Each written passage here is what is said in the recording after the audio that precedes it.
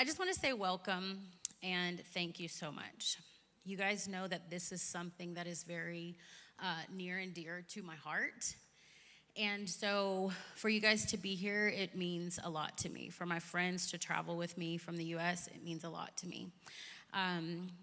Today is intentionally structured to deliver maximum impact in a short amount of time, right? We only have until 5 o'clock. I would love to party with you guys all night, but people have things to do. So our speakers will be moving one after the other pretty quickly, but they have a very powerful message. So the goal today is awareness, education, and forward motion. Every speaker was selected because their voice adds value to the mission that we already have. I just want to say thank you in advance for your focus, your presence, and your cooperation as we get through today. So thank you very much for showing up.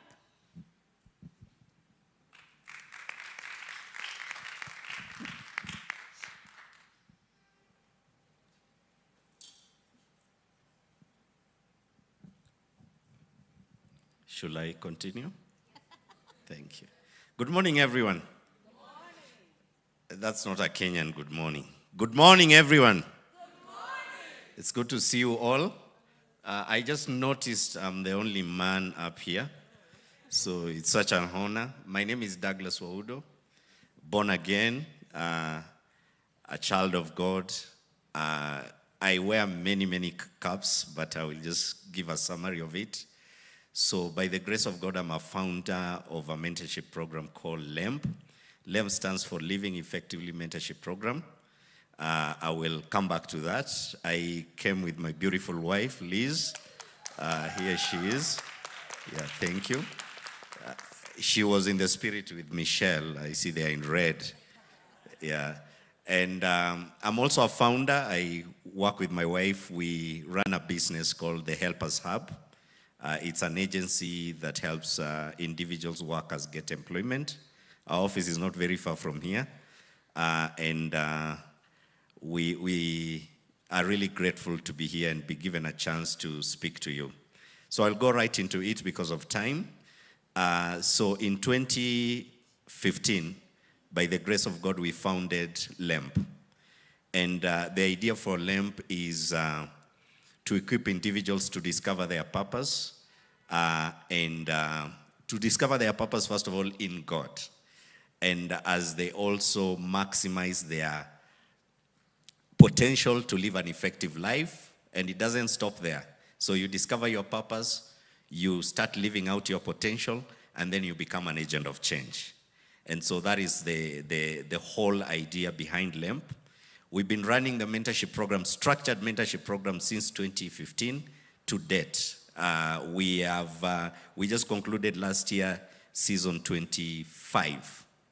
And by the grace of God, we have directly impacted over 32,000 lives by the message of the gospel of Jesus Christ, but also just challenging folks to get out there, get out of your comfort zone, realize why you are here, why you are created, and move on with your life. And that is basically my rallying message to everyone today, especially the young people who are here.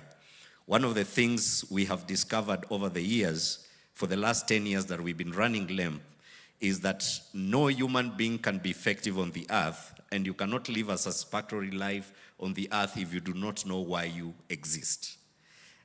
If you do not know your purpose on the earth, why God put you here, you'll basically just go through the motions of life.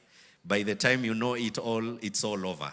Your time on earth is up and you're set to go, but you've not accomplished why you were created to accomplish. If you look around, everything in this room has a purpose. Everything. If it does not have a purpose, we have a name for it. It's called trash. We throw it away. If you look around the seat you're sitting on, the microphone I'm holding, the bottle of water before you, the seat you're sitting on, everything has a purpose. And it was created by a manufacturer somewhere with a purpose in mind. And it amazes me how we wake up in the morning and go through the motions of life without any sense of a purpose. I have never seen a chair that wakes up in the morning and tries to be a table. I've never seen a microphone that wakes up in the morning and tries to be a microwave. If you come here next year, this microphone will still be a microphone. because that is the purpose it was created to.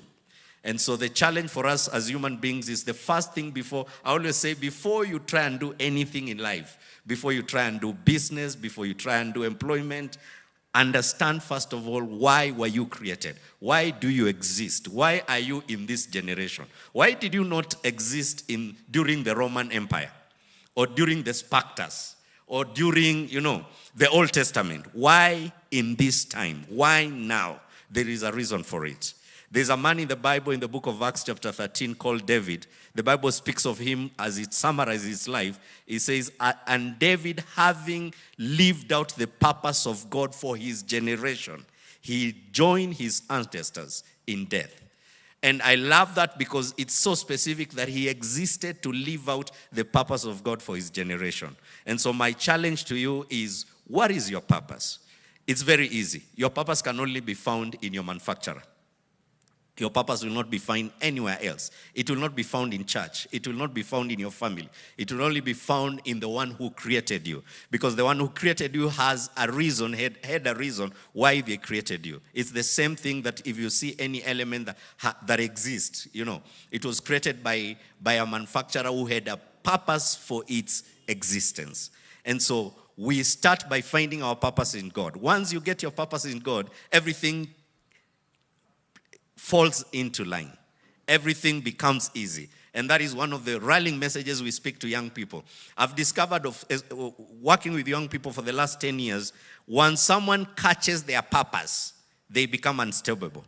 We have stories and theories of young people who have, they have been in drugs, they have been living without clarity, they live in confusion and chaos, in depression and all that. Once they discover their purpose, they light up. They know why God has created them. I remember meeting a young lady who was so confused and almost going into prostitution. As we speak right now, she's in Sweden, employed, big job. She can't even believe it. And this is someone who was almost going to Koinange Street to sell her body to get money. But when she came into the mentorship program, we spoke with her, we mentored her. She discovered why God created her, and she had a passion in environmental issues. And that is how she got a scholarship, and she went to Sweden and eventually got employed after going through education. And so purpose becomes very important. Purpose with mentorship, basically, they are inseparable. They are twins. So if you are able to connect that, and also the organization that are here, I know you do an amazing job. If we are not connected to purpose and mentorship, try and bring that into your organization and you will see a change. Because one of the things we want to see everlasting change. We want to see change that is sustainable. It's not something that, it happens within a short period of time and then after 1 year when you meet someone, they have backslided. So I will leave you with this. Discover your purpose in God. Once you discover your purpose in God is when you will discover your potential. The potential basically is what you can do. Potential is that which God has put in you that you are able to express yourself with. I like defining potential as how far you can go and you have not gone. Potential is the books that you should be writing and you haven't written. Potential is the songs that are within you. And if you don't do anything with it, you'll take them to the grave. Potential are business ideas that God put in you. One thing about God, maybe we just talk for a minute about him. The thing about God is that he sees the end before he starts the beginning. And so God already saw us before we existed. How do I know that? Because of Ephesians chapter 1 verses 4. He says he chose you in Christ Jesus before the foundation of the earth. So before Genesis 1:1, he already chose you and I. He knew you will exist in this generation. He knew what you're supposed to be doing. And so it will be a waste of time and the resources of heaven if you exist in your generation for the next 80 years without ever discovering why God created you. It will be a mess in the kingdom of God if you're not able to fulfill that which God brought you to fulfill. I have worked in the NGO world for the last 19 years. And I remember working up to the UN level. I've worked at the UN for a few years. And I remember when I was working at the UN, one of the reasons I left, I resigned, is because the organization became, long story short, I was told you stop doing mentorship to concentrate. You are now a UN staff. We don't want you to be doing this mentorship thing. And I told them, you guys, you do not know. This is why I was created. The UN is just here to help me pay rent. So I resigned, I spoke with God. He took me to an international position out of the UN. And because I was imagining, can you imagine if I was still working, and I have nothing wrong with the UN, by the way, let's just put that on record. I'm just giving my story. So I was imagining resigning because of employment. What will happen to these 32,000 people? And the number is still counting because every year we are reaching out to another 1,000 every year. So I was imagining what will have happened to these people. They will not have gotten someone who will talk to them because that is why I was brought. I was brought on the earth for that. And so I had to turn away from a very good employment because I understood my purpose. And that is the beauty of purpose. Purpose gives you focus. It gives you direction. Purpose gives you priority. It tells you what to do and not what to do. That is the beauty of purpose. And that is why for young people, once you know your purpose, you will not find yourself in drug abuse. You will not find yourself in prostitution. You will not find yourself in things that will not add value to your life and to the people around you. Once you discover your purpose, life becomes very easy to manage because you are focused. You know what to do. I sit here, I know exactly what I need to be doing. What I will be doing immediately I leave this place. I am very sure what I will be doing tomorrow. If you ask me where will I be at 10 in the morning, I know where I will be, what I will be doing. If you ask me what I'll be doing in March this year, I know because I've already planned my life according to the purpose that which God created me. I know why I exist. I know why I'm on the earth. So you cannot waste my time also because I know my time is very valuable because my time is invested in the things that God brought me on the earth to do. So purpose also dictates even my investments. It dictates my financial decision. It dictates even my relationships. It dictates people around me, my community, my friendship. So I do not allow just anyone to come into my area. I always say anything and anyone who does not add value to your purpose, they have no reason to be around your life. And that is the beauty of purpose. I will talk on and on, so I will have to give away this microphone. Thank you for listening to me. God bless you. Praise God and good morning. I don't know what to say after such a powerful, I feel so mentored, I feel so inspired. Thank you so much, my brother. Thank you. Thank you for reminding us that we really need to follow our purpose and to really ask God to show us why we are here. Thank you very much. My name is Judy Twala. I am a born-again Christian. I am a mother. I am a wife to a wonderful, handsome man. I am also a mentor, but on matters alcohol and drug abuse. I am here to represent NACADA. NACADA is the National Authority for the Campaign Against Alcohol and Drug Abuse. And for me, I tell people being in NACADA is ministry. Initially, I worked in Dadaab, refugee camp, as a psychotherapist and a trainer. And I also resigned. I didn't resign because I didn't have an opportunity to serve. I resigned because of my motherly instincts. My children were young, my husband was lonely, and I said, enough of this money. Because I know in heaven, God will ask me how you brought up your sons. He will not ask me how many houses and how many cars I bought with the money I get. And being in NACADA has given me a platform to inspire hope to families, to workplaces who are shaken by this monster of drugs. And coming here to represent NACADA, the authority that controls alcohol and drug in Kenya, I feel so privileged, I feel so honored. And I know from your speech that God really intended me to be here today. I just give an overview of what NACADA does. This is something you can get on our website, but I just say it in passing. That NACADA coordinates public education on matters alcohol and drug abuse in Kenya.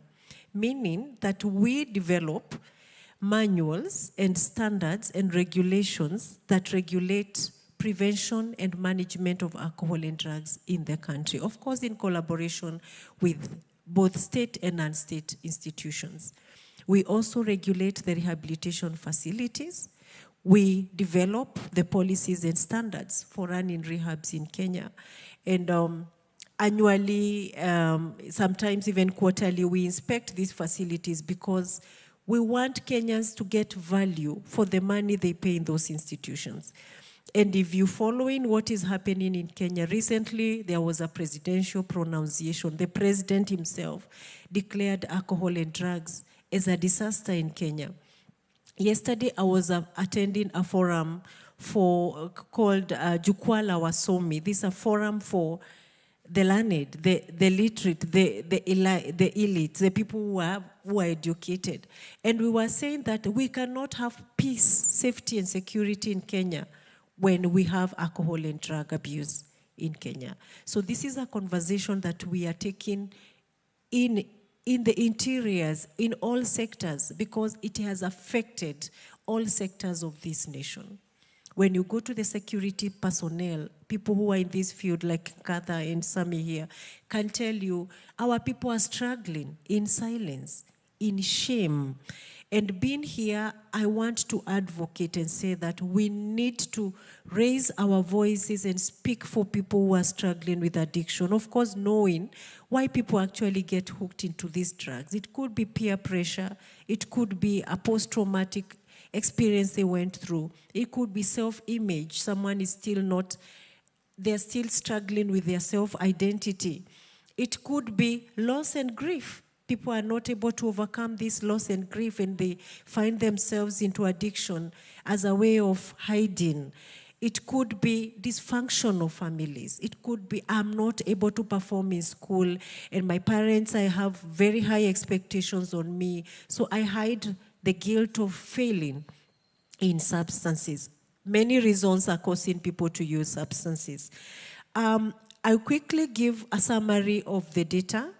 NACADA does surveys at different levels.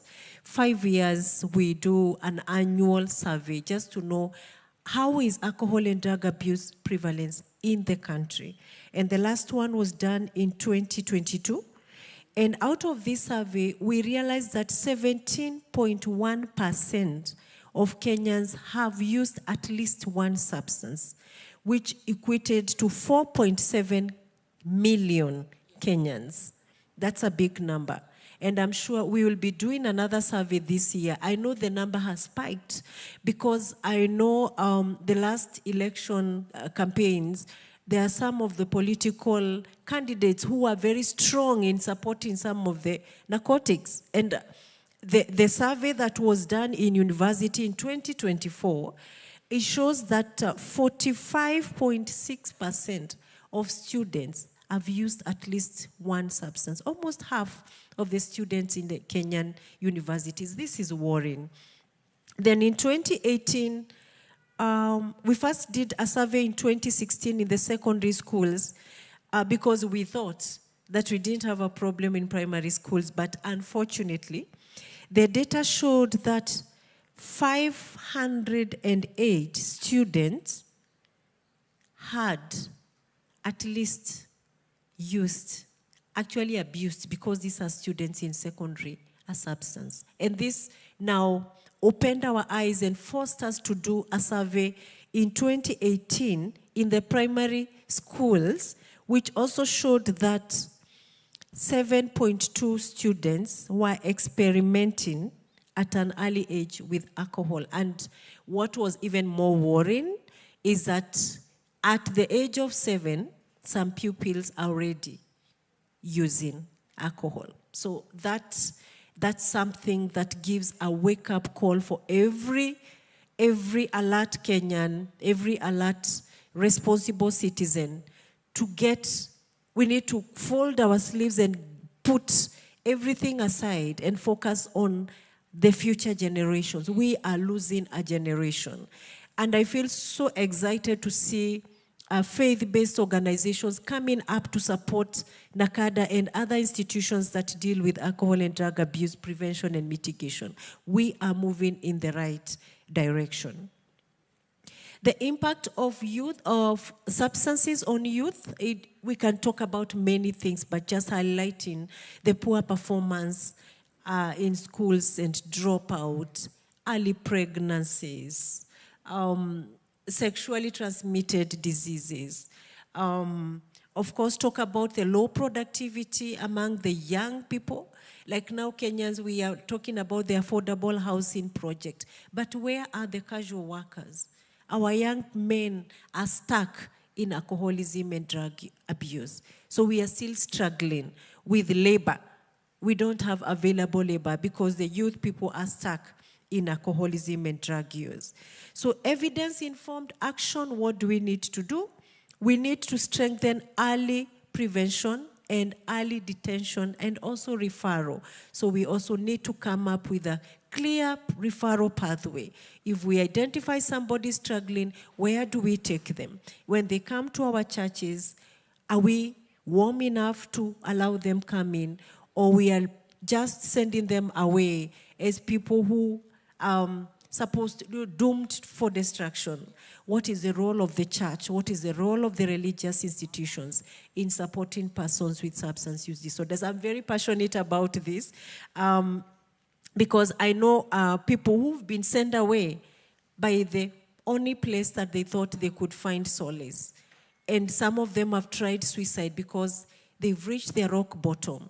And the place they run for refuge tells them, no, you can't come here. You don't belong here. Where do we want them to go? And I want us to focus on the parable of the lost sheep, the shepherd that had 100 sheep, and one sheep disappeared. He left the 99 and went looking for the one. So do you have your one?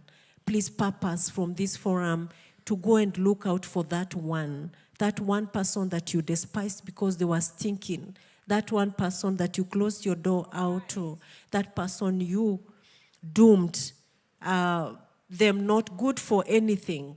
That person is why we are here today. I would also want to conclude by saying we need a multi-sectoral approach. The CBOs, the FBOs, the government, both state and non-state actors, to come and join hands with NACADA so that we address these issues. Lastly and not least, I would want to invite you to our forthcoming National Prevention Week Summit. It will be happening on the 12th and 13th at the Edge Convention Hotel. You are all welcome. Come at no cost. Come learn, come network, come have fun. Thank you and God bless you.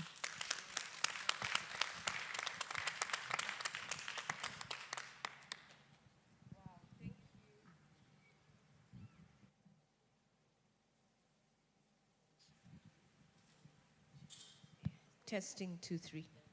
Okay. Thank you very much.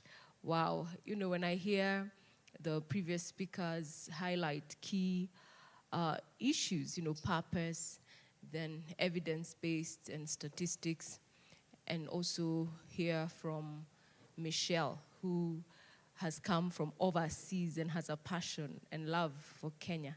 It's truly humbling then to sit on this stage and sandwiched with my sister, also from America, and being able to talk about recovery support and recovery capital.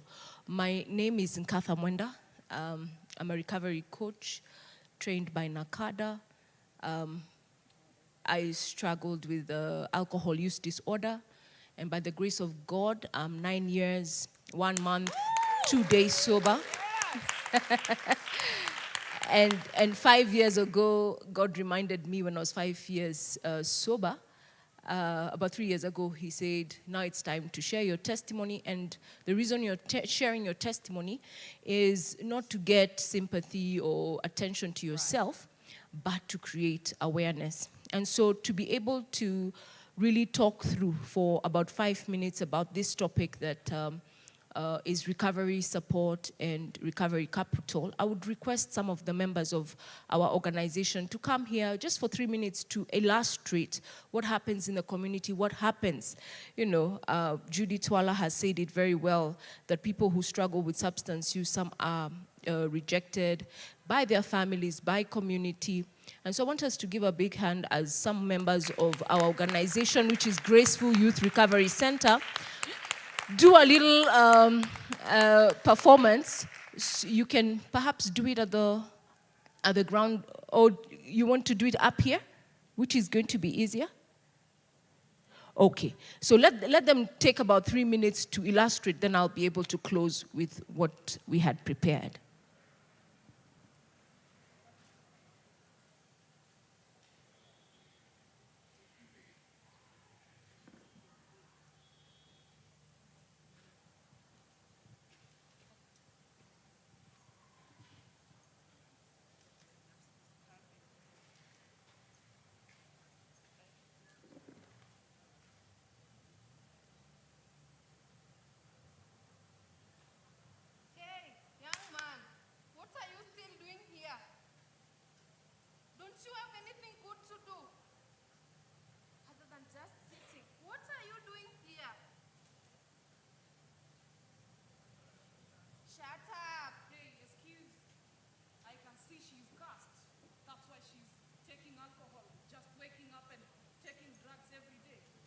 She's cast.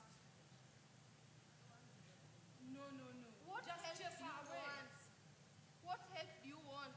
What have we not done for you?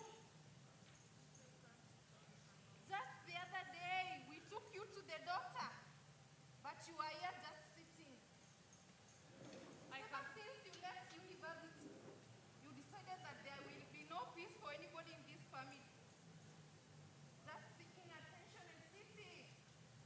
What do you want for yourself? I can see she has chosen this path. She's bringing stress to the community. She chose this. And what I can say, chase her away because she has no life. How? You chose this path. Nowadays, youths are choosing to take drugs. They choose that. So, what else do you really want?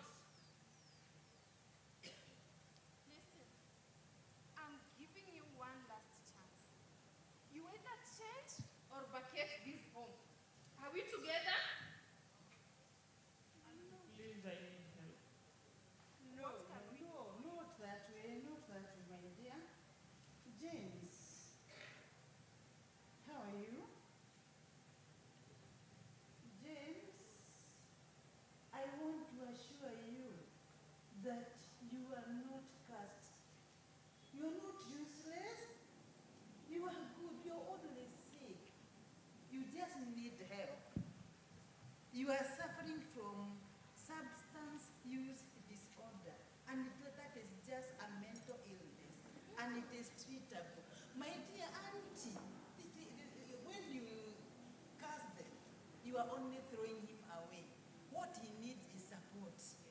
He needs healing. He needs help. We need to bring him closer to ourselves. Okay? So he is sick? Yes, he is sick. It is a sickness.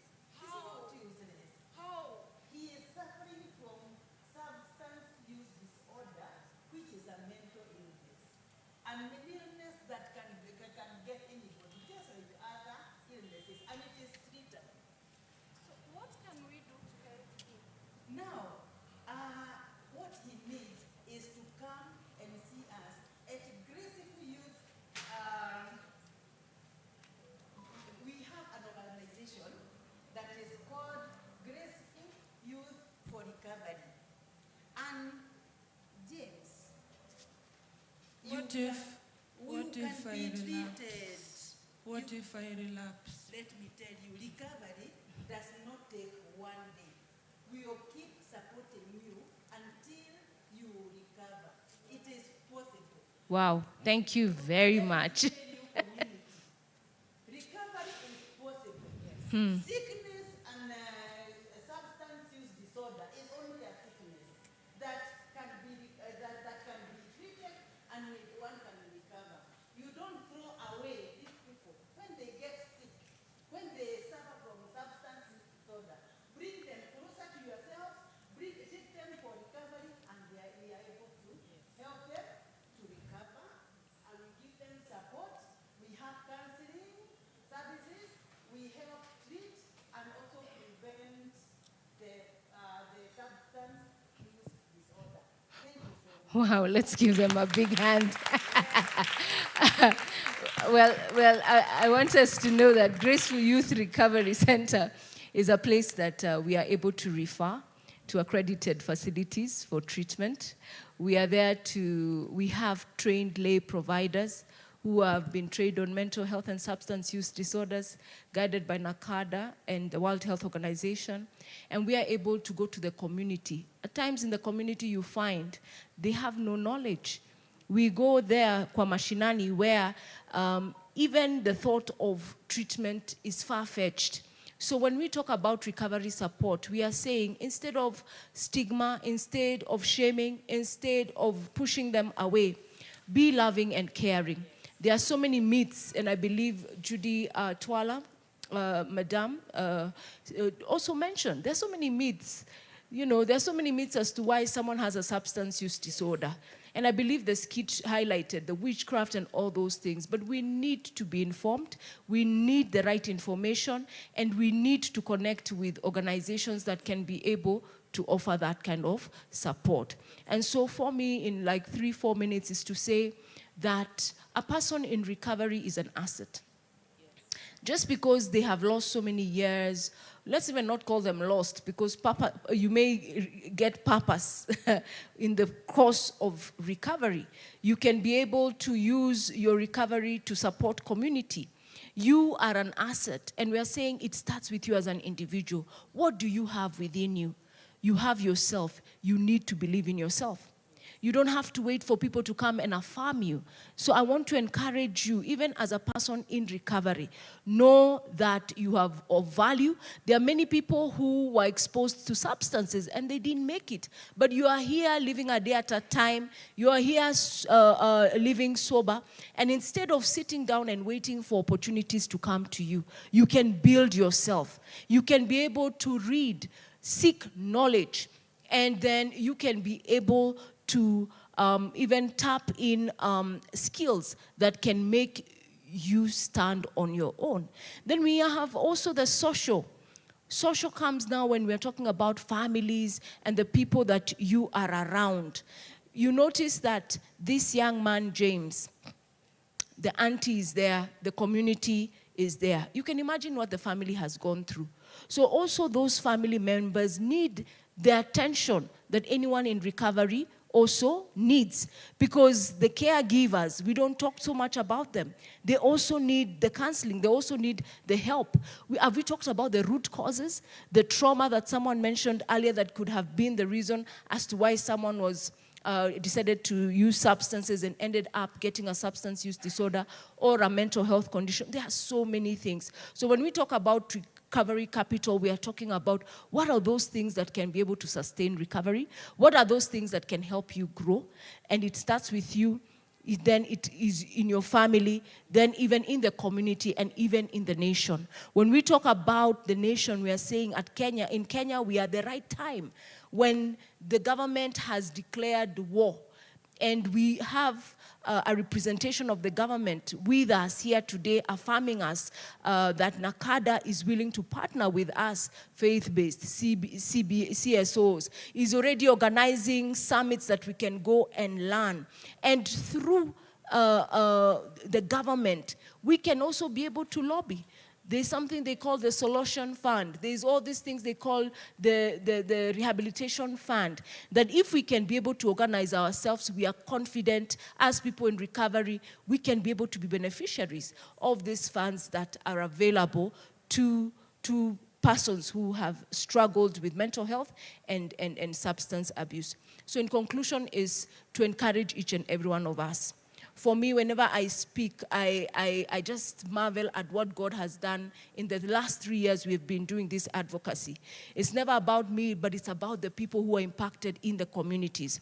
And I also want to mention that there's an organization called the International Society of Substance Use Professionals, also a rich source for knowledge, so that we are equipped. When we are going to talk to people in the community, we have that knowledge. So I want to encourage us to go to our stands, get to know more about what we are doing, and what is of most importance is to collaborate. Yeah. This collaborate will ensure that there is progress.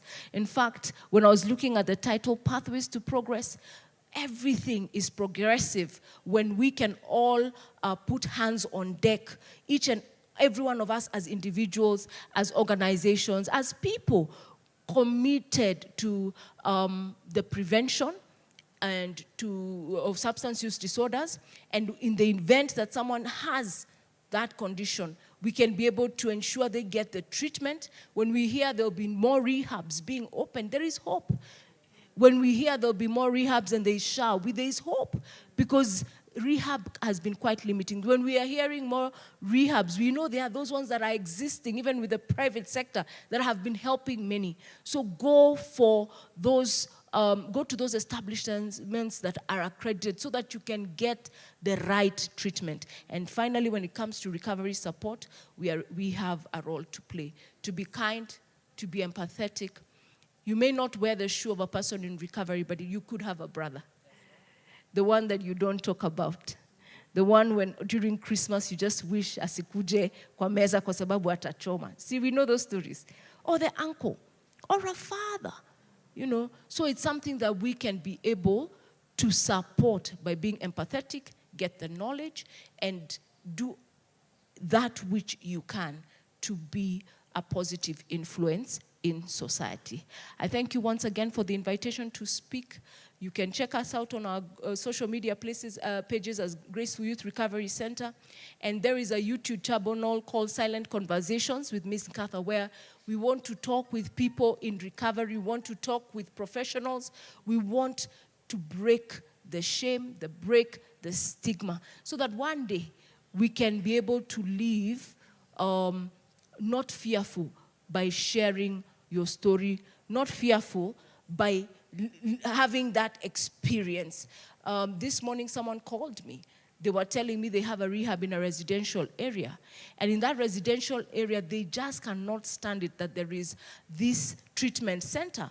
So they've all ganged against them, taken them to court, claimed they are not accredited by NACADA, amongst other things. But that is what is happening in the community, that there's a lot of people who don't want to be associated with mental health challenges, don't want to be associated with what we are talking about today, and it takes us to be the ones to influence them so that they can embrace and do the right thing. I love you all. God bless you. Yes, yes, yes, yes, and yes. Well, I have to stand up, okay? Because I've been sitting down for quite some time now. My name is Anna Katrina Gardner. I am the founder of Virtue Us Investments and Virtue Us International. My husband, he is the boss, Jason Gardner. Yes. And so since the time that we came last year, we were able to establish by the extraordinary mind of Miss Michelle Rohr, who is our leader for today, Virtue Us International. And so I'm here to speak about empowerment, community empowerment. So in Texas, we have the Family Empowerment Zone because we believe that I used to be a drug addict, let me say that. I was addicted to crack cocaine for a long time and all of the things that come with that. I have been to prison as well, 1 year, 8 days, and 11 hours. And so that was all part because of my disobedience, right? But God had a what? Purpose in it all, regardless, right? So everyone in here is community. Every table that has people in it, you are part of community. So it takes each one of us to help build our communities, right? So I find sometimes that we don't really realize that when one of our family members is going through something, the whole entire family is going through it too. I am a mental health and substance abuse counselor, a peer support specialist, and we find a lot of times people just are not aware. When I was on drugs, I didn't understand what was going on in my brain. I did not understand why I could not just stop. I didn't understand that I can control my brain. My brain does not have to control me. But when I learned that and I made up my mind that that's not what I wanted, I've been free ever since. So we have to teach each other, teach the community. A lot of times parents don't understand or even mothers, because we do have parents who are on drugs as well. I was a parent on drugs. And so a lot of times the misunderstanding of why can't they just stop? Okay, how many people in here drink coffee? Raise your hand. How many people in here think they have to have a cup of coffee every morning? You the only one, baby? I guess so. Okay, let me ask another question. How many people have their favorite dish? There's something that they like that they just want to eat all the time. Everybody, right? Okay, so let me explain to you what happens in your brain. I like candy. I like candy a lot. So when I eat candy, lemon heads is one of my candies of choice, okay? So when I eat lemon heads, right, my brain is telling me, oh, we got lemon heads. Oh, I want some more lemon heads. Same thing with drugs. When you take that first hit of drugs, I'm gonna talk about me. When I took that first smoke of a Primo, which was weed laced with cocaine, my brain liked it, right?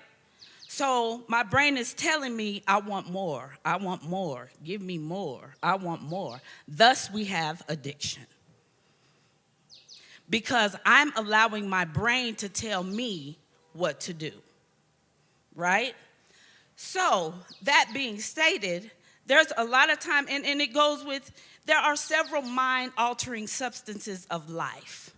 It is not always drugs. It could be grief, as forestated. It could be heartbreak. It could be I can't find a job. There are mind-altering substances of life that come to kill, steal, and destroy. All right? So if we take the initiative as a community to learn that we are better together, then things will change. I love the fact that this is Pathways to Progress. You see the pathways here?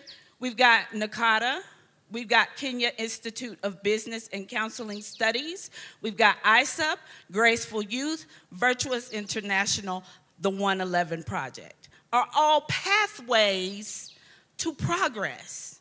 If you look at the definition of a pathway, right? If you take a path, if I take a path along here, I'm going to end up on the other side if I follow the path, right? My destination is these stairs. But I can't get to these stairs if I stand still. I have to follow the path. All of these organizations are here to assist our community to follow the path.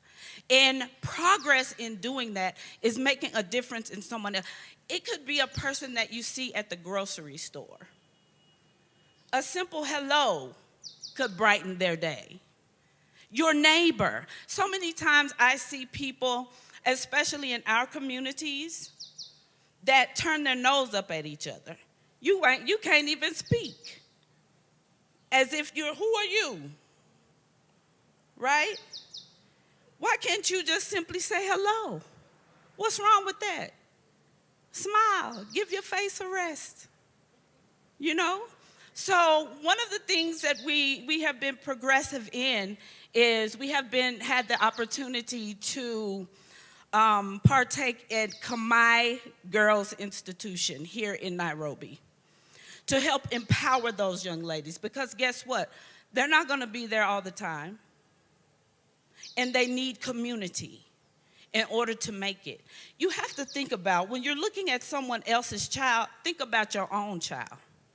Think about yourself. When you see someone struggling, it could be you. You are not exempt. You are not exempt. So have compassion. And as a community, we must learn to overcome the stigmas, the generational curses that plague our communities. It doesn't just happen here in Kenya. It happens in America too. People think, oh, I want to go to America, baby. Are you ready? Because I'm telling you, it's not all it's cracked up to be, okay? So I advise you to take where you are and build up Kenya. Build up each other. You are special. This is the motherland. This is the richest continent ever created. It is. And that's the facts. And I am honored, my husband and I are honored and humbled to be among you because we're at home. We are family, you know? So building up the community starts with each one of us. Each one of us has a responsibility in our community. All right? So, as promised, I'm going to pick on you in the middle with the orange shirt. Stand up. The one that was right here fussing at Jeff or Joe or whatever. Come on. No, the next one that was fussing at you. Yes. Stand up. Okay, I want you to give me your definition of community real quick. And where's my big boss, Michelle? Let me see if I'm still on time. Do I have time? She said I don't have time, but guess what? I'll be back. And I'm going to ask you that same question, okay? So, go ahead. I did. Do I have time? Yes. See it right there. Okay. To me, a community is everyone and everybody that surrounds another. Yes. Thank you. A community is where people live. I, myself, and the people around me. Thank you. Okay, so if you're my neighbor, right, and you see me struggling, you see me with my children, their clothes might be dirty, you know what I mean? You see me struggling. It is your responsibility to go to that person with love. You do not have to have a degree to help somebody. Because we've all been degreed by the power of the blood of Jesus Christ and the power of the Holy Ghost to help each other. We are to be helpers one to another. So that me and mine, what is that? Me and mine, what do you have? Nothing. My breath that I'm speaking to you with is not even mine. It belongs to the Lord. I stand here, I should have been dead if it wasn't for the grace of God. I overdosed a couple times, okay? So it's only by the grace, because of his purpose for my life, that I am standing here, right? So each of you are a character in the story, his story. Each of you are a character. Each of your names have been written. Wouldn't it be a tragedy if your character was replaced? Because you're not on your job. You're not doing your purpose. Because guess what? God's will is going to be done. Period. If you want to do your purpose, good. If you don't, he got somebody to replace you. So think about this when you interact with the people in your community, right? Think about there are more things. Yes, drug addiction, we know those are mind-altering substances. Think about the mind-altering substance of pride. Think about the mind-altering substance of, ooh.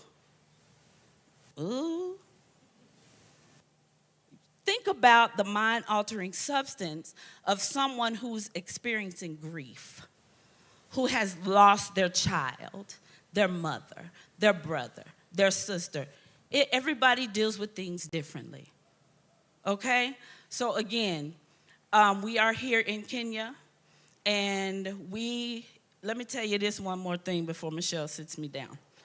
It is very important that everybody that is sitting on this panel, every speaker in here, everybody that is representing an organization, from the volunteer to the CEO, it is important for us to learn to work together, because we are more powerful together, okay? It is not a competition. Who you competing with? It is not a competition. It's a lot of people out here that need to be helped, right? The Bible says the poor shall always be with you. Why do you think that is? Food for thought. Thank you.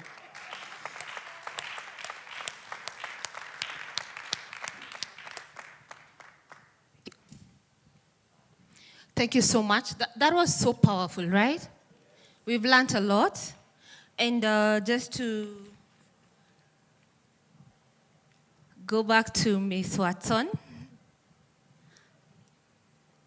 I would want us to speak to us about her organization and just to say something that she may be having. So, now that we've heard from all of these wonderful people, the question is, why are we here? Right? The reason why we are here is because we are all in alignment. We all do the same thing. We want to empower young people.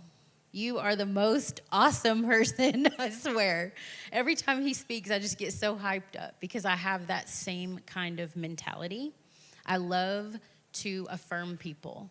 I love to be a cheerleader for other people because not everyone knows how to do that for themselves.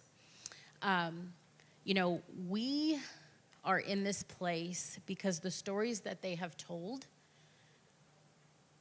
are the aftermath of what I have dealt with. And what so many people have dealt with. All of these posters here represent my son, my friends' kids, my friends' brothers, their sisters, their parents. And, Douglas here talked about purpose. And Katha always talks about lived experience. And so for me, I knew I was going to cry, I always do. For me, this purpose was only built through extreme pain. I wouldn't be here if that had not happened to my son, right? I always had a passion for helping others. I'm the one who, I don't care if you stink. I don't care if you're drunk or high or whatever. I'm going to be like, hey, what's up? Can I help you? I used to go and my friends and I used to keep bags in our cars, and I noticed on the way here, Jason and Anna do the same. I would keep these little backpacks that I would buy at what is called our family Dollar General, right? The bag is $1. And I would put, crackers and a pair of socks and maybe like a warm something for their head. Toboggan is what we call it. And we would go out into these areas and have these bags for people. And the reason is because those people are no different than we are. No different at all. One tragedy in your life could turn you into that person. You could have a Monday where you are just fine. You've got a great job, you have a great family, and you have all the things. And on a Wednesday, you could lose someone who you love. You could lose your job. You could lose your home. You could lose your car, or all the things that are important to you that you feel like get you by in life, right? And so when you lose those things, you may spiral out of control. You may start drinking alcohol every day to cope. You may start taking pills, doing something that makes you feel better. And, that is what happened with my son. He was a young boy. Our generation, this young generation is so tainted by social media. They want to be something most oftentimes that they're not. Or maybe it's something that they want to be because they see it, right? We all envision something that we want to be, but some of the things that are being shown to them, you look at the rappers. My son was a musician. He loved rap music. He loved rapping. Before he died, I used to talk to him a lot, and I'm like, why don't you just do like Christian rap music? You love the Lord, you can do this. But he was battling with his own mental issues, things that was going on in his own mind. So he needed to drink. He needed to take those pills that made him feel better, or so he thought. But at one point, he wanted help. We talked. And I'm like, let's go to a counselor. Let's get you some help, right? He had a baby. He's like, Mom, I'm done. Like, he started working 2 jobs. He was trying. And counseling was a no for him because, right, everybody thinks that that's a bad thing. There's such a stigma around getting mental health help. That's why I love Anna, you know. She's more than my colleague. She's a sister to me, right? Mental health is her jam. Like, it's what she teaches, it's what she talks about. And so it's so important for us to do that in our homes. It is so important when our kids come home and they have issues and problems. It's important for us to not be so busy that we stop and we ask them, what's going on today with you? Why are you sleeping all day? Why are you just laying around? Why do you not want to talk to me? Why is it dinner time and, you know, you would rather be away from me? Why are you staying out too late? Or why are you staying up all night? Start asking these questions because you can really uncover what is going on with them. They need that because I'm guilty of that, you know. I had a decent career. I make a lot of money. I'm like, oh, the breadwinner of my family for my kids. So what am I doing? Working. Working every day, all the time. When I pick them up from school, I'm like, hey, guys, you want something to eat? All right, let's grab something to eat. I'm going to drop you off at home, and then I have to go back to work. So many single parents have to deal with these situations. And then what happens? Your kids are left to go and fend for themselves. They're left to go and figure out, like, oh, who are they hanging around with? Are they hanging around with some people that maybe, you know, they're engaging in things that maybe you don't want them to be engaging in? Potentially. So I just encourage you to, you know, start talking.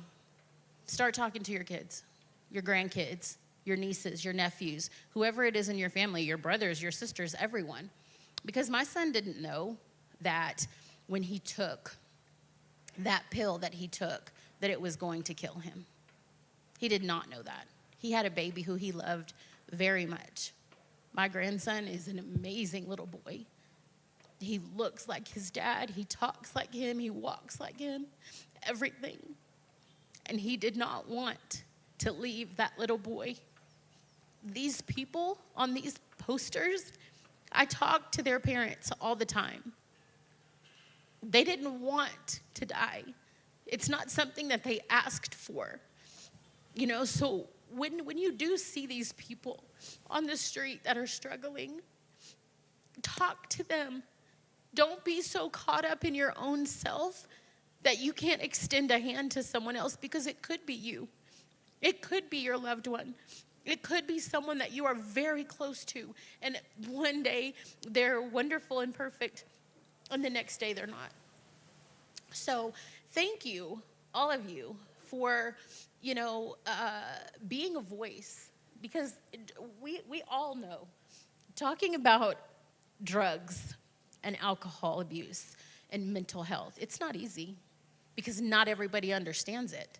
Not everyone understands why we do what we do. That's why, like Anna said, that's my message for the day as well. Collaboration. If we're not working together, we are working against each other. It takes so many, it takes so many of us attacking one thing. You know, if Anna was in a fight, I mean, she probably can hold her own. But if Anna was in a fight with 100 people, how is she going to handle that by herself? She can't. If she has other people along with her to fight with her, then she's got a chance. And that's exactly what we're all here to do today and moving forward. My goal moving forward, you know, this is my now 3rd year coming to Kenya. I want to take a minute to, if we can have our team stand up, because you guys, where are you? Ivy, Odette, Owen, where are you guys at? Jackie, Flo. Like, you guys do not understand how important you are. Just like our team in Texas, right? We are built up of people who unfortunately suffered a tragedy. But when we put on an event like this, when we come to a community event, when we set up at a church or a school or whatever, you would not be able to tell that we had been through something because we are so passionate about talking about it. I mean, other than me crying through the whole thing, then you can tell. But the mothers and sisters and brothers and friends and people who have a passion for prevention and awareness, it's amazing to me. You guys are all like family to me. To my Texas people at home, because I have them on Facebook, I love you guys, and the reason we are here is because I love you, and I love your kids, and I love your brothers and your sisters and your mothers. Our job is important. Your job is important. This team would not be what it is without you guys. Kenya would not be possible if I didn't have you here. Texas would not be possible if I didn't have them there. I'm not. I wanted to start this because I was angry, but I couldn't do it by myself. I was angry that my son died at 20 years old. And then within, I guess it was not even a year. It was Malachi and 5 others, and now there's over 40 just in our small community in Texas where I come from. And it's unfair. It's very unfair. This is something that we can all attack together. This is something that it's going to take all of us hand in hand, to show up at these events. When you're tired, volunteering is not fun. Sometimes it's not fun. Sometimes these events, when you volunteer your time, you guys do not know what that means in the kingdom of God. It's not always about, you know what I mean? Like, I promise you, I have a very good job, but 111 does not pay me $1. I will spend my entire paycheck to travel across the country. I will give and give and give to whoever I need to make things happen, because this mission and this vision was given to me by God after I lost my son. The reason the 111 Project exists, for those of you that don't know, in 2020, when I lost my son, 1 pill was killing someone every 11 minutes. My grandmother, who raised me, used to say, guys, it's 111, look at the clock, or it's 11:11. Those were her numbers. And so our whole family would take a screenshot, we'd send it to each other. But when he died, I talked to my kids, and it just came to us, the 111 Project. It just made sense. And I know that every single day, wherever I go, when I do go into these streets, when I do talk to people, we're in the slums. Everybody's like, watch your phone, watch your bag, watch this. And I'm like, walking like, oh, nobody's gonna hurt me. I'm fine, God is with me, I'll be all right. And these poor guys are like, oh my God, get her. She's just walking through here like nothing, right? But, I always believe that God and my nanny and my son are with me every single step of the way, and they always will be. So I appreciate all of you for coming here. I appreciate all of your stories. I appreciate your, willingness to volunteer your time. I appreciate the fact that you have a passion just like we do. Because if you didn't, you wouldn't be here. You didn't come here for nothing today.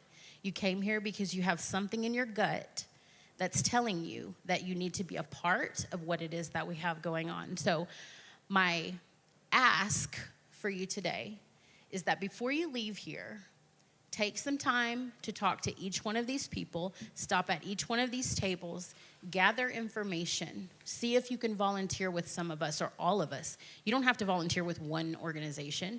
If Anna has an event going on and you guys want to come, come. If I have something, come. If any of these people, and I encourage you all to go to LIMP. That is one thing that every one of you in here needs to do.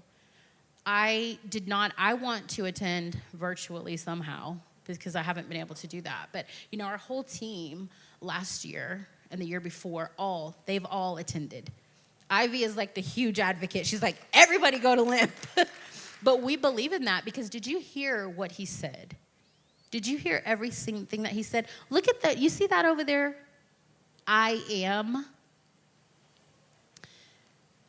You have to speak to yourself with goodness every single day because every single day is not good. Some days we wake up on the wrong side of the bed. Some days we wake up frustrated, we wake up angry, we wake up with financial problems, with sicknesses, with, grief. I put on a smile every day, but grief is hurting me inside.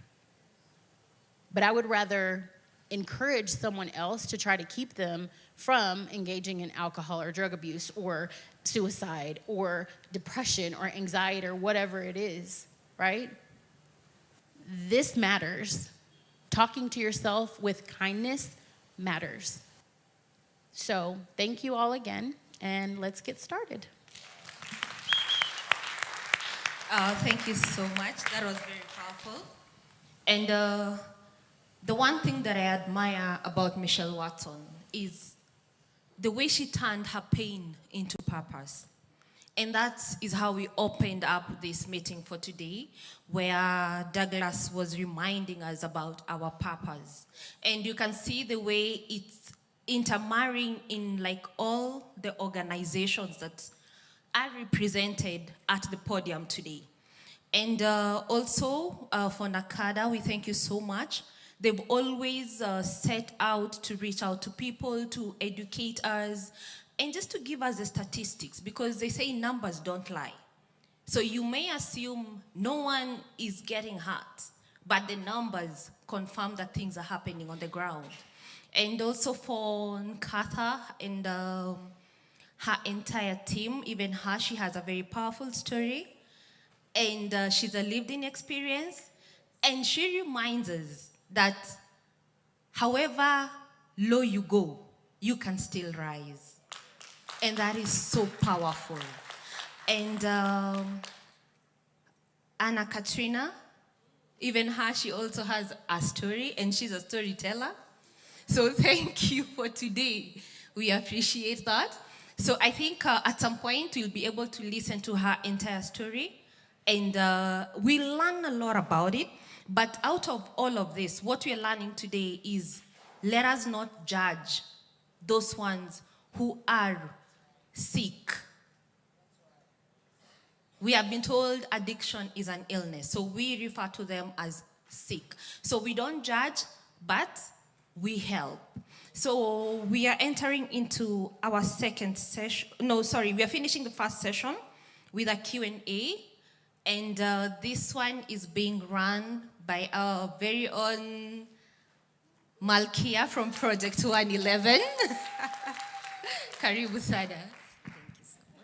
Thank you so much. Visionary leaders, professionals from different fields, distinguished guests, advocates, volunteers, ladies and gentlemen, good morning. We are still in the morning hours. Yes, I believe we've all had a chance to hear from our visionary leaders. Kindly, let's give them a round of applause again. Louder, louder, kindly, louder, louder, louder. It's worth, yeah? It's a very noble cause. And this is our Q&A session. Great people. We've heard from all and each of the visionary leaders. Do we have questions? Before I pose my questions, because I have a lot of questions. That is how we learn. Anyone in the crowd with a question, kindly, it's your time to ask as you think about your question. So I'm posing this question to each one of you. Do we have a clear framework for coordination? With the statistics that we've had from Madam Twala, from the NACADA, I believe each and every one of us has a part to play in prevention, treatment, and recovery of people struggling with substance abuse. And I'll start with Ms. Ntwala. Do we have a clear framework that outlines coordination of each key stakeholder in alcohol and substance abuse? These are the government body, the NGOs, the recovery centers, and the community. Yes, we have a very clear structure. We have a forum for, like, the rehab owners. We usually hold an annual forum with rehab owners where we exchange best practices, we listen to their challenges, we debrief each other, because it's not easy to deal with persons with substance use disorders. Then for the prevention practitioners, I've just spoken about the forthcoming National Prevention Summit, where we are calling upon national professionals to come and showcase what they are doing in their communities. We also have the community working groups in all the counties, where people in prevention and management have formed technical working groups. They support each other at the grassroots. I know we have not done much, and the willingness to work closer and closer with all partners is there, and I'm just calling upon all of you, come to NACADA, let us know what you're doing, and we will support you at the level you are. Thank you. Yes, thank you so much for that. So we have a clear framework for coordination. Kindly let's visit NACADA. Okay, now this question I'm posing to Ms. Nkadha Mwenda, being a very instrumental person, working in the recovery space. I believe you've made a lot of change in that space. And how is the referral pathways? I find a person today in the community struggling with substance and alcohol abuse. How is the referral pathway? From the community to the health center, to the recovery center, to the treatment, how is the referral pathway? Thank you so much for the question. The referral pathway is present. It is. It's just that many are not aware. So if you go to, why do I have the name district? I'm thinking about Kiambu County. But if you were to go to your health facilities, there is mental health support. And most facilities in the community level, maybe I'm biased, I speak in my county, you'll find the public health facilities and the private sector works very closely, so that the doctors that are in the public health facilities have a network of the recovery of the treatment centers in that particular county, and they're able to refer. Because remember, if you have a mental health condition or a substance use disorder, there are also many professionals involved. We have the counseling psychologists, you have the psychiatrists, and all those. So the pathway is there. It's just that what I find that misses is the awareness. People will go round and round. For instance, Mathare is known. It's a place, a one-stop shop for everything. But many people, due maybe to stigma and 1, 2, 3 challenges, are afraid to go there. But if you are to go to the county level, a lot can be done, but the recovery pathway is present. I also want to add that in this field, you have to have that attitude of kujituma. Because at times we wait for things to come to us. You have to go to the places. Many people are waiting for things to happen at the comfort.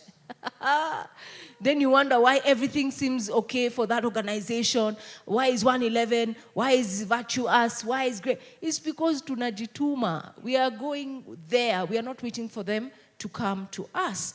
And these NACADA offices, if you can be able to look for the county coordinators in your county, you can get great help. So the pathways are there. More awareness is needed. Yeah, thank you so much for that.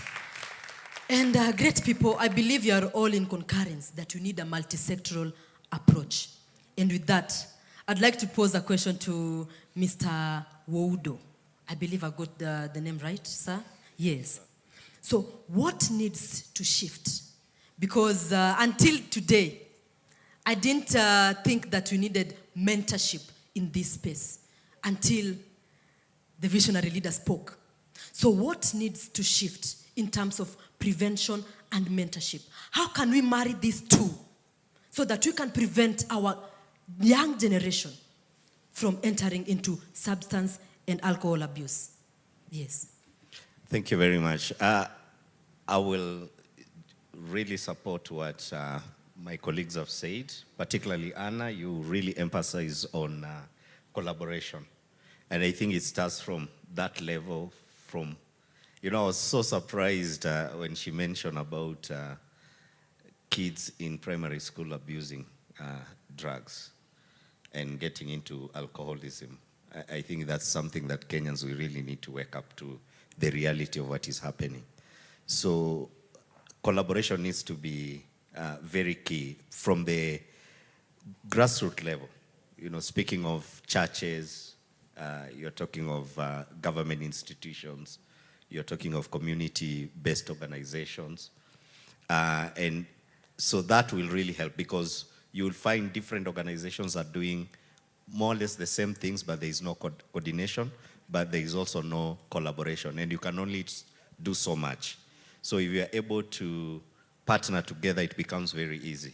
What we do, for instance, at the LEMP level, because we do not have the presence within the country, we work mostly with churches because that is our entry point. And we hold mentorship sessions. We work with organizations like 111. We've partnered with them for a few years. And we are able now to bring awareness to the community about issues to do with drugs. I like what she said, and because I think mostly when we think of drug abuse and substance abuse, we are thinking of more of management after the issue has already happened. And that is why I think things to do with mentorship now becomes important, because it speaks into prevention. We've been lucky enough to a certain extent as LEMP to be able to talk to young people before they go into drug abuse. I remember one situation where I met a young man who attended one of our sessions, and a day before he had already come up with a plan of committing suicide because of what he was going through. He had lost his job and everything. His girlfriend had dumped him and his world literally collapsed. And he decided just to come for that day, but he had already had a plan. He shared with me a very clear plan of how he was going to end his life. But we were able to help him. It will interest you to know that he is now a lecturer at Riara University. Yeah, thank you. Thank you so much for that. You can give a round of applause again, kindly. Yes. On the same note, I'm posing this one to Ms. Gardner again. What needs to shift? What do you feel like needs to shift in this area of prevention and mentorship? Because I remember last year when we were at the National Prevention Week hosted by NACADA at the Holy Family Basilica, that is the only word that stood out. That was our action plan for 2026. Prevention. Let's not wait and see the cost of inaction. Let's not fill up our recovery centers. Let's prevent first. Yes. So today we've carried another word, mentorship. So how can we marry these two? I really want to get that action plan. How you can marry these two to strengthen prevention once and for all. So Ms. Gardner, kindly go ahead. Thank you. So the major shift that needs to take place is a shift of the thought process. The shift of the thought process of all of us who are leaders, all of us who are leaders. So when the name of our organization came to mind, it was Virtue Us, everybody, investments, where making an investment in the life of someone else yields the greatest return. And the mind shift, because like, for example, we have to all sitting here be willing to help each other to help someone else, right? Thinking that, oh, well, she's gonna do more than me is crazy as a mug, if y'all know what that means. That's an American slang. But it's ludicrous because the need is so great, right? So we must shift our minds our mindset. For example, Michelle and I collaborate here in Kenya as well as in the United States. And when we have something, and for example, also is Joseph Owen, I can't see you. Can you come here for a moment? Okay, so as he's walking, the mind shift, right? So he came to us with a desire. Yeah, wave your hand to the people. He came to us with a desire. His organization is called Feeducate, right?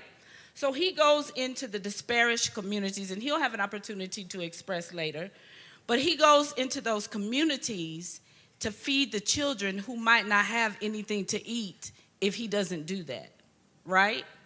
So Michelle and I collaborate to make that happen, right? We both work, well, I resigned from my job in September because it was too much time. I couldn't help the people like I wanted to. But I'll say, Michelle, hey, we doing this. You got 5 on it? You know, what do you have to, you know, give? We come together. We put our resources together in order to help feed the children, right?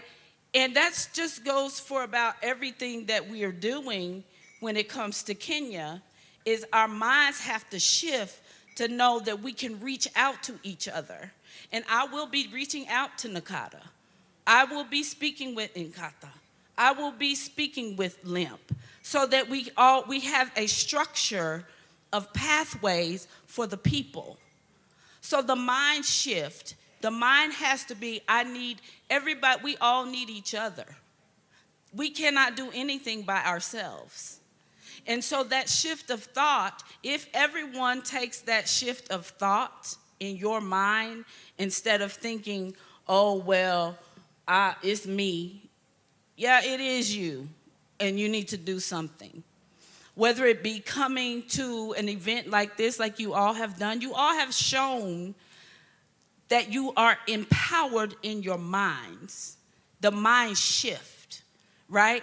Another example is in going to these different places, and we help support, and a lot of people think that we have grant funding in America and all that. We don't have no grants yet. But I have big faith. My husband has big faith.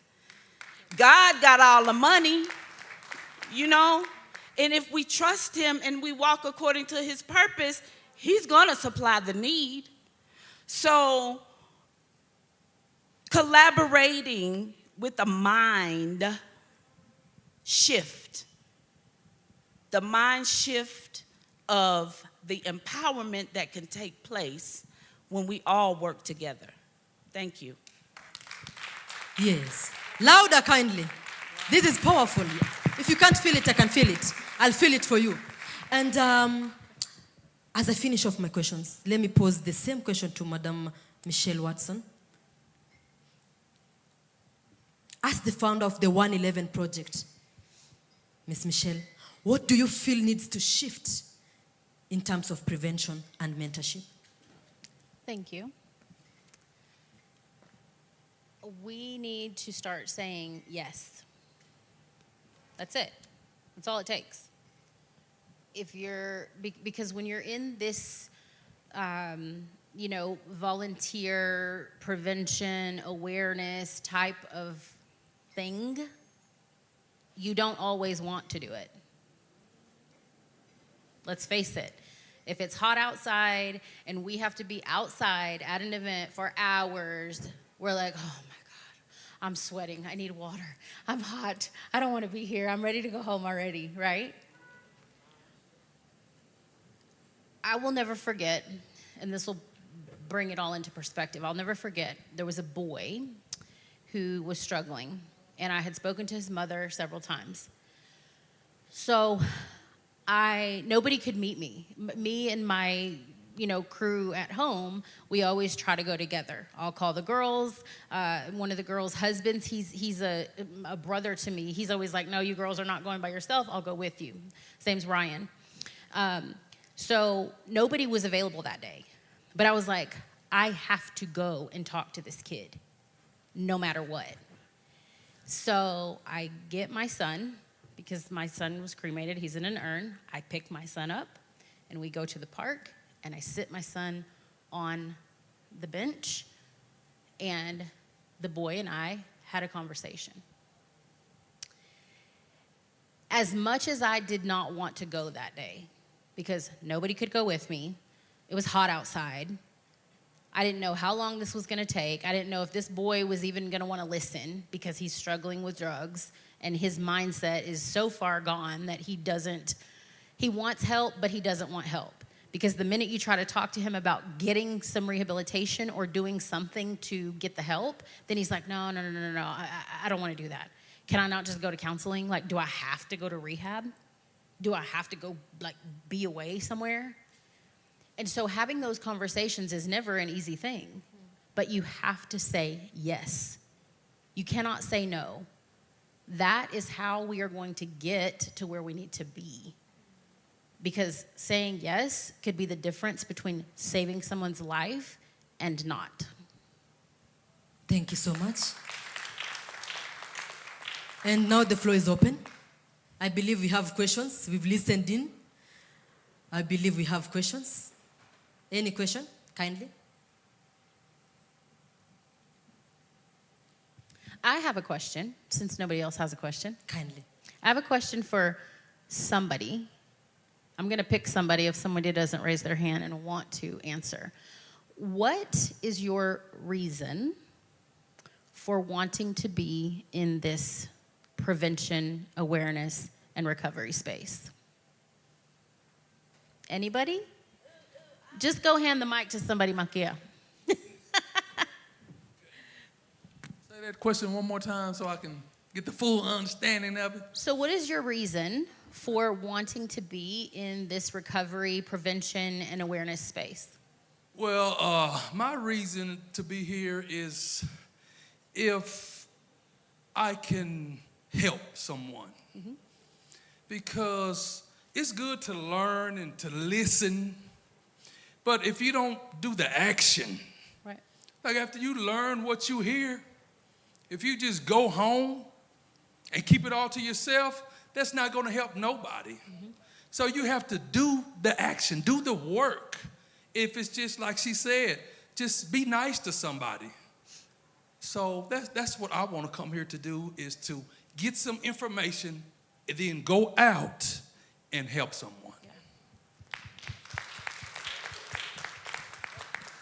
Okay, now, because I know my brother right here, I'm going to need some Kenyan in here to give me a reason. There you go, right there. You're raising her hand. Yeah. Over there, too. Okay. For me, why I'm here, it's out of a personal experience as a mother, as a sister, and as a caregiver. I will not want to see any other mother or sibling go through what drug abuse and probably disorders that come together with abuse go through. And so for me, I believe I'm that voice. I speak to as young as 6-year-olds or 5-year-olds, because when it's happening in the family, you have to take them through it. And so for me, that's the main reason I'm here, a personal lived experience. Thank you.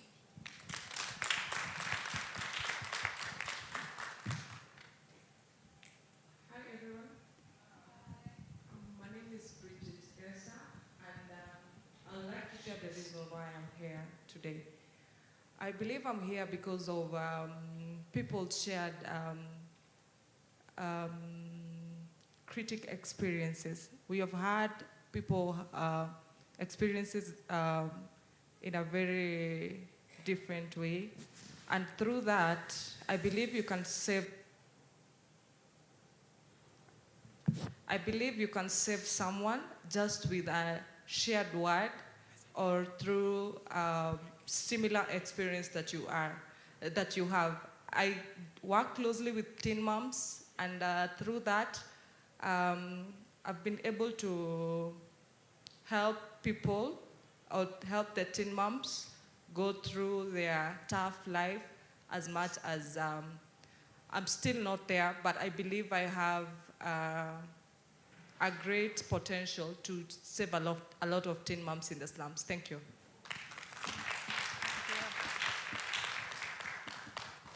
I'm Alan. To me, it is important to be here because I believe it is more way easier to keep young people off streets than to get them off the streets. Throughout my life, through the mentorship platforms that I do, for example, let me give an example of the young man who did the devotion today, Felix, right? Here, this young man, I met him, on the streets, on the slums of Kawangware. For 20 years, he called me Pasi.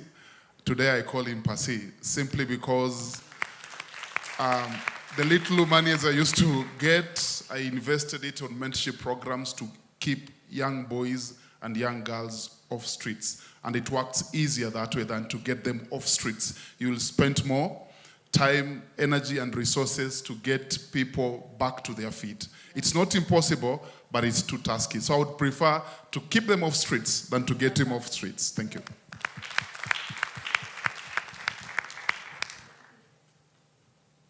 Thank you so much. I believe we've come to the end of our first session. And I just want to appreciate your time. I want to appreciate your knowledge and everything that we have learned today. And also, it's nice to know that the audience have a purpose, a reason as to why they're here. So I just want us to have a break and have tea. And before that, for those who are new to Parklands Baptist, we have the washrooms out. When you go outside on your left, you just go straight ahead. You're going to see a building over there. That is where the washroom is. And then you also have water for washing your hands over there. And then I will just want us to, we won't crowd at the tea place. So we'll go table by table. And I would want us to just try and do this in like 15 minutes. So for now, I would wish us to just have a minute to just remember Malachi and the other souls that were departed because of drugs, and also our brothers and sisters who are in the journey of drug use, and those one who are in the journey for recovery. We just take a moment, a minute, just to remember them in prayer. And then also, Pastor Alan, please, I'd want to request you to pray for the tea. So we can just take a minute just to remember the souls, to remember those ones who are struggling, wherever they are.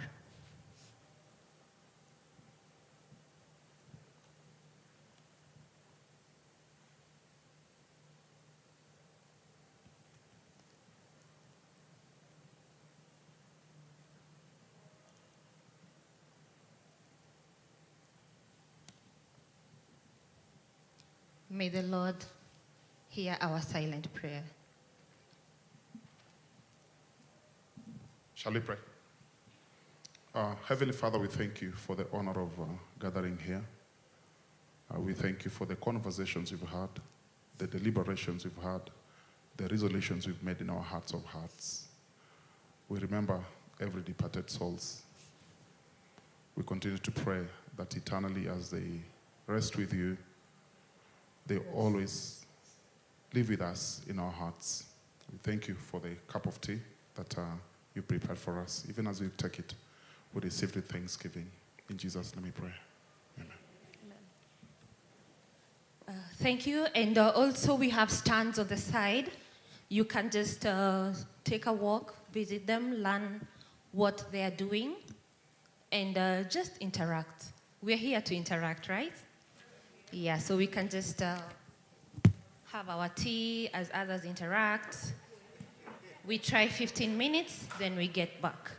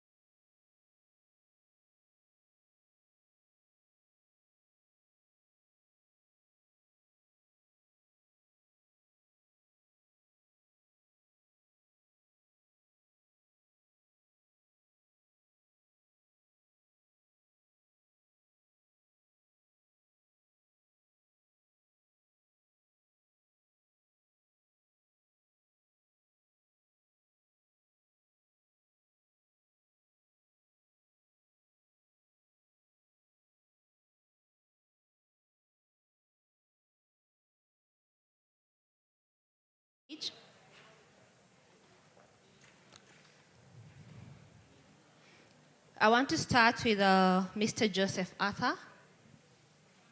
Mr. Joseph Arthur, he's working with MCADO, and today he's going to speak about community anti-drug frameworks, disability rights, and drug prevention.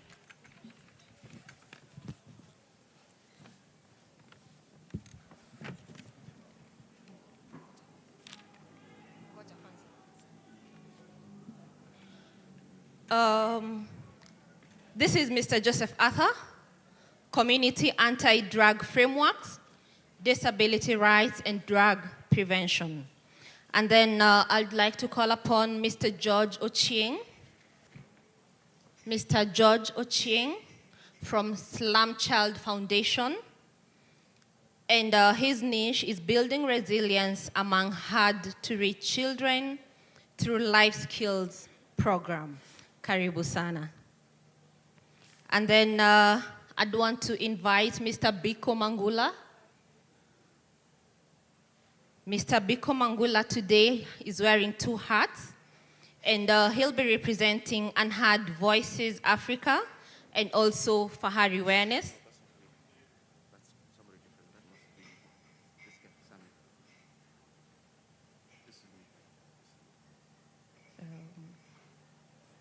Fanya hivi. Oh, sawa. Mr. Biko Mangula, he works with the lead psychologist at Focus Minds Therapy. And he's going to speak today about clinical perspectives on mental health. That is Mr. Biko Mangula. And then next, I'll call upon Mr. Sami Ombisa. Mr. Sami Ombisa will be representing 2 organizations today. And the first organization is Fahari Wellness and also Unheard Voices Africa. So his niche is going to be on mental health wellness. So this is everyday wellness practices that support mental health and also recovery and mental health. So he will be standing in for Ms. Jane Mwangi. And we appreciate that and we say thank you on behalf. So I'll call upon the next one. That is Mr. Mwenga. Mr. Mwenga from Kibco. He will be speaking about mental health and counseling. And the last person I'm calling on stage is Charity Modoni. My apologies, I need an extra chair. Sorry, I didn't count.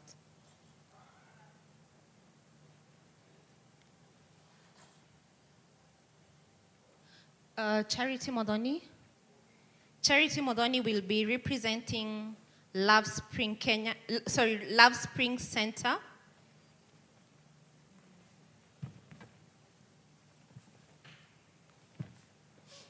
She's representing Love Spring Center, and she's going to talk about HIV and drug prevention. So what I would want us to do is just to tell us our names for those who didn't get it and what you do, and just let us know what we need to know from your ends. So I will start with the order of the way I call them. Yes.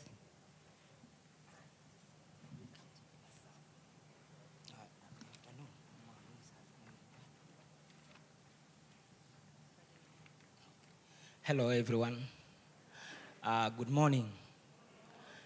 My names are Joseph Arthur from Mathare, an organization called Mathare Community Anti-Drugs. We are based in Mathare, Mashimoni area. We founded MCADO by the shortness is MCADO in 2016 after I had an accident due to alcohol. it touched me so much that I had to think of what can I do to my community so that young boys and girls cannot go through what I went through. I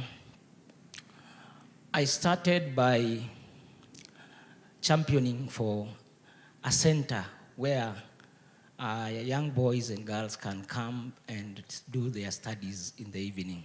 So we run a small resource center in Mashimoni where our children do homework.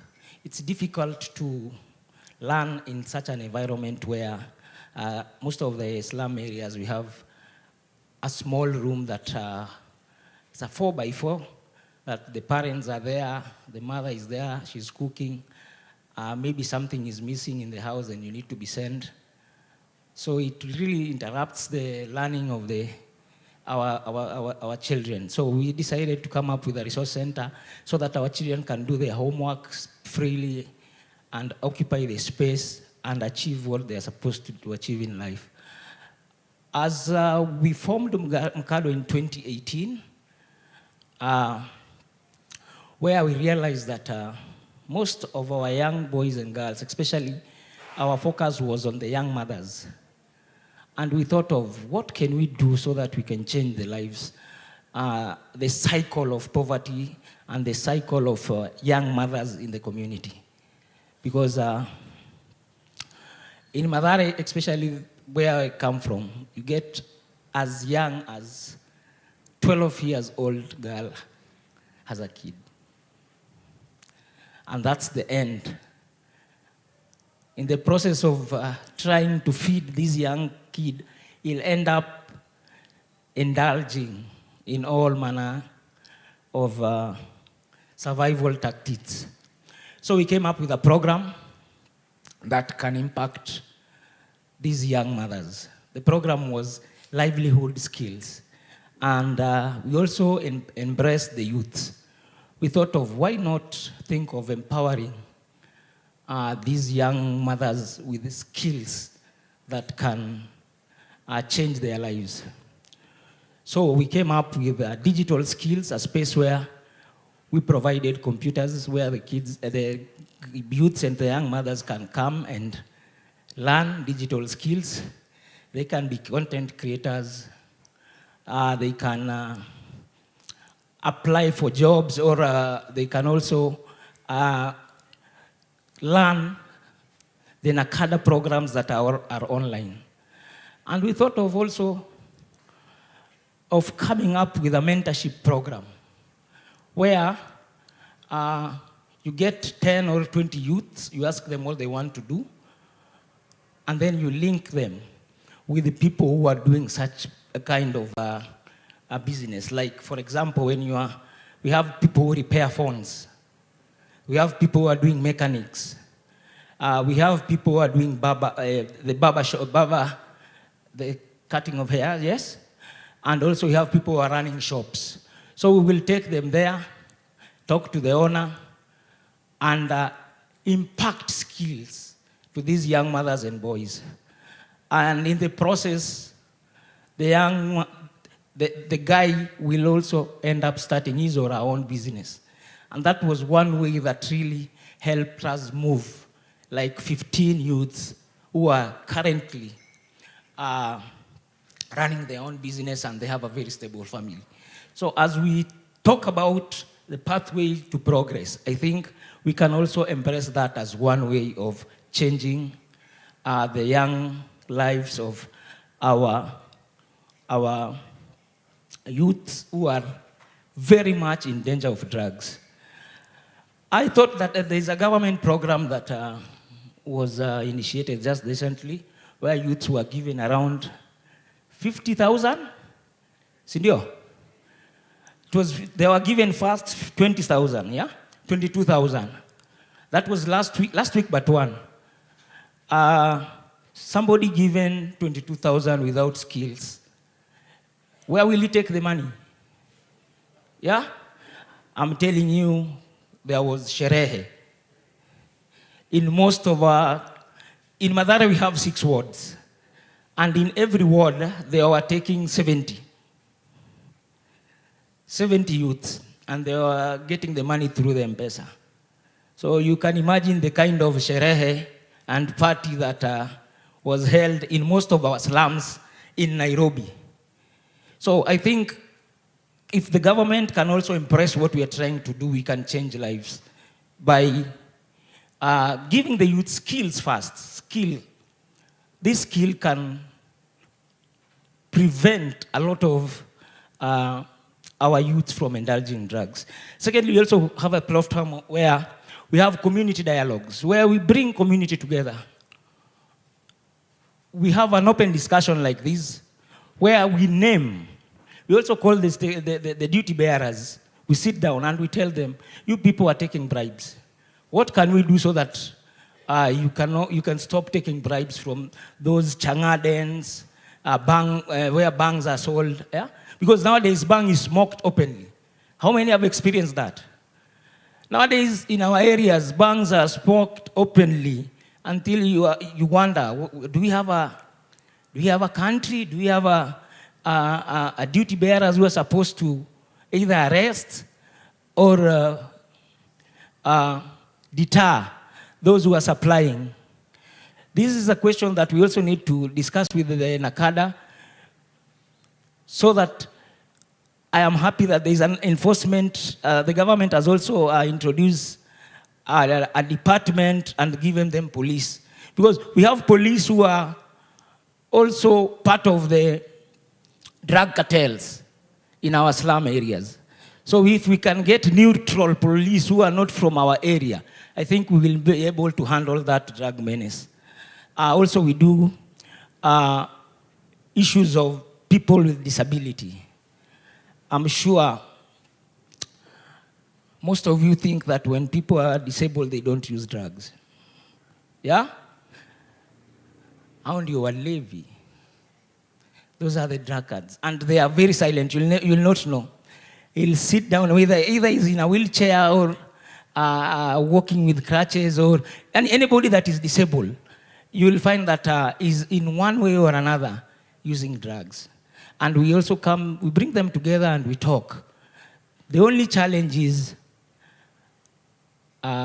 relapse. There's a lot of relapse. When we talk to somebody today, atakwambia, now what do you want me to do? Na mimi sina uwezo. So we're also thinking of how these young, the disabled can also be incorporated in the program of skills, or a small fund that can make them be able to sustain their family. Disabled people have families, yeah? And I only want to stress on the issue because we deal with community issues.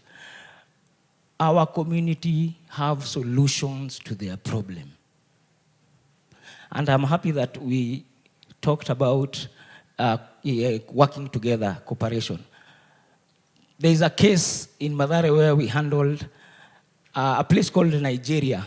That was in 2022, where all manner of drugs were being sold, and the police were also transporting the drugs to that area. We organized a forum where we brought all the community members together and we openly discussed.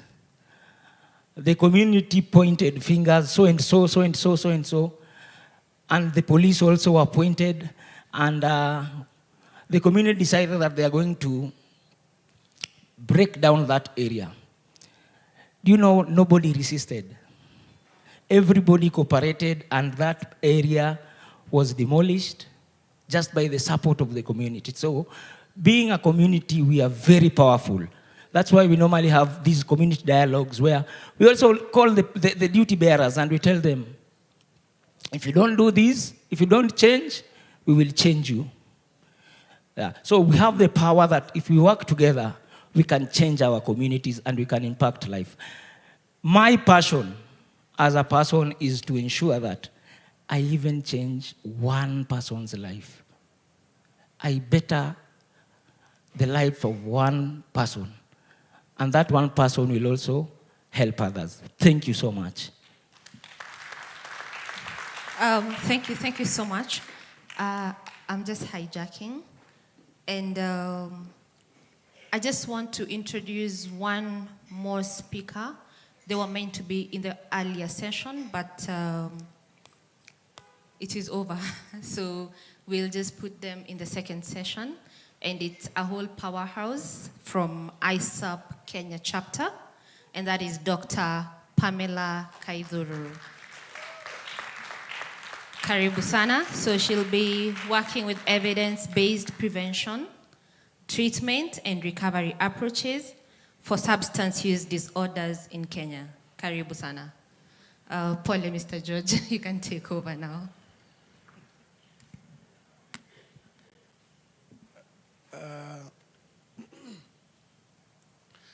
I think it's afternoon. Sijui kama afternoon imefika. I just wanted to confirm wale watu wako na watch kama watch zinafanya. Because many of us at times we have watch but we don't have time. I'm really sorry for that. It's a very common trend, especially, let me not go into that direction. So I go by the name George Ochieng. I'm the founder and director at Slum Child Foundation. I came with some of my team. Others are busy doing other things somewhere else. Our organization is as old as an 18-year-old boy. So those who are getting ready to get IDs, I think our organization and them, we are more or less the same. When I started the organization, I had a bigger dream of working with children, but at some point, we ended up working with children, women, and youth in the informal settlements. And what really inspired me to start the organization was the kind of lifestyle that I saw with my brothers and sisters in the slums area, in the slums of Korogocho, where I was born and brought up. And to some extent, I was a street boy. And the challenges that I went through, I didn't want to see any child growing up in the same setup, going through the same. And most of these challenges included issues of drug and substance use, which was very rampant, crime, and so on and so forth. But a turning point was when peer friends came and approached me. My mom is already in the hospital, dad is gone, I'm left there, daily routine is going to the dumping site and coming. And they would encourage me that, George, going to the dumping site is not good. I think we can help you better your lifestyle. By that time, I think in the house, maybe the few can understand, we used to have those trousers that people were putting on during Christmas time. Ilikuwa inaitwa Tokyo. So, I know there are people who don't understand Tokyo. They only know of 3D t-shirts. And then kulikuwa na viatu za Hanson. So you would see people dressed nicely and you'll ask yourself, when will I ever be like them? So they approached me, George, why don't you go do something? But the virtue that my mom instilled in me, don't you ever take something that doesn't belong to you. And that is biblically, so because she raised us in that foundation. So I said, I will not go that direction. So I kept on buying time. But at one point, they told me, George, let's go today. I said, let's try tomorrow. So that was the last time I saw my 4 friends, because when we woke up the next day, they were killed by mob justice. So it became a turning point. George, why don't you think of doing something that can help your community? And then the whole idea of Slum Child Foundation came into being. That aside, into the business of the day, I work with children in the slums of Korogocho and most of the slums around. And as I've said, we work with them on issues related to their daily growth and development, which include issues of drugs. Just to brag a little bit, because where I'm coming from, Luos don't hesitate bragging. So our organization is accredited by United Nations, and we work very closely with the UN and a number of UN entities, including UNODC and UN Women, among other agencies within the UN. And apart from that, we have a very close working relationship with the African Union. I happen to chair something at the African Union for Civil Societies that are working in Africa on issues related to drug prevention, treatment, and rehabilitation.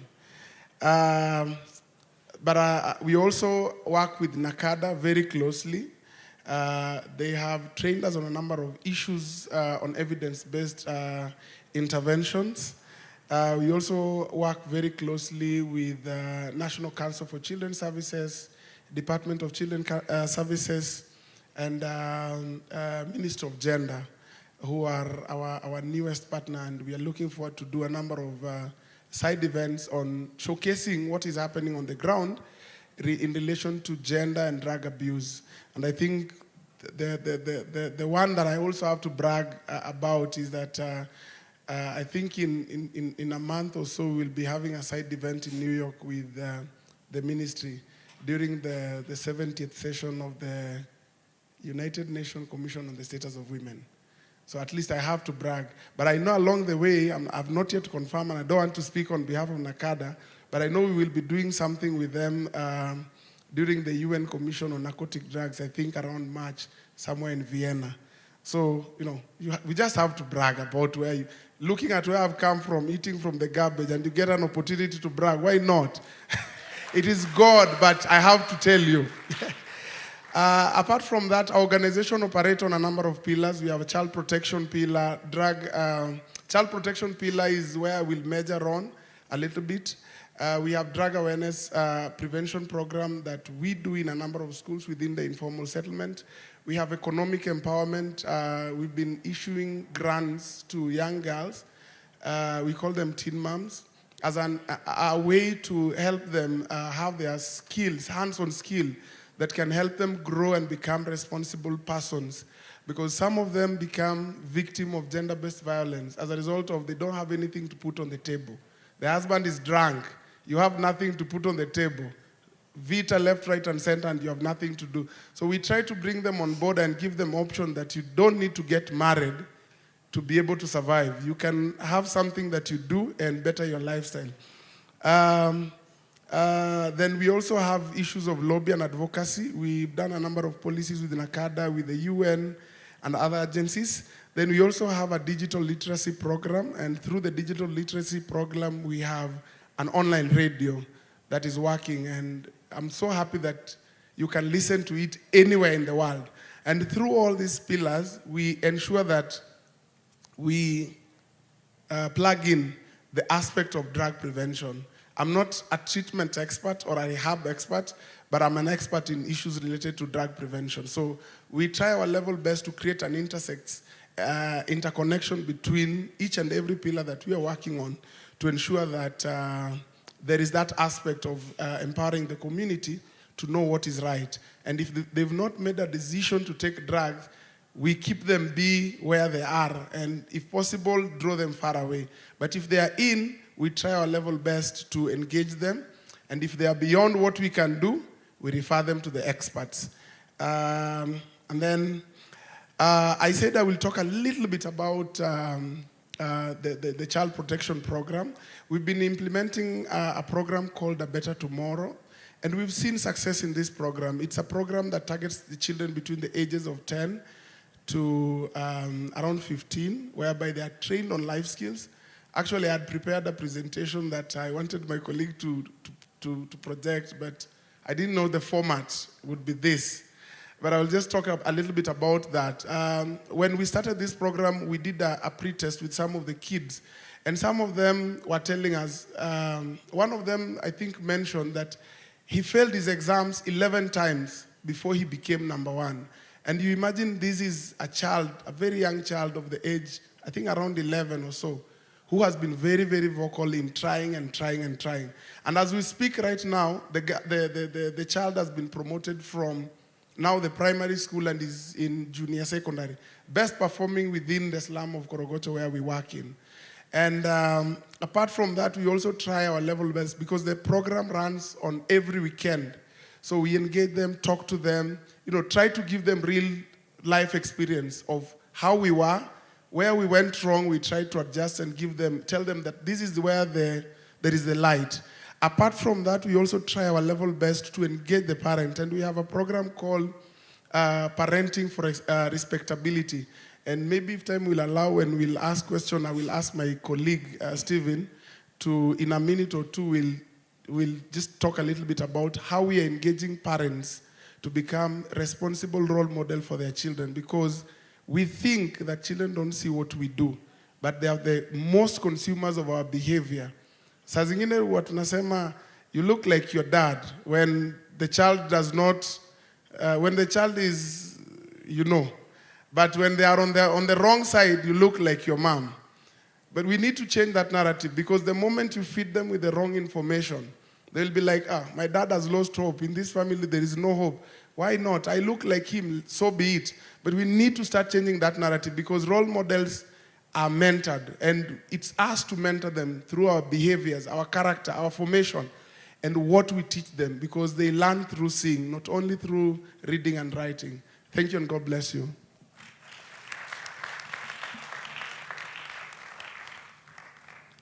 So good afternoon, everyone. Good afternoon once again. I mean, you've had breakfast. Good afternoon. Thank you, much better. I'm Biko Mangula. I am a clinical psychologist by profession. I also do a lot of corporate trainings. But just to give a brief background of myself, because everyone has a history, yeah? When I was about 20 years, I think not even 20, 19, just finished high school, you've stayed out for quite some time, you're trying to look for work, you don't have the papers, yeah?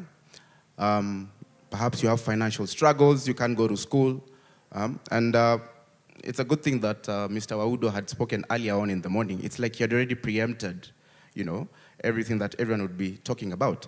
So purpose, yeah? So I seem to not to have some purpose, and I ended up in depression. Attempted suicide. I was very good, you know, I'm satisfied with going, but thank God it wasn't successful.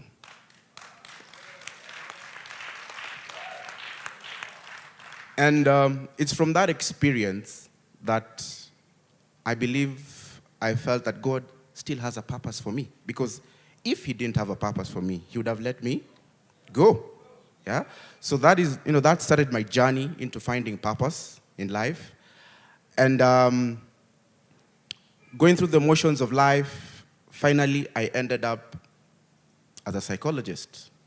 So I used my pain, the pain that I went through, yeah, to become my purpose. So I'm very passionate about mental health, yeah. I eat mental health, I drink mental health, I sleep mental health, yeah.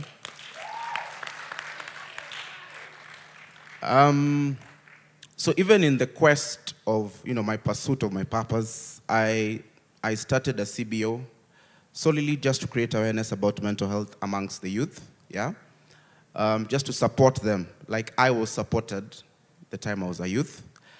Mentorship, you know, and I'm very passionate about the boy child. Boy child in the house? Yeah, I'm very passionate about mentoring the boy child. So I started a CBO that was solely just to create awareness about mental health amongst the youth. We were very much involved in the community, yeah. During the school holidays, the students would come to the school where they're studying. We'd have life skill sessions. We'd even teach them about mental health, yeah. And as I evolved, I also now, you know, got into the professional field as a clinical psychologist, where I have a firm called Focus Minds Therapy, where we offer individual therapy, group therapy, corporate training. And to get into the business of the day, I was requested to speak about clinical perspectives in mental health. And this is something that I've observed in therapy as my clients have been coming in for therapy. There's a silent pandemic, yeah? There's a silent pandemic amongst the Gen Zs, yeah? And I'd want to call it the weed pandemic, yeah? Weed. That's just slang for bang, but scientifically, the scientists would call it cannabis. Yeah. And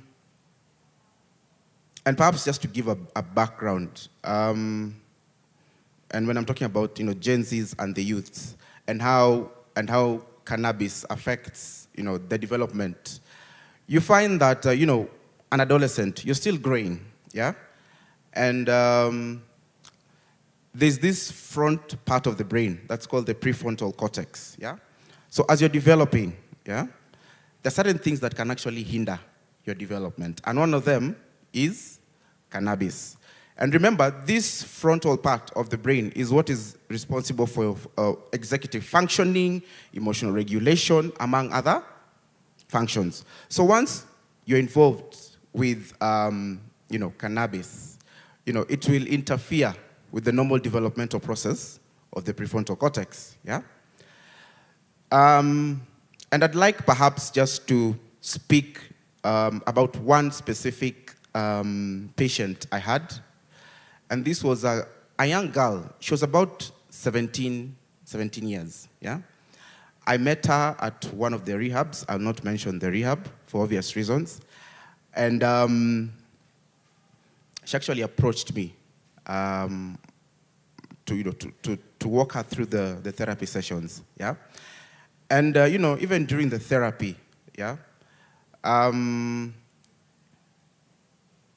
Obviously, I got to talk to her, we got to the therapy, I got to diagnose, the condition perhaps that she's having, and, and in the process, I also got to find out that she's been engaging in, abusing, bang or weed, yeah? And it had started way back in primary school. So imagine a 10-year or 11, 12-year-old girl, yeah, has been exposed at a very early age to cannabis, yeah?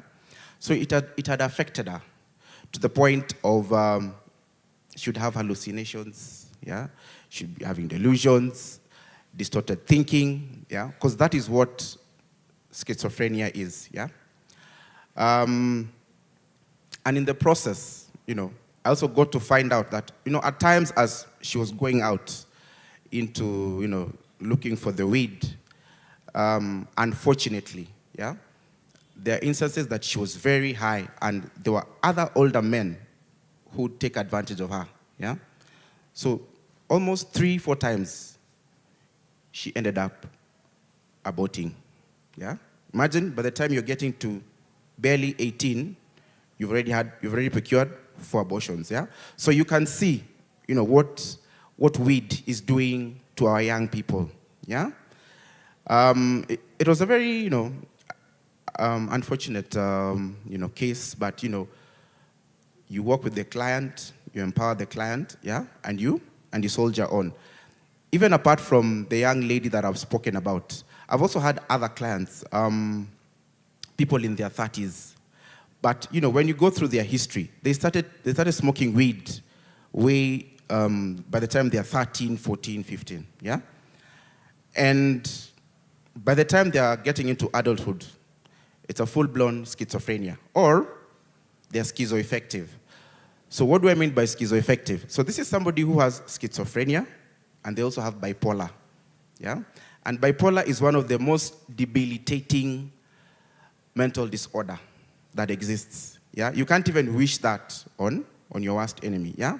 And it's full-blown, yeah? So I just felt that, we need to create awareness. As we are creating awareness about other substances, I think there's one that has been forgotten, and it's a very silent killer, that is weed. But having said that, we can't say that it's over, yeah? So what can we do as the society to alleviate this problem? Number one, I believe we need to come up with comprehensive drug education programs, yeah? School-based interventions. So we start from when they're young. Number two, strengthening family and social support system. What do I mean by this? Parental engagement, yeah? Because it's been found that strong family bonds, they normally act as a protective factors, yeah? something else, policy reform, yeah? And in this aspect, I'll refer to the access points, because there's specific suppliers who normally supply weed to these young people. So we also need to come up with legislation to try and tame, to curb these access points, to prevent the young guys from accessing the weed. Lastly, harnessing digital media responsibly. Perhaps it's high time we started using the influencers to start talking about issues that are affecting the youth. And one of them can also be weed, yeah? Just for them to talk to the youth. Because most of this generation they spend most of the time in social media. So how do you find them? You go to social media to find them, to reach out to them and create awareness about this pandemic that I'm calling the weed pandemic. Just before I finish, I'd want to perhaps bring it home. Perhaps maybe I've spoken about so many scientific things, but just to bring it home so that you can get a better understanding of what I mean. And it's in line with, prevention is better than cure. So you find that once somebody is seeking services or interventions, number one, they'll come for therapy, yeah?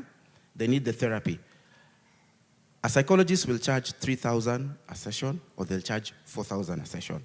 And in most cases, for addiction or substance or alcohol use, there's a certain minimum number of sessions for therapy that a client needs to attend. So in this case, perhaps it's addiction. You might need to go for therapy for 15 to 20 sessions. When you do your math, 20 times 3,000, that's about 60,000. Yeah? 60,000. That's only for therapy. I'll propose perhaps they also need rehabilitation. You'll go to a rehab. A rehab will charge 100,000 per month. That is 300,000. So when you do your math, that is almost 400,000. Yeah? Yet, us as individuals, we can create awareness to the youths about the dangers of these things, and we end up perhaps investing most of those resources into catering for prevention strategies as opposed for intervention. Yeah? So thank you for listening to me.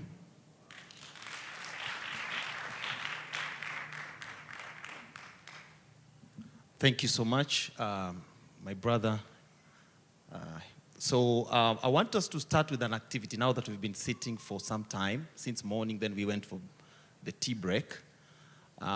Let's all stand. So we do an activity to just sparse as we begin talking about the connection between recovery and mental health. Because most of the time, like he said, symptoms can, overlap and we get confused in some way. So where you are, seeing yourself as you are, if you think you have, or if you know you have mental health, please sit down. If you think or you know you have mental health, please sit down. Yes. Which one? People are asking which one. The question is clear. If you think or you know you have mental health, sit down. Time is up. Those who are standing, you don't have mental health. So everyone, that's why you hear, there is no health without mental health. So everyone has mental health. So every time we talk about mental health, the first thing people think about is what he was talking about. They think it's schizophrenia. They think it's anxiety. No, mental health, everyone has. And that's why the next part I'll be talking about is how do you take care of your mental health. But because I want to start to stand in for my colleague Jen, I want us to talk about recovery and the connection it has to mental health. To start this discussion, before I do my introduction, I would like you to look at the screen. You'll see some definition that I'll be coming to. My name is Sami Ombisa. I'm a certified international master global trainer for ISAP and the Colombo Plan. I am the founder of Fahari Wellness. I am also the National Secretary for ISAP. Nice to see Dr. Pamela here, who is our president, ISAP there. Also, the National Men's Chair for Celebrate Recovery in Kenya. So those who have been to Ridgeways Baptist Church, where we do Celebrate Recovery programs, I am the national chair as well. So welcome. So as I begin this discussion, allow me to stand. How is recovery connected to mental health? Because sometimes we confuse this and it gets us to a place where, as you're saying, and as my brother here was saying, stigma sets in, and that's the point. No one wants to go and see a counselor. No one wants to speak to somebody to get help. But I draw from what Madam Michelle said. One of the books in the Bible that I like when I'm mentoring young people is to remind them that even God himself, in the book of Proverbs 22:6, which says, anyone who can say that? Train up a child in the way they should go, so that when they grow up, they will not depart from it. So when you look at all these problems, why people lose purpose, as you're talking about, it's because they departed from that direction they were meant to go. And when that departure happens, then all this confusion comes in and people give you ideas, and all that can cause a very big mess. I want to believe that you are standing in the gap today as a leader. As one of the speakers also said here, let's speak to the young people. Don't speak at them. Speak with them as well. Get time. Create a space where they will understand what you are trying to tell them. I like the analogy he's using to say we have a cannabis pandemic in the country, weed pandemic. Do you know, somebody asked me one day, why is it my cousin who smokes weed in the village does not have these issues I have, yet here in Nairobi, I tend to have the same, even my friends do have the same. And what I quickly told him is that most of the substance we have in the city has been laced with another substance. Like the two gentlemen from Mathare, PCP, phencyclidine, is one of the biggest substance that is laced with that cannabis. And that's why you see the young people going that way, and they will go forever. You'll never see them again. You'll think it's fentanyl, but that PCP has a lot of psychosis. So be aware, it doesn't smell. It doesn't have a smell. So the child could have it in the house, the child could have it in school, and there's no smell. And that's why teachers get confused when they're trying to search for this. So let's be aware, let's be vigilant and help even the schools and the parents. And if you know a parent who is your friend, and even if they're not your friends, but they're keeping beer, wine. How many of us take wine? Let's be honest for a moment. Counselors and psychologists and helpers are honest people. Do you take wine at night? Lift your hand. After food. Be honest. 1, 2, 3, 4, 5, 6. Now, there's recent research that is showing it is not as healthy as you were told. In fact, wine has the highest prevalence for what? Addiction. Because you take it every day. So it means, like you're saying, when she took the first cocaine, the brain told her, can I have more? And can I have more? So the more you have it, what is that you're doing? And then you say, people in my estate or people where I live are all addicted, yet you're the biggest addict without knowing.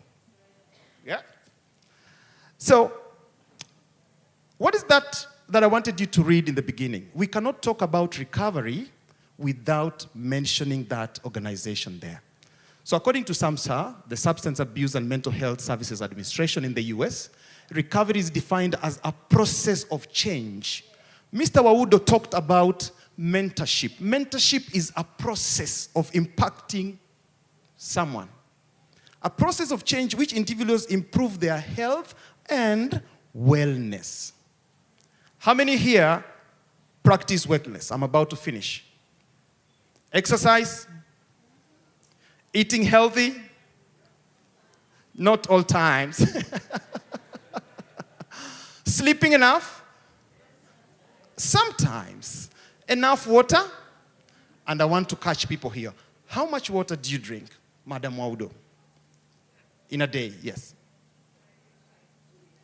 2 liters? That would be about how many glasses? 8. Now, recent research shows you need to take water as per your body weight. The heavier you are, the more water you take. Surface area to volume ratio, remember your physics? Oh yeah, you guys, you're forgetting these things, right? Now, as you help yourself and you help other people to recover, let's move to that next slide. Recovery has a framework, which I wanted to mention because it's important. We have the continuum that you should follow, but there's also this framework here. And look at those 4 points. Michelle talked about purpose. Waudo talked about purpose. Nkatha talked about purpose. Who was the other person? Talked about community. So, as we collaborate in the community, we need to remember that we're not just collaborating for ourselves, it's for the people who need the help that we need to offer, right? Then, we drive this to a certain direction, and that direction is the purpose that we have to let everyone who is in the process of recovery achieve. But we shouldn't forget health. And that's why when I started this discussion, I wanted to know if you really know that you also have mental health. And then lastly, anyone with a mental disorder, anyone with a substance use disorder, they need a place to call home. And even those rehabilitation facilities, they are still homes. That's why they are given food, taken care of. I like when, Michelle, you said you didn't care about if somebody was smelling, if they were stinking. You'd still hug them and ask them, can I help? This is how a home, just imagine your home if you went into the kitchen and you found empty plates, empty fridge, empty everything. You'll get frustrated, right? So let's create homes for our people in recovery. And lastly, why do people use substances? Because they use, as we have heard about the frontal cortex, we have heard about behaviors, it affects the mental health of this person who is using. Yes, some use because of peer pressure. We know that for the young people. Some use because they didn't know they are medicating on a condition that is already pre-existing, right? You have grown up and every time somebody shouted at you, you thought, my mom is too harsh. You need to tell your mom, no, I don't like the shouting, mom. Most of you here were parents, if your kids told you that, you spank them more, not knowing that you're damaging them. You shouldn't shout at them. You need to correct them, right? Because that shouting will bring them to a point of fear. They'll start feeling intimidated. Whenever somebody raises their voice, it reminds them of the trauma. The third point is trauma. SEEs, childhood traumas. Many of us, if we did a survey here, you'll wonder how you've been walking along with a lot of trauma yourself. So let's deal with the trauma to help those people. And then lastly, the environment. He's talked about Madare. He's talked about the young boy he was helping. And I know you have many other examples that you've shared here. The trauma could be coming from the home itself. And that's why the home has to be a safe place. A place where this person can share freely and this person can feel that I am about to get out of this struggle. Remember, recovery is possible. Let's make recovery an opportunity. Thank you so much.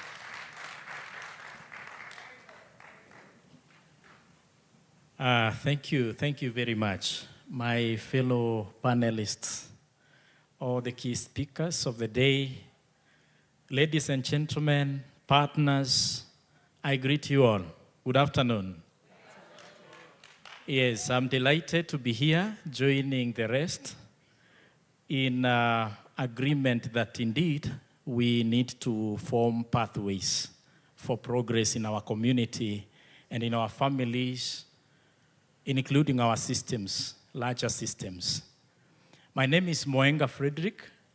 I am a counseling psychologist and a trainer at KIPCO, Kenya Institute of Business and Counseling Studies, which is part of the team that is there. So my team is here. You can lift your hands. Yes, yes. We are a big family who have joined here, not only now, but we have been together with Virtue as investment. Or it's not Virtue US, it is Virtue as investments in provision of counseling services. We have been complementing what officers are doing in the prisons. And we also met 111 project in the same process, serving the community together with other organizations I'm seeing around. And that's great. I'm happy that we have this conversation today, that we are convinced there is a problem in our community that we have to address. Before I mention the part KIPCO plays to address this problem, I would also confess that I come from a family that is so dysfunctional or unhealthy because of alcohol and drugs. I believe that I could not be where I am if alcohol was out of my way. But again, I thank God that despite that process, I am one of the remnants who decided that I will not be swallowed. Yes. So I believe that in the same boiling water that softens a potato, an egg can harden. So you can be resilient. You can stand out despite the circumstances. So we are witnesses and we are here, and each one of us has said we are mentally healthy. Actually, if you are not mentally healthy, you could not wake up and come here. You could not tell yourself to come, sit down and listen and follow all these protocols. And we celebrate ourselves. Can you celebrate yourself? Wow, that's great. That's how you celebrate yourself. I would like to also get to the family approach. I've realized that most of our problems are arising from our systems. Before we get addicted to substances and behaviors, we are already addicted to the patterns in our families. And there are many patterns in our families that produce a lot of stress, which in most times we ignore. Yeah, I could mention a few as a family therapist. One of them is undefined boundaries, disorganized boundaries, boundaries that are not controlled in our systems. And remember, family is the smallest unit in the society, in the community, which feeds the larger society, which we are now part of. Today, we are a society representing so many families and small units that we belong to. We are also systems ourselves. We feed our families, they feed the larger society. And these boundaries, you see, when they are not controlled, boundaries are lines of demarcation that will dictate if you are going to claim your space or are you allowing people to come too much into self. That will determine whether family is going to accept change or resistant or become resistant to the change that is coming. And in most cases, change is good if accepted properly. Yeah? So there are certain patterns we call boundaries. You can now check how they appear maybe in your system. There is something else that we call a family being resistant of change and remaining in the status quo. We call it homeostasis, that stability of the family. We tend to protect our stability, stability of our culture, stability of what we were told, stability of the system we were trained in, stability of the way we know things. We always want things to happen in our way and the way we know them. This leads to a lot of stress in our communities, in our family. And you can imagine if, for example, someone is stressed in a family, and the family doesn't want to welcome a stressed person. They don't want this person to express himself or herself. It could be a son, it could be a daughter. What will happen? They will feel they are not welcome.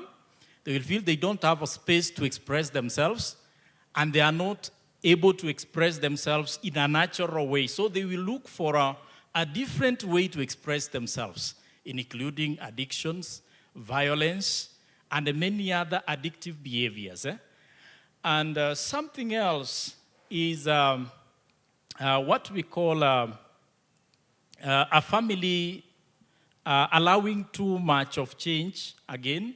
Yeah, we normally call it amorphogenesis, trying to move too much, allowing too much change, such that people can express themselves in whatever way, can behave in whatever way they want. And that is represented by parenting, of course, our parenting styles. Yeah, we tend to adopt certain styles that are not tailored to fit an individual. You see, it's not what is supposed to be. Yeah, people just need to receive them the way they are and try to find out maybe how we are contributing. Anyway, the last one I can mention is a common one, which we call the circular way people contribute to problems. Yeah, we normally look at the linear way, that if a father is criticizing a son, the son should just be silent and be criticized. It is part of discipline. But what happens? The son will withdraw. Withdraw is another pattern. So the more the son withdraws, the more the father thinks he is stupid and will tell him he is useless. The more he is told he is useless, he feels humiliated. He now begins to have low self-esteem and thinks of how to ventilate. Yeah, and this system continues until we have a big problem we are dealing with. And it's not only the family that will suffer, the whole system now. The school, the church, the counselors, all the professionals who are here are going to receive that person in our systems. So it's a call that we need to examine our systems also. Yeah, we have been working with the prisons, especially the juvenile prisons, whereby we have been able to see not only them, but now look around those people who are in jail. You see, they are not there because of themselves. They're also registering some issues relating to their families. In rehabs, people are talking about their families. In school, people are talking about their families. Those who have ever gone for therapy, I can see your hands. I believe you mentioned something about your family. Let us examine our systems. There is a call that we need to look at our systems. We make pathways for our systems. We remove patterns that are not working for us. We introduce healthier ways of interaction and communication and all that. So KIPCO College is one of the institutions ready to work with all these other partners. And today I'm convinced that we need indeed to create these pathways together. You can't walk alone. I can't walk alone. We need to partner in a better way to ensure that we are able to address the problem. So KIPCO, as a training institution, offers to support counselors, and there are so many counselors who volunteer through the umbrella of KIPCO, including our students, and including practicing counselors who are out here in the community. And I've seen other volunteers around. There are so many, I can see so many of them. We would want to continue with that, and we would want also to subsidize the cost of certain courses that are supportive to people who volunteer in the society. On behalf of Professor Catherine Gashuda, who is also the CEO, there is one course which is psychosocial counselor. If you do that course, it goes for 3 months. Yeah, if it is given its initial cost, for those who know, basic counseling skills can cost even 60,000. But with the 10,000 shillings, we can offer such a course to someone. I'm just giving an example. Some short courses for lay counselors. Can we empower lay counselors also? You see, most of us who are here have information.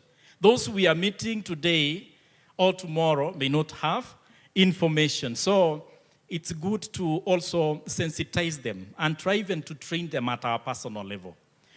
So I don't want to mention all what we normally do as an organization because of time, but also I could encourage. There is that UTC, called Universal Treatment Curriculum, I believe, that was brought to us by ISAP Kenya.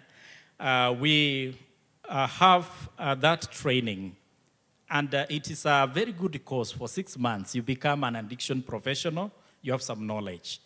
There is also counselor supervision. Counselors need to go for supervision, but we also need to train our supervisors so that we can supervise from an informed perspective. We have a course in counselor supervision, just a reminder. And we also have counseling psychology offered under TVET curriculum in Kenya. Yeah, counseling psychology level 6, counseling psychology level 5. It is not just a small course. Even if you have done a degree in counseling, you go and test a diploma. You will tell us. These counselors who are in this house know that secret. So kindly, if you would want to have more information, the tables are there. You are going to be given more information on that. But also, it's an encouragement that we can keep on sharpening our skills, because the work ahead of us in creating this pathway is so great. Thank you very much for being here and listening to us at this time. Thank you. And congratulations. A good afternoon to all of us. Good afternoon. And Happy New Year. Wow. I'm so glad to be here this afternoon. I cannot take it for granted that it's a divine opportunity. God gives us the opportunity to interact so that we can make a positive impact to each one of us. So my name is Pamela Kaiduru, a counseling psychologist. I belong to the organization called the International Society of Substance Use Prevention and Treatment Professionals, ISAP Kenya. I'm so glad. I want to really appreciate Michelle and team. Thank you for thinking it's important for ISAP to be here. I want to recognize all the partners herein, the speakers who have spoken so well this day, all the participants, ladies and gentlemen. You are welcome to this beautiful day. A clap for Project 101 for doing this work. Thank you for making this happen in Kenya. It is a well-thought idea. It is a well-thought movement. And I believe every one of us will benefit in one way or another, not only today, but going forward from the networks we will make here. Is that so? Yes. Can I see by a show of hand? These interactions, the opportunity you have to meet George, meet Sammy here, meet my friend Mikando there, meet Michelle and the rest of the people. It is not in vain. You cannot have put your time for nothing. Is that so? Yes. Great.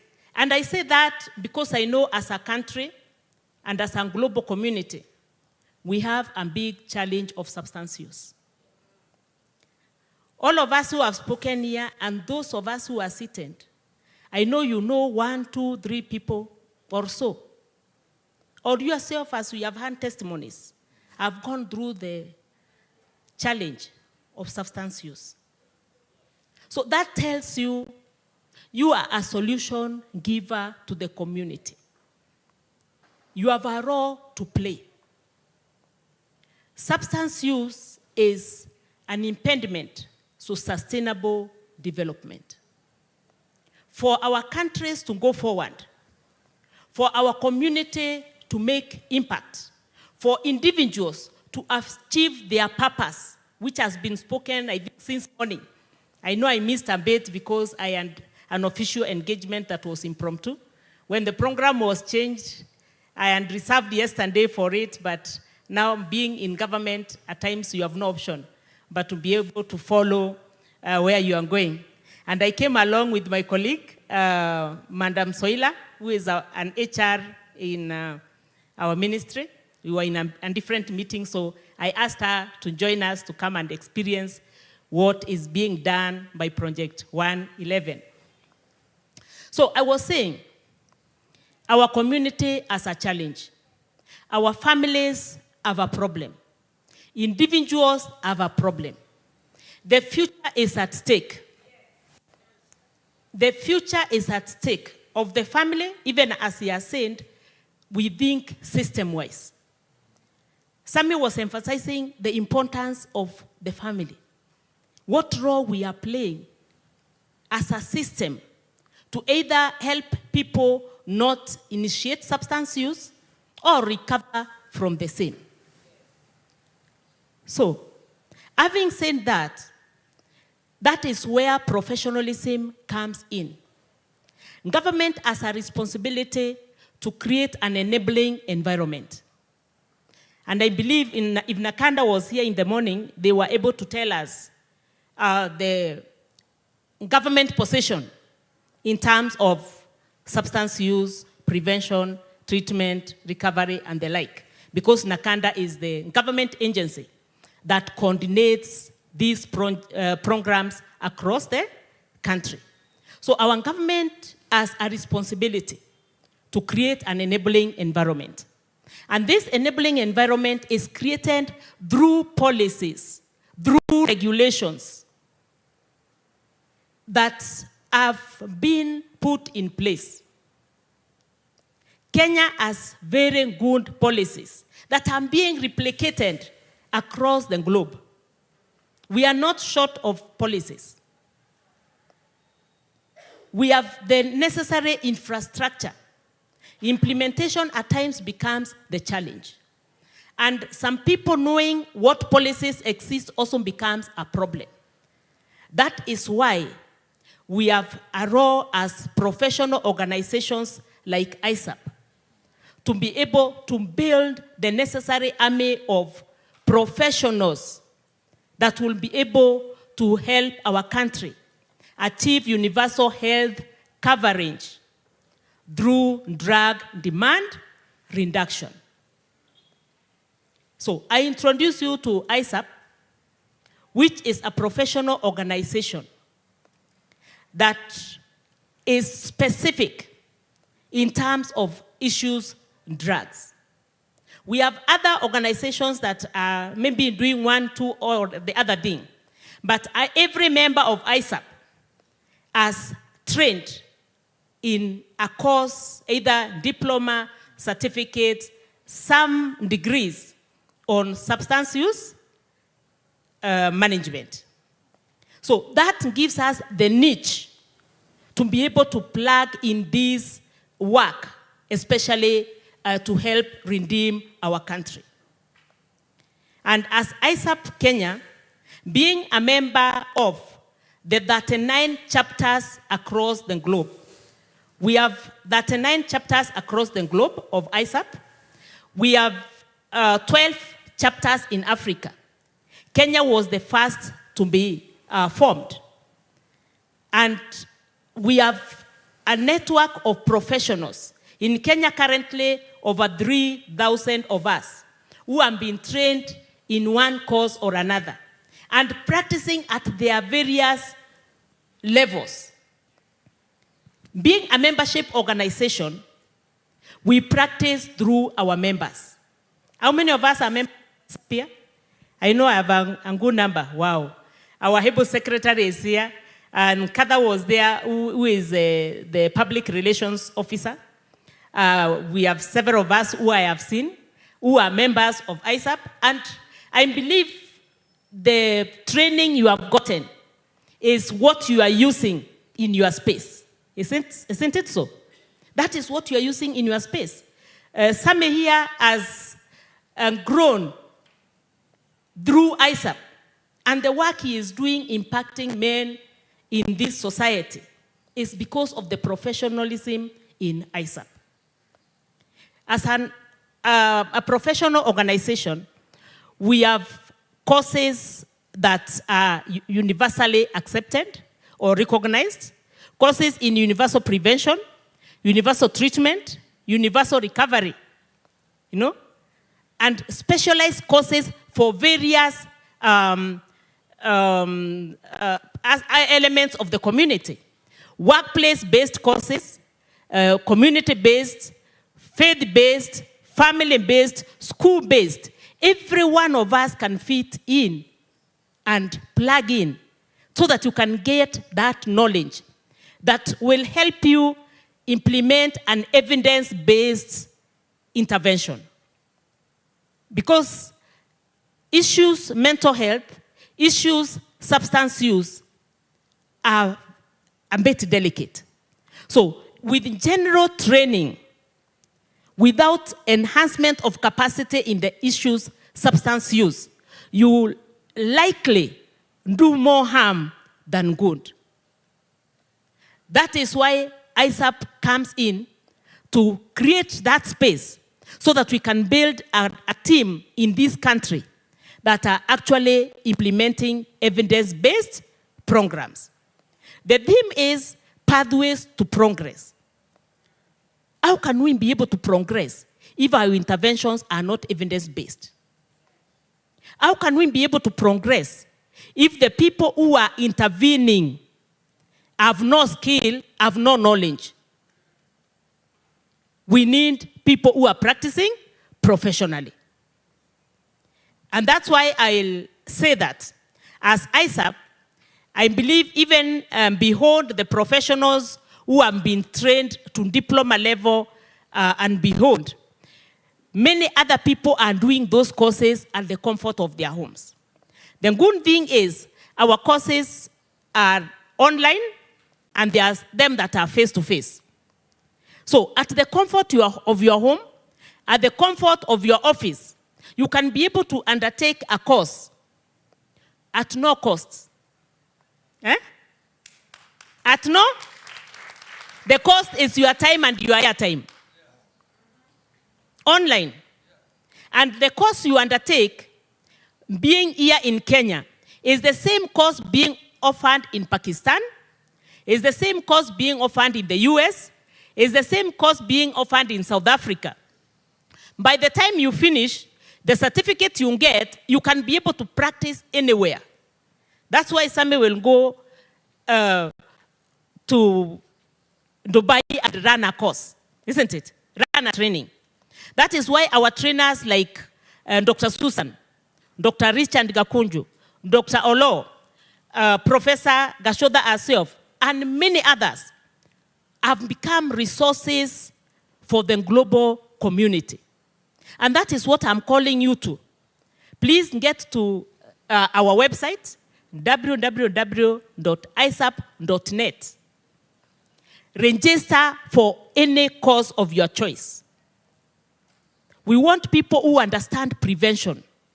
If you are in prevention, take courses around prevention so that you are not a jack of all trades. You see where we are losing it is somebody will say, I can handle prevention, I can handle treatment, I can handle recovery. Where are you?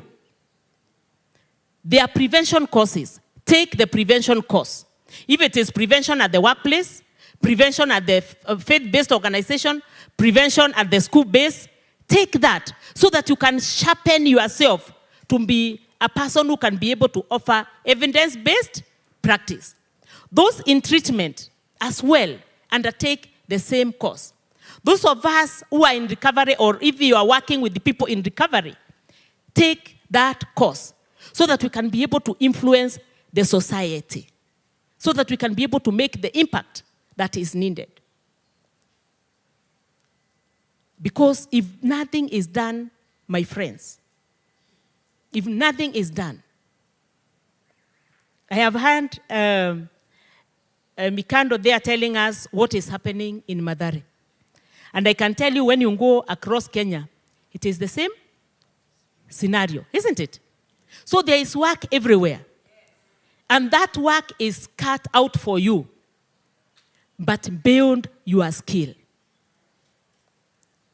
Get the necessary tools that will make you a sharp threshing instrument that is dependable, that will give results that are sustainable. Why do I say sustainable? Because relapse is on the increase. And it is making people to give up on treatment. You have taken your brother, your sister, or you have been to the rehabilitation center yourself. This is the fourth time. It is very costly. Somebody mentioned the costs. I think it was George or who was counting the cost for us. How much it is. You can imagine people have had to sell their property to cater for treatment. What that means, it makes the family more poor. It is enhancing poverty. People are working and putting all their resources into substance use. So poverty is on the increase. How can we cut this scenario? How can we better our country? How can you contribute to sustainable development? It takes you and me ensuring that the person you are working with does not, you use evidence-based interventions to reduce the likeliness of relapse so that this person can get back to the society and become productive. We need to nip relapse in our society. Initiation of substance use. If we have proper family programs, if we have proper faith-based programs, school-based programs, we will be able to empower our people, young, old, men, and women, so that they don't initiate substance use.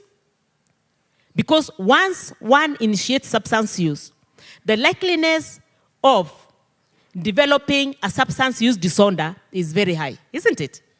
And you have had the relationship between much as substance use disorders are also mental health disorders, they also co-occur with other mental health disorders. They also co-occur with the physical illnesses. One will get a substance use disorder because they are not able to manage their eating habits. They will end up developing either diabetes or even high blood pressure. Substance use is also contributing to the cancers that we are seeing. So the quality of life is going down. If the quality of life of 1.3 million people is challenged in Kenya, that tells us that 1.3 million people plus a number in their environment, their productivity is affected, isn't it? How are they then contributing to the growth of our economy? Can we see where we are losing it? That is why this conference is very, very important. That is why being in this summit is just to challenge you and me that we have something to do that is bigger than yourself. You are not doing this only for you. Your impact will have an effect at the family level. You will have an effect at the workplace or the church or the school that you are teaching. That will have a ripple effect in the country. It will have a ripple effect in the entire global community. Why is it important? Because we will be able to also reduce the need of substances. Supply suppression. It begins with demand reduction. We may have all the regulations that are closing bars, closing this, closing the other, punishing. But human beings have a way of going around things, isn't it? When you don't sell on this side, they'll go on the other side and sell or start manufacturing in their home because the need is there. So it takes you and me to remove the need or the demand by ensuring people are reducing on initiation, by ensuring that those who are using are treated so that they stop the need, so that then we can try close this tap of the need. This can only be achieved by having professionals in the midst of us. And that is the role of ISAP. ISAP doesn't work alone. ISAP works with the partners. ISAP works through partners because our professionals are in those institutions. Besides capacity building, we also participate in policy development. We have been involved with NACADA in preparation of the policies that you see today. Because with the curriculums that we have, with the knowledge that our professionals have, they can be able to ensure the laws, the policies that are being created are actually evidence-based, isn't it? So that that policy speaks to the real issue. We stop skirting around things. Besides that, we do outreaches. Our people will be found in schools, in workplaces, in churches, doing outreaches. So you can reach out to us and we will recommend, or you can reach out to a member of ISAP who you have seen what they are doing and you have them do outreaches within your area. Research is very, very important. ISAP also participates in research and knowledge sharing. Because without knowledge, many people are disempowered because of lack of knowledge. So, the more knowledge there is available, generated through research, which you and me can participate in through ISAP and other institutions like KIPCO, we will be able to impact our people. Another aspect is we do conferences, biannual international conferences that are held. This year we are supposed to have a conference. The venue has not been determined yet, but I believe in the next 2 months or so, we'll have a venue. Last time we were in Greece, that was 2024. This time likely coming to Africa. Be on the lookout for such opportunities so that you can go and share your experience. You will have somebody who is practicing in Mathare who is running a project that has evidence, like him. When such a conference comes, it is an opportunity for you to go and share your experience to the global community. And that is how also they multiply effect in other societies like ours. So please be on the lookout. We have also webinars on virtually every month. As a member of ISAP, you have an opportunity to participate in a webinar being done anywhere in the world. And once you participate in that webinar, before 24 hours are over, you have a certificate of participation. You have gained the knowledge, you have the evidence that you can actually show that you are a person who is practicing. That will work also for you. Is that okay? I thought it is important to bring out this because evidence-based practice is very, very important. When we look at our schools, that is a ground, an entry place for us to be able to nip our children before they initiate. And once you have gotten children, you'll get also the family. You start working with the parents so that the environment is good and conducive for drug demand reduction. I want to close by saying that partnerships, synergies are the way to go. You cannot do it alone. You have other people, like-minded, that will help build one another. I also need to remind those of us who are here, who are psychologists and counselors, we have the counselors and the psychologist board. If you are not registered, please seek registration. Because soon, just as you see the medical board, they go about closing clinics, isn't it?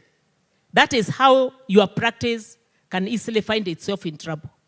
Because they are soon going to get out to the society there and find out who is calling themselves a counselor and they are not. Who is calling themselves a psychologist and they are not. That's why certification is very, very important. Beyond you doing the training and having the certificate, please ensure that you are registered. ISAP and other associations are support mechanisms for the counselors and the psychologist board. All of us, irrespective of the association you belong to, as psychologists and counselors, as practitioners, you need to belong to the board. Is that okay? And we are not competing. I always remind people that it's not a competition. We are there to complement one another. Let nobody tell you this is more important than the other. Please belong somewhere where you are being sharpened, where you are growing with others. Membership in ISAP is free of charge. You don't pay anything to belong to ISAP. You don't have to be a counselor and a psychologist alone to belong to ISAP. ISAP is a multidisciplinary association. As long as you are an adult, please, we call you in. We will share the registration link with whoever is willing, please, so that you can join ISAP and grow together with the rest of us. Because we need to redeem our land. We need to contribute to universal health coverage. We need to achieve our goals as individuals, as families, as society. And it has to be done through evidence-based practice, so that prevention is done properly, treatment is done properly, recovery is done properly. I wish to stop there and hope that how many of us who are not members of ISAP will be joining today? We have our desk there, please. Get there, they'll give you the registration link so that you can register free of charge. And let us work together as a people that know that we are not competing, but complementing and doing the work that will lead to growth of our economy. Thank you, and God bless you.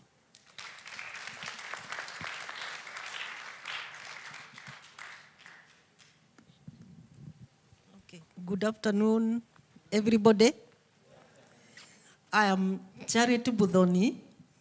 We have an organization called Love Spring Center, and our theme is Touching Lives. And we focus on people who are infected and affected by HIV/AIDS. And during this session, we have split this into two. I'll talk just a little bit of HIV and the connection with drug abuse. And then my colleague will talk on prevention. Is that okay? Yes, so I'm born again.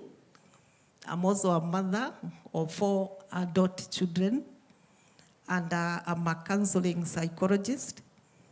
I've also trained in, those days we used to call it VCT, you remember? Senior citizens. Yes, but now it is HTS, it is HIV/AIDS testing services. And I did that for a time, about 8 years. And then we formed this group. And because we used to go for outreach in mostly homes at the slums where there are many people, I learned a lot. We learned a lot from there. And I developed a passion. And I also noted that HIV/AIDS or the other STIs and the poverty and the drugs abuse are connected. There's a very big connection.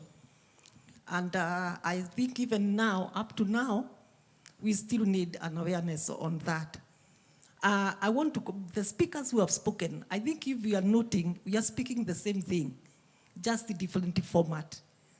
I want to talk about very briefly on how we handle the people, how we relate to the people who are infected, people who are already in drugs addiction. We need to, human beings need to be loved.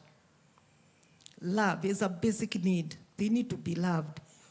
And love here, I mean, being not judgmental. One of the things that I noted with most of my clients, when they tested, I was trained by NASCOP. Did I say that? Yes.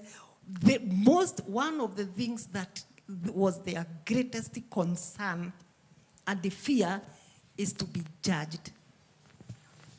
Is to be judged. Let us not judge them.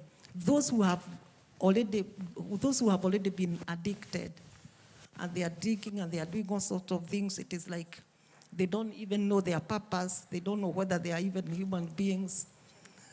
Let us not judge them. They need love. They need care. They need acceptance. They need to be accepted. They need to be appreciated. And that can come only from us, when we do it not as a job or career, but as a passion. And it is possible through training. It is possible to develop that passion. And the relationship or the connection between HIV and drug addiction, and here I must place a disclaimer. We are not advocating for drugs, but for those people who use injectable drugs, if there's a risk of HIV/AIDS infection, hepatitis B, hepatitis C, and other bacterial infections from needles that are unsterile. That's the connection. So, apart from somebody being addicted, there are also those other risks of contracting or being infected with STIs, and especially HIV/AIDS and hepatitis B, like I've said. So, let's love these people. I want to just talk very briefly. Let's love them.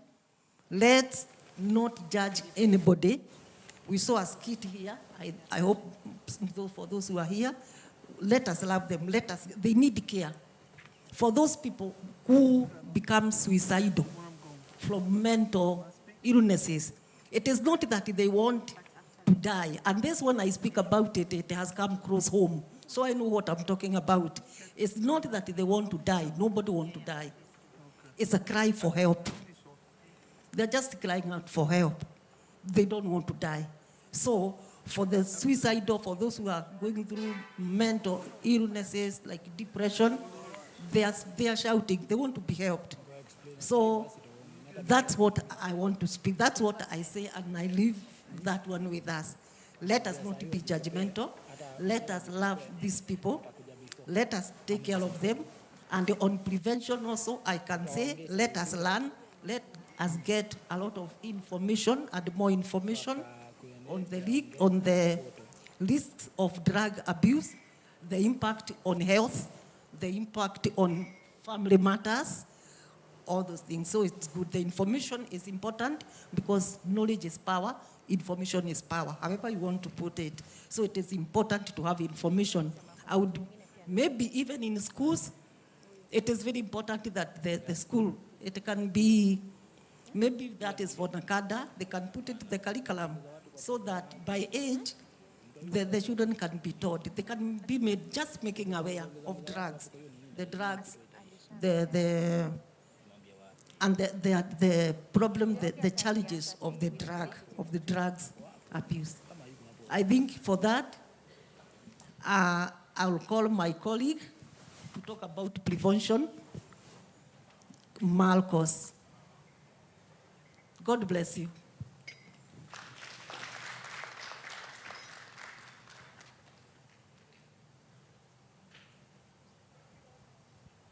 Thank you so much. Good afternoon, everybody. My name is Ferdinand Marcos Carafa. I'm a student at Kenyatta University. So being given this opportunity to talk about prevention, more so in the school fraternity, you realize that the parents send us to school and they remain back at home. But when we are at school, we understand that in campus is where freedom increases but supervision decreases. Being that there is no supervision in campus so about our lifestyle, we realize that we are missing it a lot. Because also from where I do study at Kenyatta University, you will realize that the ratio between hotels and the pubs and the bars is almost equal. Why are they equal? Because the government is gaining revenue from those pubs while we are losing a lot in future, because the university students who are there at certain duration after their course degree, they will go out to pursue their career now. But when they are there, these pubs, they are being involved in the use of drugs. And when they have been involved in the use of drugs, they are losing their future careers. And when they are losing their future careers, it also means that the government will also lose revenue in future. And when the government loses revenue in future, our economy as Kenya will continue to deteriorate. And now it is a call to action that all the partners, including the NACADA and everybody that has spoken, and also all the partners who came here, we should come up with a way on how to engage the university students, not only being there in the streets or in the villages where we are coming from, not in the slums, but also in the campuses where we are. You go to Garissa University, so in Friday they say that it is time to go to party. Yes, it is their freedom, it is their right to go and party, because no one is there to supervise them. But at the end of the 4-year course, at the end of the 6-year course, what is the result that we are expecting back at home? They are there to study, but at the end, they won't be productive. So it is a call to action, even to the government, also to the donors and different organizations, to consider us in campus, because we are the same people who will come out to come up with families and also to generate revenue in future. Because the working population, even within us here, after 90 years, mostly according to Kenyan constitution, you will retire at 60. Who will now be taking part? Who will take over from where you are, from the gap that you are leaving? So now, let every one of us take this as part of their mission and ambition, that at the end, we shall have a reproductive generation in future. Not only about the children down here, because like NACADA and also an organization where they train the children in the slums. You train them in the slums, but they go to campus. They are mostly, they don't have that exposure. They don't have those people to teach them there.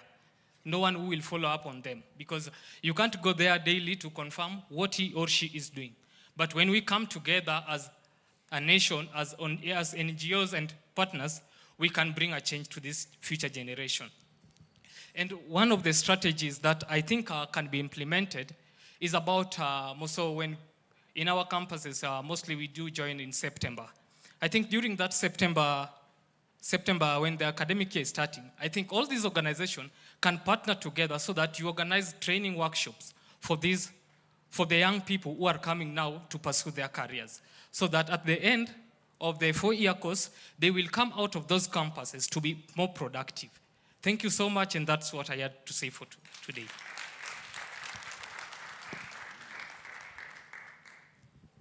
Thank you so much for that. To our presenters for the afternoon, mid-morning session. We appreciate the knowledge that you have shared with us today. And when we are looking at how the conversation has been going, the morning session we started with purpose, and it reminded us a lot of things. And then the second session was kind of scaling down into the family. So it's like most of the issues that we go through, they come from our families. And we are reminded about our childhood traumas. Some of us don't even know we have childhood traumas. But most of the time, our reactions are based on how we grew up unknowingly. And that is what is coming out from this afternoon session, that we need to take care of ourselves. We need to take care of our neighborhood. We need to take care of our children. We need to take care of our family as a unit. And then we're being reminded about the courses that we can actually work on. There are international courses from ISAP, and also we have local courses from KIBCO. So it's a whole set of growth that we are trying to see from here. And then also going down into the communities, what can you do? What can you do? The voice echoing is coming through partnerships. Let us not compete, but complement, as Dr. Pamela reiterated just before. And then she reminds us that Kenya is also a pace setter. So we are blessed, right? Let us work with what we have to get into that level where we want to head. And we're being reminded that wine is also not juice, yeah? I know some of us never raised their hands, but we are very guilty, right? Yeah, so we were being also reminded about skill training. We have to get skills to avoid that level of idleness. And the other very interesting part is the boy child. Always forgotten, but now we are reminded. So as we work in our communities, let us also remember programs that will hold our boy child. And another part that was forgotten as well that I picked up was using the influencers to pass across our messages. Most of them are in it for their own self-gain, but we can encourage them to turn it into what the community can gain from. So I want to invite Pastor Alan. He will be walking us through the Q&A session for this afternoon. And once he's done, we'd want to request a group photo before we break. So we're going to have Q&A, wisdom words from one of our own, and then we break for a photo session, and then lunch. Karibu sana. Why don't you give your neighbor a high five? If you're sitting next to a lady, mwambie uko mrembo sana. Kama ni mwanaume mwambie ni mambo ya dunia. Sindio? If he's a man, we will survive. Right? My name is Alan Asava.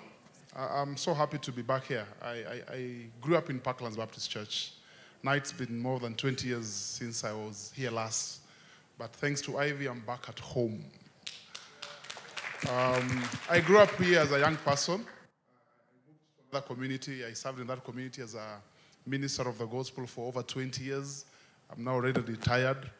I'm no longer in active pulpit ministry. I'm just in the community serving the people, right? In a different capacity. I run a program. I run an organization called Masterpiece Mentors. In Masterpiece Mentors, we focus on three things: identity issues, purpose, and relationships. To me, I believe in preventive mechanisms. It's easy to keep young men and young girls out of the streets. It is easy. It's much easier for me. I think I've kept so many out of the streets. Getting them off streets is another story. It's very hard to get young people off the streets, especially these streets that are filled with drugs and substance abuse. It's crazy. It's hard. It's tasky. It is madness. It's a combination of so many things, you know? So in Masterpiece Mentors, we focus on issues of identity, basically getting young people to know who they are I've always believed people who know who they are, there are certain places they won't go, there are certain things they won't do, right? Relationship issues, you guys will know, will agree with me, that the world of relationships has changed. The terrain has done what? The terrain has changed. It's a world of lies. It's a world of betrayal, manipulation, exploitation, suspicion, situationships. Unajua kuna watu hapo kwa relationships, they deal with the relationships like a doctor's prescription. 1x2, ama 2x1, or 1x3. Kuna mtu ni Januari na ako tayari kwa yangapi? Kwa ya tatu, because it's become so difficult to navigate the world of relationships. We help young people navigate that world. So it becomes easy to get into a relationship and navigate through it without heartbreaks. I want us to have a very brief one. I have a question at least to all of our panelists. Do you guys agree that this is such a rich panel, right? Let's celebrate them. Such wisdom, right? Such inspiration, such knowledge and information. Tell your neighbor, when I grow up, I want to be on this side of the tent. So you prophesy to your neighbor, when I grow up, I want to be on this side, where the wealthy and the wise are seated.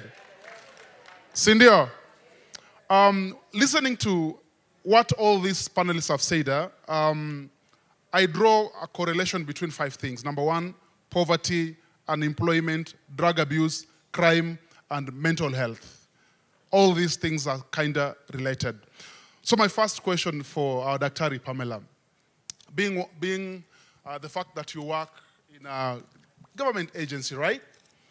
The question is, how different would the government empower young people out of unemployment and substance abuse? Because we see situations, we see situations where the government, for example, like one of my brothers said here, is giving handouts to young people who are in drug abuse, who are dealing with mental issues. Ni kama kutupa pesa ndani ya nini? Ni kama kutuma pesa ndani ya shimo. Wanasema, we grew up tukiambiwa, ati usifanye nini? Usipe mtu samaki, umpe nini? Mfundishe kufanya nini? Mfundishe kuvuna. Lakini serikali ni kama inakupea vitu za kuenda kuvuna samaki, lakini haijakufundisha kufanya nini? Kuvuna. So what happens? This young man goes and sells these things because he does not even know how to fish in the first place. So if you give somebody who does not know how to fish equipment to go fish, what do? They go sell the equipment, use the monies to do what? To do drugs. So how different can the government, or what different approach can the government use to empower young people out of unemployment, because unemployment and drugs are correlated, but most importantly, out of drug issues, please. Glad to see a pastor who is looking the way you are looking. You have young people on your side. Yes. Okay, now, first of all, who is government? Government is an institution, isn't it? Government is not an individual. The role of government is creating systems that are working. And systems that are working are policy-based. And I said, if the policy for education is implemented as it ought to be implemented, it will give the knowledge that is needed to empower our people not to initiate substances. If the workplace policies are implemented as they ought to be implemented, then it will make families more stable so that they become a safe space for helping our children. Whatever they are learning at home is strengthened at the school level, and they are prepared to come out of the society as a people that are not using substances.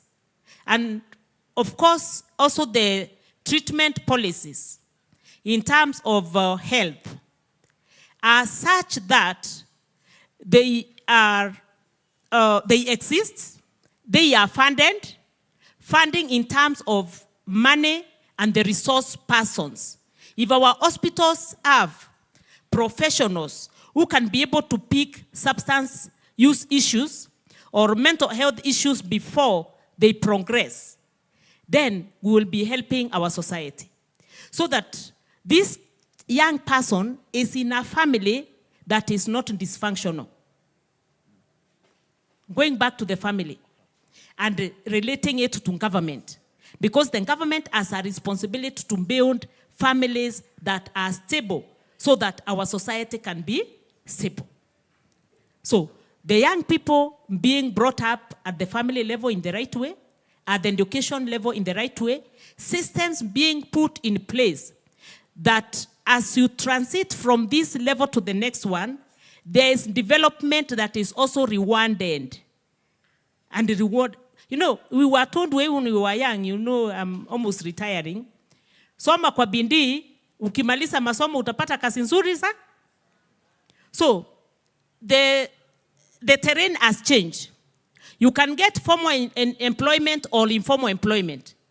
You can employ yourself even after school, isn't it? But what is the infrastructure? Who is this person who is getting out there to the market? That is the role of the government. Have this person who is getting out there, who can be employed and sustain themselves and build a country, and also have systems that are regulating the things that are fueling substance use disorders. Maybe on a follow-up, Madam Pamela, you've talked about policies and systems, right? In this case, it appears systems and policies are not working. How different would you advise the government on advisory role? Because it appears like systems and policies are not working. Because if systems and policies were working, we'd be having cases going what? Down on matters, drug and substance abuse. But it appears it does not. It's not like, how different would you advise the government? I will tell you it could be worse, better if those systems are not there. Okay. It would be worse if those systems were not there. So at times we want to beat ourselves very hard in Kenya, even when we are making a lot of efforts. We set the bar too high for ourselves. I'm not saying that we cannot improve on the systems that exist. We can. But the systems, the different thing we can ensure happens is that the resources that are needed to implement those policies for the systems to work are funded and are practicing professionally. The regulations that are put are such that if we are saying bars should be not in residential areas because they are triggering our young people to initiate, that should be followed. And the laws obeyed the way they should be. If we reduce corruption, those backdoor activities, then we will help our people. So policy is very key. Okay, the last one, last follow-up, Yes. Madam Pamela. In the United States, we see Trump killing drug barons, right? Mhm. Do you think that would be an approach? Because we know the drug, we know them, right? I know the government knows the people who supply drugs to. So, would you recommend that we go Trump way? Anyway, let's celebrate. Not really. Because why is the drug baron driving? Because there is a need. There is somebody who is placing demand on what they are providing. Isn't it? Yeah, that's right. So if we can ensure that there is no need, nobody is asking for tobacco, nobody is in need of heroin, nobody is in need of wine and spirit, then we don't have to kill barons. They will just die a natural death. Okay. The industries will just... Let's celebrate Dr. Pamela there, right? To my brother Frederick, right? You talked about patterns, right? You talked about patterns. So there are very many people who are victims of family patterns. What are those 3 things that a person should do to break free from family patterns once and for all? If family patterns are a big deal. Wow, that's a good question. Indeed, patterns need to be addressed. 3 things that one person can do in order to break through the patterns. One, our families tend to exert a lot of control over the individuals such that they are not able to breathe. But also there is something an individual is doing. You see, a family is a transactional environment. That our stresses are thrown to the family space. The family become a factory producing something else.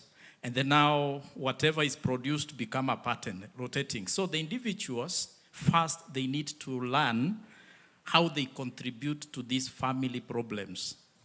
Stop blaming, number one. Instead of blaming, take responsibility for actions and decisions that we make as individuals in our families and our responses that produce various stresses and challenges. That if I am criticized, I will not throw another pattern. I will just go back and check where I can improve as an individual so that the other person can cut the loop and feel that this person has improved so that they are able to realize themselves on their way. Number two, individuals need to do what we always call individuation, to like crystallize and count yourself as an individual. In our systems, we think in a system way. Yeah? You think with others, with other people's emotions. So we need to feel free to take a personal stance and just remain connected. Feel like no, when you say no, you don't feel guilty for saying no. You are not so much influenced to do what you don't want. You just take your stance and just feel free that you took and you did your part. That is something else. And for the parents, the third, yeah, there are those who are in the parental part. You see, parents are responsible for creating a family environment where individuals grow. So parents also to be not necessarily democratic, but at least to allow family members to have their personal space, but at the same time monitoring what is happening. And also accepting any feedback that can help a family to grow. Thank you, Frederick. Let's appreciate him. Anybody here who is a victim of family patterns, by a show of hands, just feel free to lift up your hands. If you're free, say, I'm delivered. Let's celebrate Frederick again. I have two questions for Sam, right? How does a mentally ill Christian look like? Mentally ill Christian, right? Because you said something to that regard, right? Yes. So when you look at these people, can you tell us who is mentally ill here? We are born again, Holy Ghost filled, speaking in tongues. We cast out demons. How does a mentally ill Christian look like?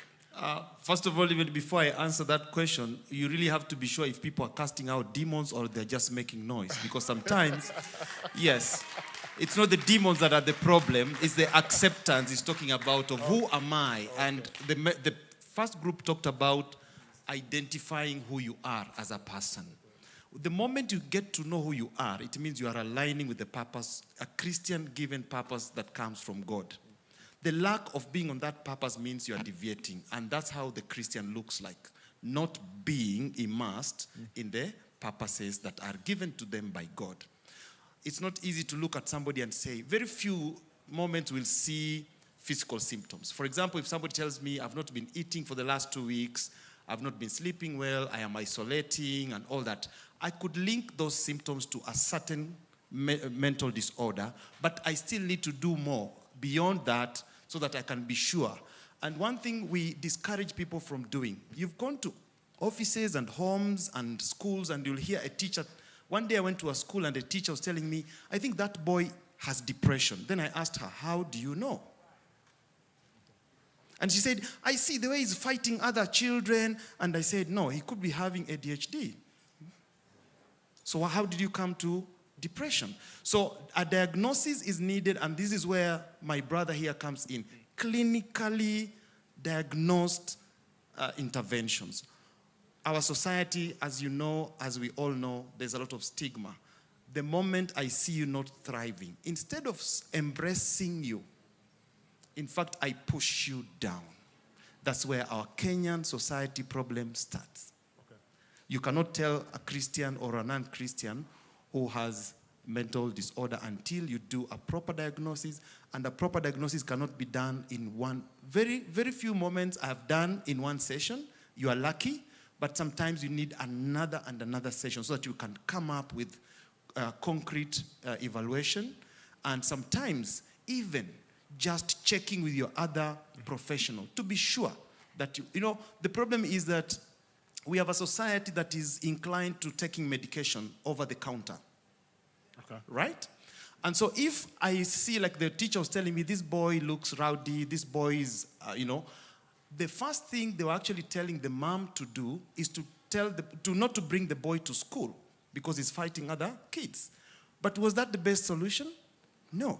Maybe the problem of this child is at home. So what they are seeing is just manifestation of what is at home. Or the problem is in the classroom.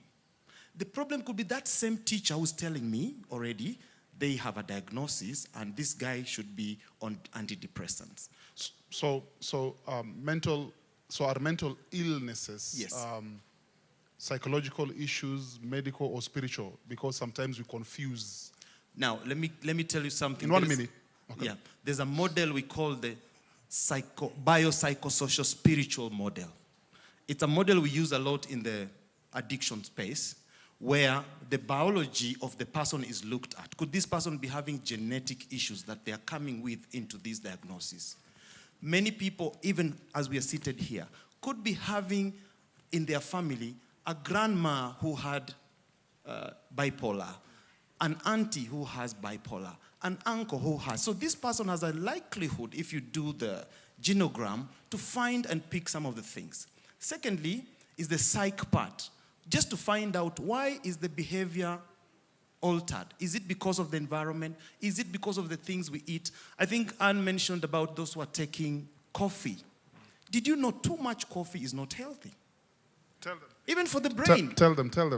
Because it causes your brain to produce excess of certain chemicals that you don't really need, and shutting down some chemicals like the ones that will help you sleep, the melatonin. It can even cause depression, because after you get the withdrawal of the coffee from your body, what happens? You start looking like you're confused and you don't like everything and you don't like everyone. Okay. The other part, so we've done the biopsychosocial. Is the social part the problem? Where? Is this person having childhood traumas? Okay. Did you grow up in a family where the only thing you knew, for you to make a change or for you to even take your clothes for washing, you have to be spanked? And the kind of spanking I'm talking about is not the disciplinary spanking, is the one that you actually harm the person you're spanking, like if it's a child. That's the social part. Are you from a dysfunctional family, as you said? And some people have gone to the extent of thinking a dysfunctional family is only maybe a divorced family. No.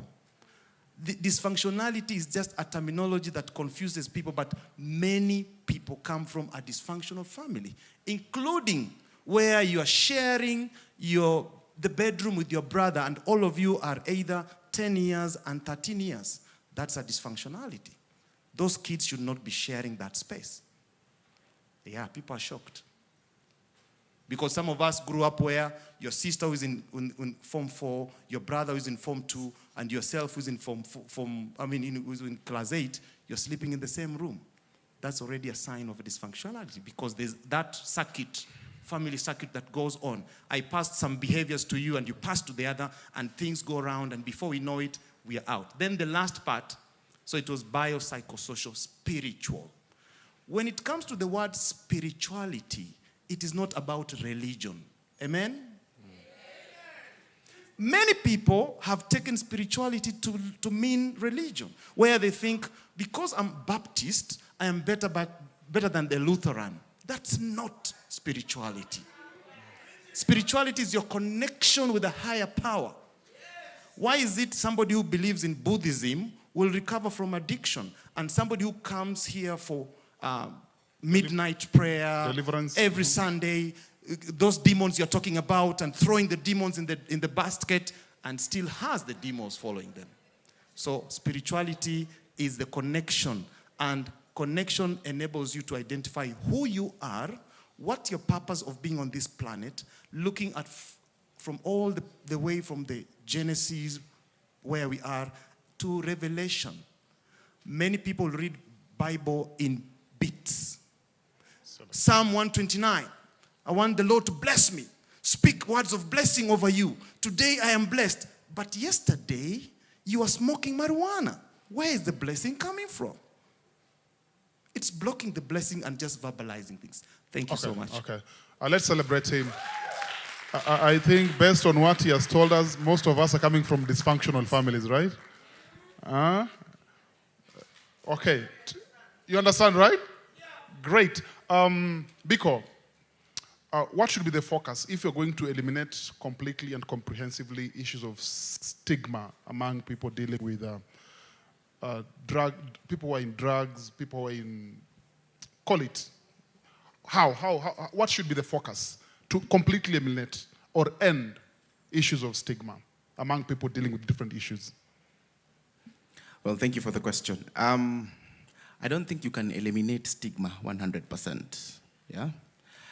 But you can reduce it to a certain level. And how do we do that? Number one, perhaps people with lived experiences, yeah, can come out and speak, to encourage others who have certain challenges.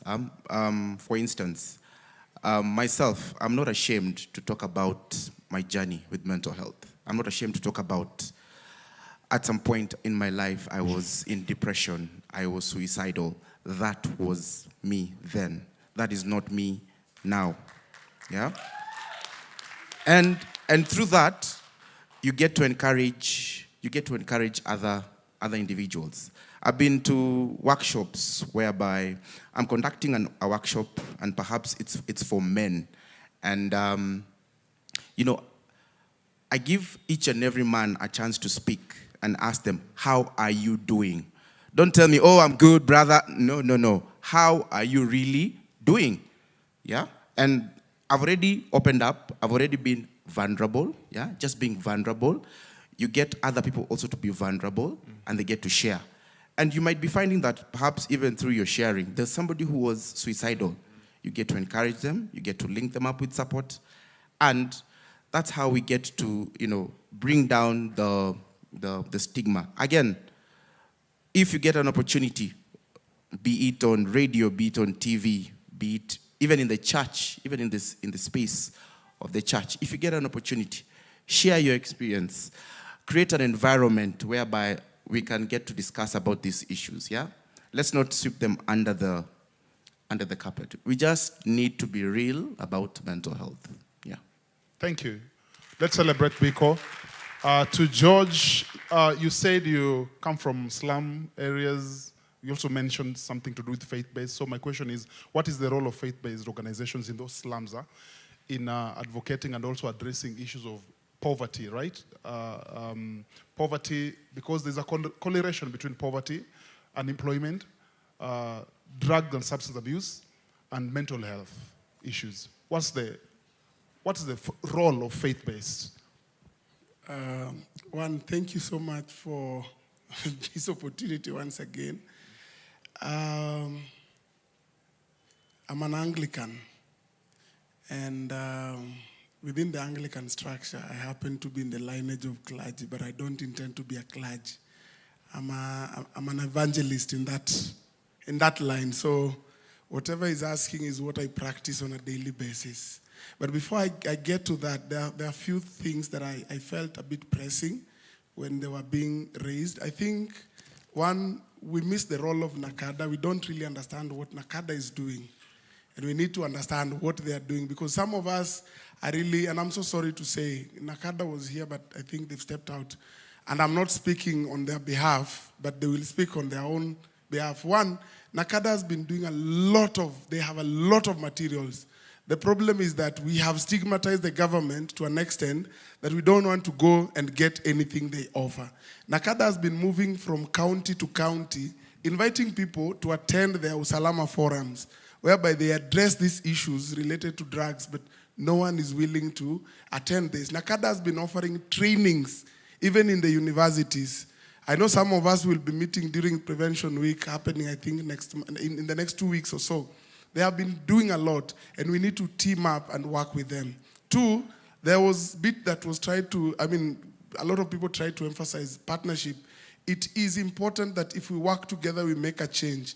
Through some of us here, I think we were able to team up, and we did the first conference in Africa called AfriAsia. I was the convener, and I'm happy to say Sonali was here. 111 Project was one of the partners, Arthur, Nkatha, ISAP, and even where Jane comes from. So partnership, we've been able to do a lot. So if we work together, we are able to do much. And as a result of that, we are also planning for East African Youth Forum on Drugs. Because if I don't share this here, you'll say I'm win with information. There is something happening in June, and we are trying to bring all the young people from East Africa together to talk about this menace. Now back to your question. What are we doing in the slum setup to address issues of drugs? One, we need to understand most of the people, especially who are involving themselves in drugs, are people, and I'm so sorry to say, most of them have reached a point that they've lost hope completely. They have, it is like, wacha tu ikuwe venye itakuwa.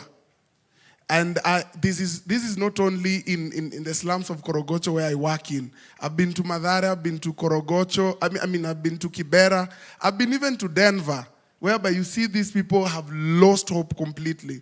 So the only thing that the church needs to do is to restore this hope to these people. And the only way to restore hope is telling them that there is hope at the cross of Christ. Because if you look at me as the source of help, I'm just a mere human being. I can't do much. But if you put your trust and hope at the cross of Christ, there is something good that will come out of it. You will be renewed. You will be able to see life differently. And if God starts working with you, there will definitely be a change. Thank you. Let's celebrate him. We're almost done. Our brother here, maybe we've said so many things. Just one thing we've not talked about that you feel we should have talked about in this conversation. One thing we've not talked about. Thank you so much for the opportunity. I just want to say one thing. The way to a man's heart is through the stomach. Yeah?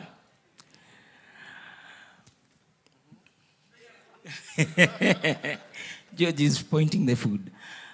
When I said that these young mothers and youth, if we can give them skills that can make them put meals on the table, then their life will change completely. Thank you.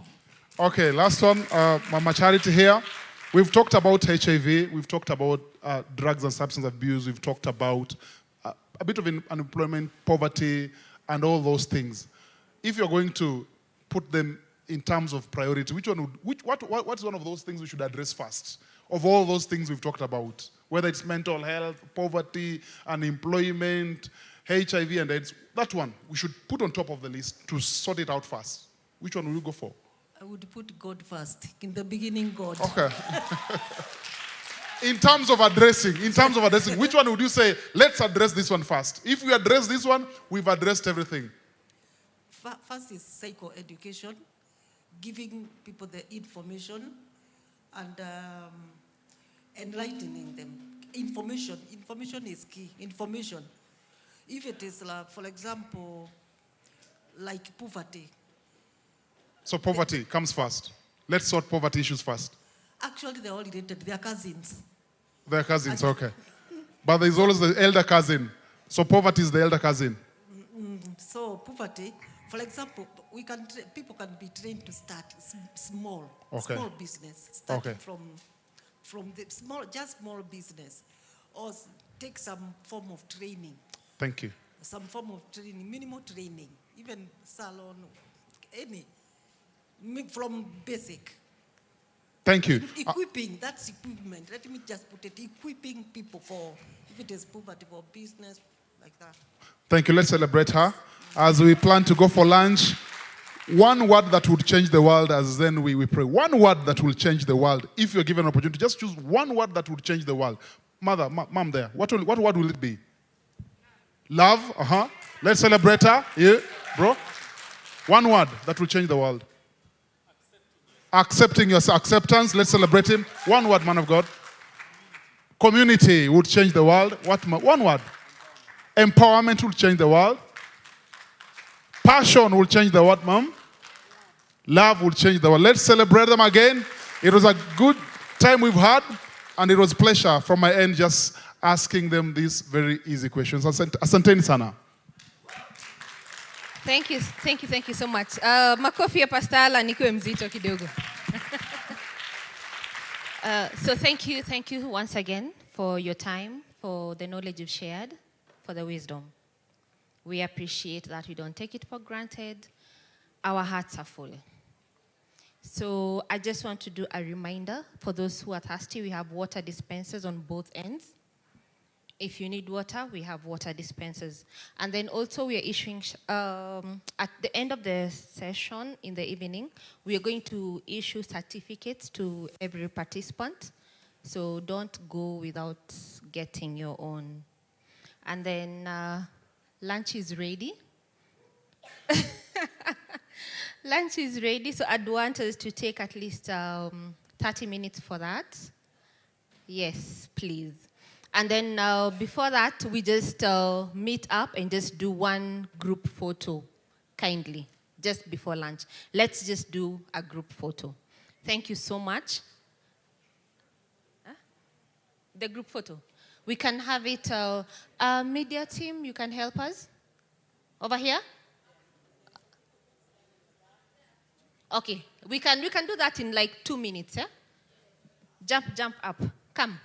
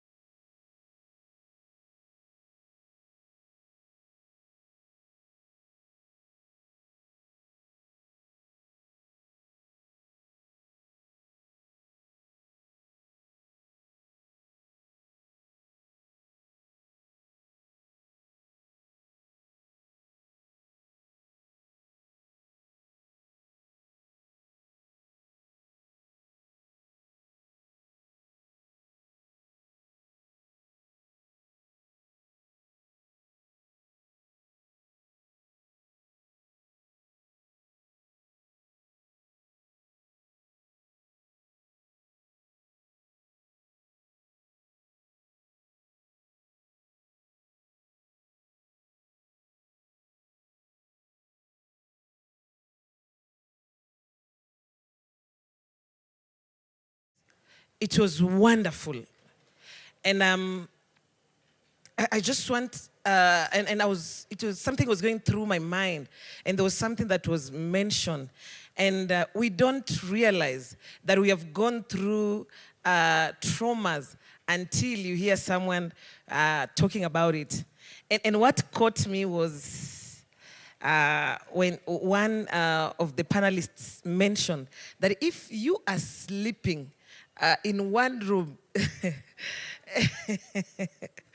with your sisters who are 10 years and above, and I remembered back then we used to sleep, all the girls, including the house help and everyone, in one room.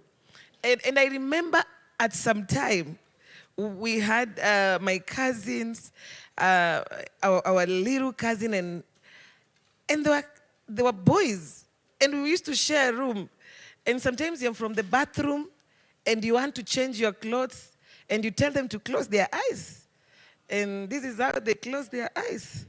So I believe some of us, for those of us who came from very humble backgrounds, that we were sharing rooms. For those who have not experienced that, I know you do not understand, but I'm speaking to those people who understand. So this afternoon, I just want us to talk something small about Kenya Red Cross. I know most people here, and maybe just before I continue, by show of hands, how many people know about Red Cross or have heard about Red Cross? Thank you, a good number. And maybe just from a point of feedback, what do you understand anytime you hear Red Cross? Help, first aid, disaster, ambulance. And I went somewhere and someone just told me that when they see Red Cross, they see blood. And others see hope. So everything that you have mentioned is true. Because of time, I've been given a limited time. I think I've been given 2 minutes or 3 minutes, and I think I've already finished. So let me add myself another 2 minutes because you're still eating. In Red Cross, most people really don't understand actually what we do.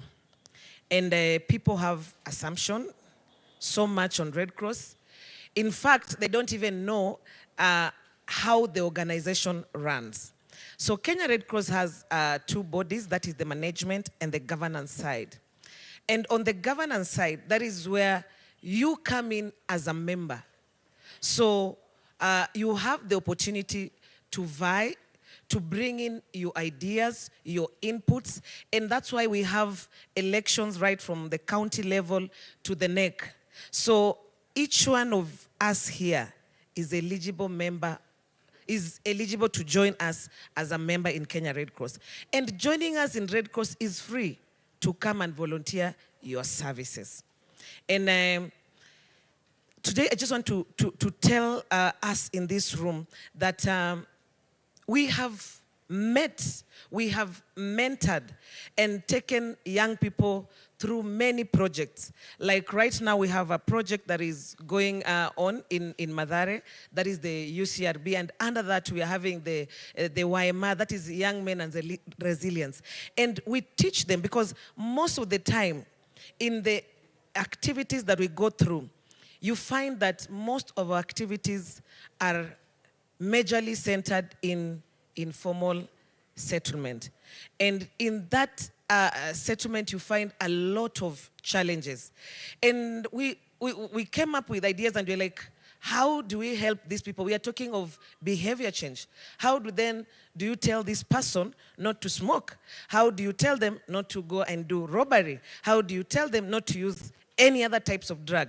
So under this project, we are doing several activities. First, we're empowering them in business, innovation, there's ones that they can do. We are looking at if you have a talent, we have a youth hub at the Karen Langata office. So we have those people who want to do music. So we have a youth hub, and at the moment we are doing a podcast, and also we are doing recording for them. So we look at different talents. We have the football team that we formed, and they are going out, they are doing friendlies, and we are organizing even leagues for them outside.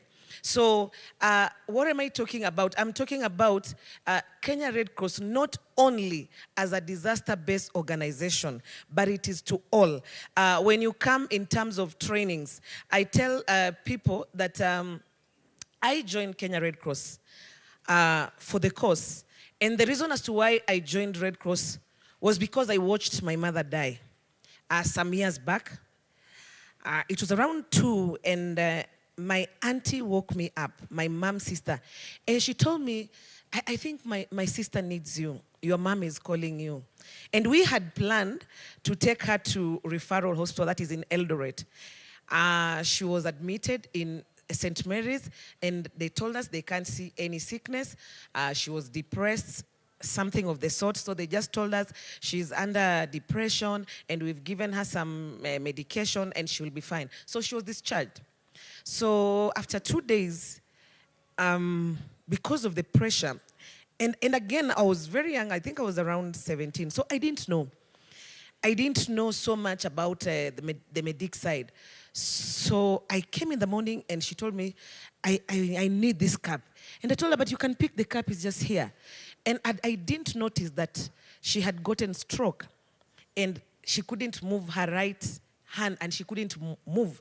So I was like, this woman wants me to just be around her, and she doesn't want me to leave. So I was like, hey, ma'am, where jaribu vile utachukua hiyo kikombe. And nobody saw that. No one in that house knew that that was stroke. So on that same day, I was like, I'm just trying, and she wants to go to the toilet, and I'm like, Mommy, I know you want us to be here, but you can do this. Because now, our own thoughts about stroke is you believe that when stroke hits someone, all of a sudden atakuwa maybe black and everything will change and they'll fall. So me, I was saying, I'm not seeing anything. But already she had gotten that and she was suffering and we didn't know.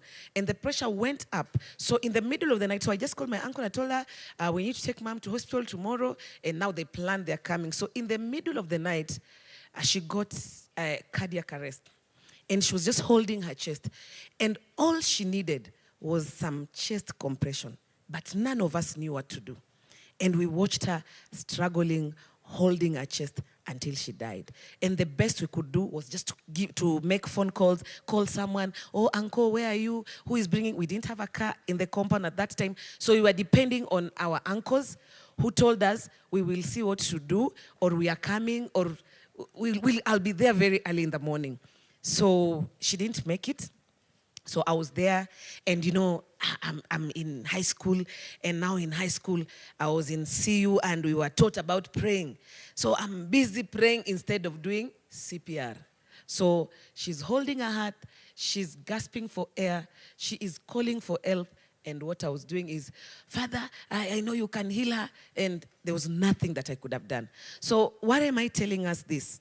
I told myself that I'm gonna be a champion of first aid, and that's what I am today. I want us to know in this room that first aid is not for medics. First aid is not for doctors or nurses or first aiders. First aid is for each one of us in this room. And that's why right now we are giving first aid to junior first aid for free. Actually, the whole nation, we were doing it at a fee. But this year, we are doing it for free. But we have categories that we do for the corporates. We are doing first aid in churches. If I would love Baptists to call me, companies, institution, kindly call us to train you. And I think we will do much if we sensitize.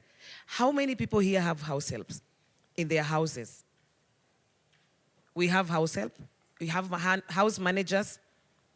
Anyone? It's only how was a house help in the house? Only one person? Are you sure she's the only one who has? I have a house manager or a house, I don't know, you call them, maybe you call them maids or house girls. Do we have them? How many of them know what to do in case of an emergency? We are leaving our children with them, under 5, even above 5. How many of you have even talked to them? Even as simple, I found my house girl. My son was nose bleeding, and house girl amemwambia alale kwa kitanda aangalie juu. Because that is the first aid she knows. And we are employing people, we are not sensitizing them, because even as ourselves, we do not know what to do. We have partners. For those of us who have partners, if your partner goes into cardiac arrest, in the middle of that operation, what do you do? Do you push them aside? No. So what am I saying? That first aid is important.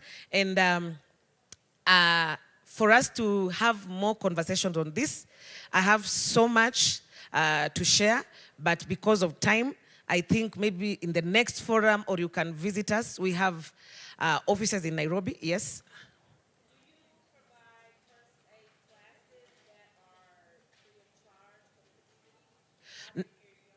Yeah, for the community, we have trained, like you see in most informal settlements, as you can see, we noticed we have a lot of fires, and they didn't know on what to do. So by the time they are calling us, you find someone has already burned and they don't know what to do. So we have identified a groups in various informal settlements, and through the help of the donors, we've been enabled to train people so that they can be trainer of trainers. So we have done the TOTs for a good number. Of course, it's not the entire community, but we are looking at people who can give up the information. So we have trained them on occupational first aid and basic. We have trained them also on occupational tactical fire. We have trained them. But we need this information to go to more and more people. So for the communities, for those that are organized, we can customize something, a fee for them. But there are those who cannot even afford that fee. So those ones, we train them for free through our sponsors. So I'm being told time is up. So I think we will continue this conversation. You can call us or call me or visit me if you need. We have so many trainings, by the way, at Kenya Red Cross, including disaster management. We do EMTs. We have so many. If you go to our website, you can see. But if you need just to follow up and maybe ask specific questions, or if you have something at interest, you can dial my number, that is 0725, for those who are writing, 423-972. And kama si emergency, please don't call in the middle of the night. Thank you. 0725 423 972. Thank you so much. Thank you so much for that. That is Red Cross. At least we've heard what they have. And I want to take this opportunity to invite Mr. Jason Gardner.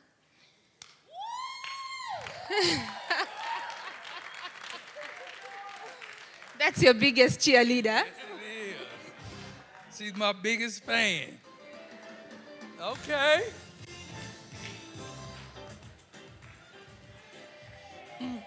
Hey. Hey.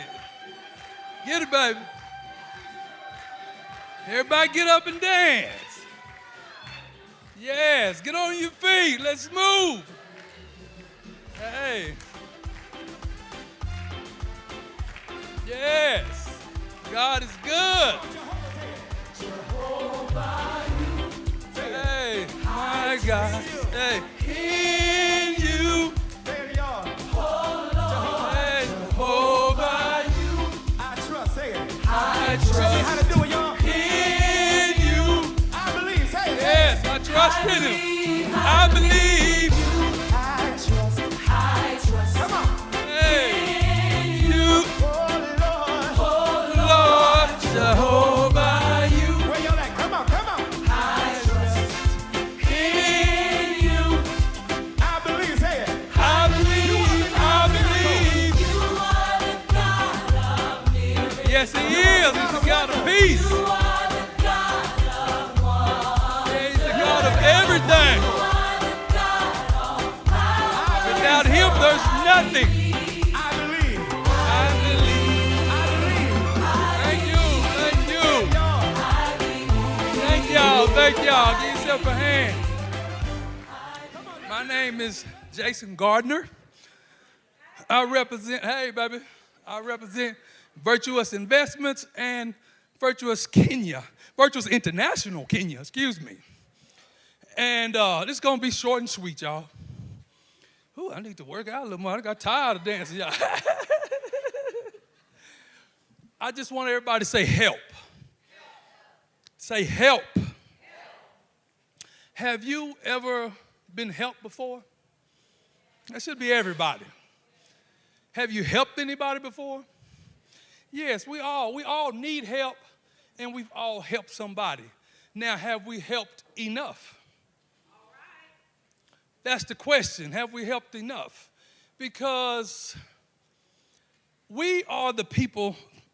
I'm thankful, let me say this first. I'm thankful for the people with the degrees, the counselors, psychologists. I'm thankful for those people.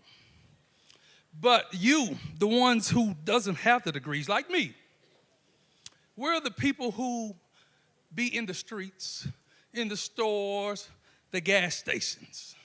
So when you go out about your day, what do? Do you help anybody, or do you just walk by them? Just a simple smile could make somebody's day. A simple hello can make somebody's day. Or just talking to a person, just having a conversation. I'm talking about somebody you don't know. It's easy to do. And if we're going to change this world, you have to do your part. And your part is help. Smile at that person when you walk by them. Say hello, that person you see at the grocery store. Be kind. Be nice.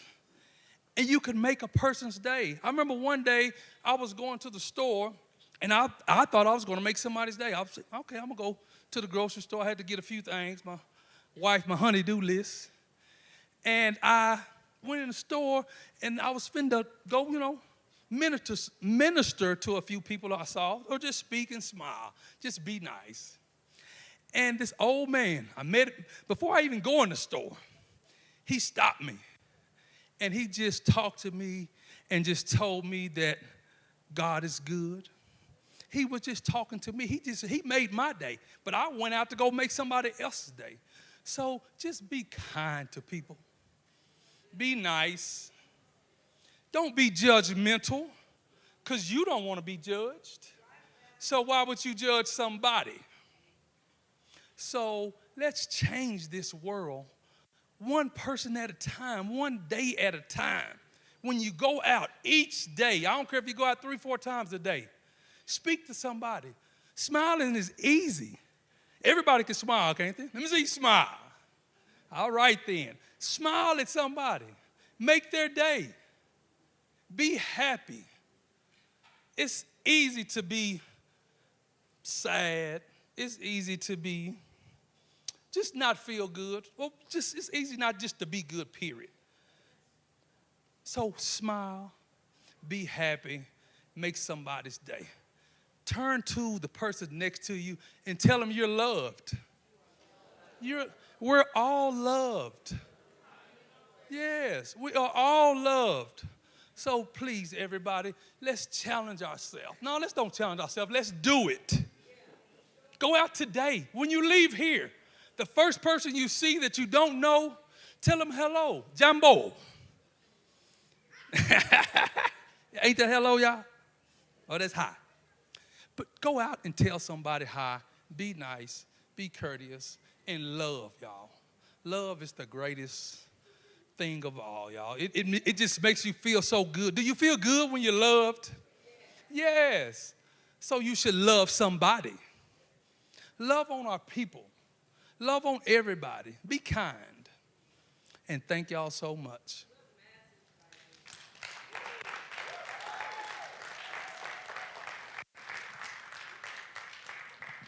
Thank you so much.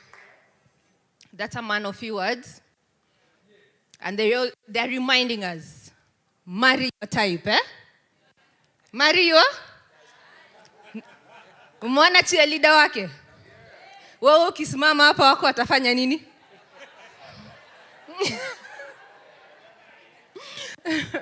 So I'd want to invite the next speaker. That is Mr. James Situma from Kefwa. And he's a coaching for health, using sports to promote wellness and prevent drug use among children. So we'll hear what he has for us this afternoon.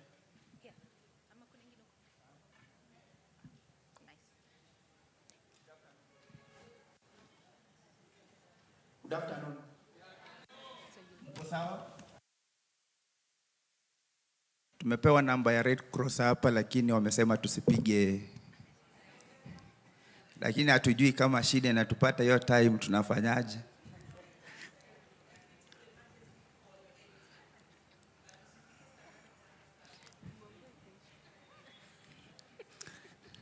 Emergency ni gani? So, my name is Situma James. I'm the president Kenya Footballers Welfare Association. I'm also a director at Inspire Soccer Academy. I'm also a CAFC certified coach. I'm also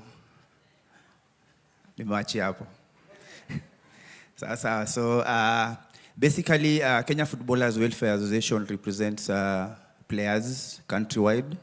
That is top 2 tiers, Kenyan Premier League, KPL teams, NSL teams, women Premier League teams, also women NSL teams. And by virtue, also the lower leagues, pia tuna represent players going down to the regional level, county level, sub-county level, tunaenda mpaka kwa shule. Personally, nimecheza ball for 17 good years. Some 8 years for the national team, Harambee Stars. At one particular time, captained the national team. Played for FC Leopards, Tusk FC, Mathare United, Kakamega Homeboys, City Stars, by then Wild Hope FC. Na tumezaliwa ushago huko. Na to be honest, ball imechange life yangu. So ukiangalia currently sahi, by the way, with the digital world, we have so many things happening. We have too much or so much information. Of course, for the kids, for the players, at times tunaitumia vizuri, at times hatuitumii vizuri. Na I'm really, really humble. Last year, I remember there was a time nilikuwa nimesimama hapa when we had a 111 project on board. And we're really happy for the impact they are doing in our community, changing lives and making sure that at least they guide the young upcoming players from the effects of course, drugs, alcohol. Because kitu inafanyika ni when we are stars, hatuwezi ambiwa, unapata kuna so many career in football zenye zimeenda down the drain through alcohol, zingine zimeenda of course through drugs. Na hizi vitu watoto wako exposed sana kwa hizi vitu. Na the one challenge I had when wakati nilikame up na Inspire Soccer Academy, that was 2019. 90% of the kids wanatoka slum area, naweza sema ghetto pale Kidhurai, tuka Long Thika Road hapo Kahawa Sukari.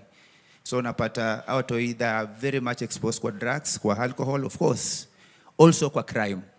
Sindio? Unapata wako very talented, but hizo ndio issues ziko. When I started the academy, my main aim, bila kudanganya, 1, to make money. Then second, ilikuwa inakuja ni to develop the talents. But now ikakuwa the opposite. Kwa sababu, hawa ni watu ambao wametoka area, unapata. In fact, mtu anakuja na kuambia, sijakula, sijakunywa breakfast, sijafanya anything. So, ni vigumu sana mzazi wake kufanya nini? Kufanya vitu kama kulipa na kila kitu. So tuka change the approach. Tukaangalia, by the way, what's the need of these kids? To make sure pia wanaweza fika top. Mimi generally nimezaliwa I don't know, sorry nikitaja kwa nimelelewa na SDA. Na kama kuna mtu SDA kwa hii room, mnaelewa vile SDA wanakuwa. Si ndio? Unawajua na nini? Usio strictness, si ndio? So ikifika Friday inakuwa ni saa 10. Hata uwezi osha nguo yako. Lazima ungoje mpaka Sunday. So ilifika mahali pia naweza sema kwamba even primary school I never played football, and luckily when I joined high school nilienda boarding school, so they had little control over me. So nikiwa huko uzuri nimejoin shule nacheza ball nikaanza kujibamba huko. Na by then more so my mom never believed in sports. Alikuwa anajua wewe soma, wende university upate job. But father naye alikuwa na support, lakini unajua pia mnaelewa vile maadhi ukua. Akitoa sauti kwa hiyo nyumba mtu yeye aende shule, ataenda shule, atacheza ball. So kukakuwa na kwa mvutano kidogo. But at high school, in high school I managed to play, nikapata all the time kucheza na nikakuwa pia scouted kuchezea Premier League clubs. That's why nilijipata niko mahali niko. So I think kitu tunafaa kufanya in the community, and I'm really happy about the 111 project, deliberately talking about the effects of drugs. Hizo ndio vitu zimedrug sana in our career. Kuna players wenye mimi mwenyewe personally I know them, walikuwa wazuri hata kunishinda but hawakufika mbali. Unaona? Through ya nini? Through sports. Na why sports? Ukiangalia sports, I love football kwa sababu as a sport, ndaongea specific on football. Ukiangalia even in those countries zenye kuna political instabilities, watu wametumia sports, si ndio? Kwa hii room vile tuko, najua watu huongea juu ya siasa. Ukiangalia saa hii kuna tournament inataka kuwekwa countrywide, si ndio? In counties ni football tournament. Na ukiangalia vizuri inawekwa pale juu ya nini? Political aspect, si ndio? So ukiangalia sports in general, it's a unifying factor kuona kwamba watu wana come together. Na ukiangalia pia as where we are as Inspire, naongea kama sasa Inspire Soccer Academy, tuliitumia sana kuona kwamba tumetoa watu kwa crime. Tukaanza programs za football against crime. Kwa sababu mtu yuki mwambie kuja kaa hapo chini umuongelesha about crime hata kuja. So what you do, we organize tournaments, they come. Before wacheze, we talk to them about the effect of the crime. Pia, of course, fortunately we have also, or unfortunately, kuna players wenye wamekuwa involved in crime. Wenye saizi wako still in prisons. Kuna wale wametoka, na wale wametoka si watumia kama ambassadors. We call them in those forums, they come and speak to the kids. Wanawaambia first hand information, the experience, na kila kitu na nini ilifanya wakafika kwa prisons. So we use football as a tool to fight the crime in the community, to fight alcoholism in the community. Also, the products tuko nayo ni kwamba we try our level best to make sure that these kids have values in the community. Because mimi nimelelewa na SDA. Na pia, unfortunately, kwetu tulikuwa only 3 boys. Hakuna msichana. So, kupika tumejua kupika kama tuko almost 5-6 years. Unajua mpaka vile unaweza tengeneza chakula, si ndio? So unapata saizi the current generation, unapata hata mahali mtoto amekula sahani haizi toa, si ndio? Kwa sababu kuna house manager, kwa hiyo si jukumu lake. Then we try mahali tuko tuna make sure if hawako shule, because they are small kids, hawako shule wako home wanacheza ball, si ndio? So what we normally do tuna make sure pia they have the values in the community, they have self-driven initiative kwa hao. Si kama chakula iko hapo lazima ungoje madha kuja apike. Pika chakula, akufunze kupika, na pia kama unaweza osha vyombo, uweze kuosha vyombo, si ndio? So I think pia tunatumia football kwamba tunatengeneza vijana wa kuwa na life skills. Life skills does basic yenye tunaweza saidia mto yako nayo, si ndio? So ukiangalia sasa hii football in our country, from the CHAN tournament, pesa zimekuwa, si ndio? So we need also to make sure they are financial literate. Kwa sababu ukiangalia kama last, they had only 5 games na wakatengeneza 5.5 million shillings Kenyan money, si ndio?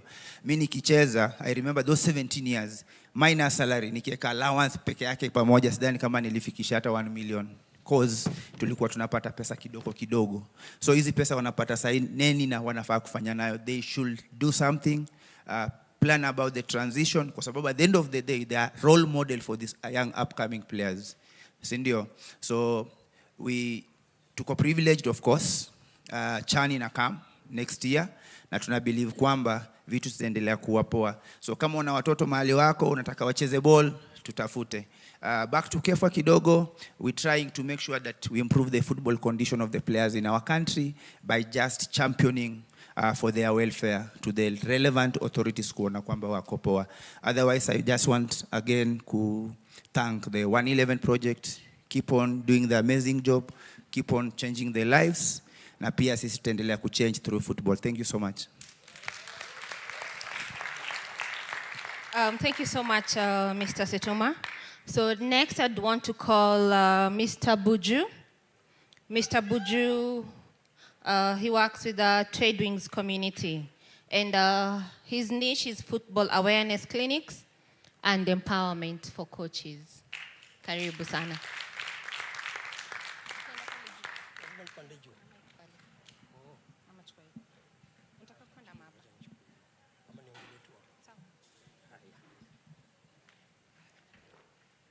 I think I'm tall enough to stand down here. Good afternoon. First of all is I don't fear to die, because what I normally ask myself, when I die, what will I leave behind? The impact. That impact is what I want to leave behind. So I believe each and everyone here is doing something to the community. My name is Charles Buju. Buju is my nickname. I got it when I was playing for Mathare United because of the voice. Yeah. So Buju, I've played football, professional football for Mathare. I played for Gor Mahia.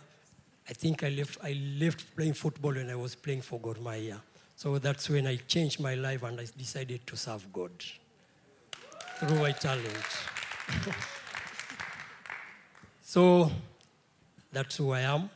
I will just need to welcome you to Parklands Baptist Church. This is my church. This is my home. This is where I serve as a sports champion. And I believe each and everyone who is here, I can see the banners there. Just make a visit one day to this church. You will find a place, because each and every banner there, in this church, we have a place where you will find yourself in. So make a visit, and you will feel at home. So mine it will be just simple, just encouragement for those maybe who are planning to do something to the community. Our vision for this church is vision. Our theme for this month is vision. So maybe I just need to tell you something, just a little bit about vision. Maybe you're thinking to do something, I think your vision is the one which will take you, it will carry you to what you're planning to do. So just think about it. Think about it. Then it will grow in your head. The more you think about it, the more it will grow in your head. And what will God do? God will make some pillars in your head. It is like, I think vision, it is like expressway. We saw how the expressway was being made. They start putting the pillars. The pillars. So those pillars are the one which God will build them into your mind when you are thinking about your vision. So what will God do? God will connect you with people who will make your vision be successful. Those people are the pillars that God will be connecting you with. So God will give you people. In fact, you won't even realize if they are the pillars for what you are planning to do. Now, when you want to lay now the bridge, the road now, that's when you will realize those are the pillars that God was giving me. So we'll find, maybe I met Stuma. When I want to lay the bridge now for the road, I will find Stuma is one of the pillars. and God will guide you as long as you think about your vision. Me, I think about my vision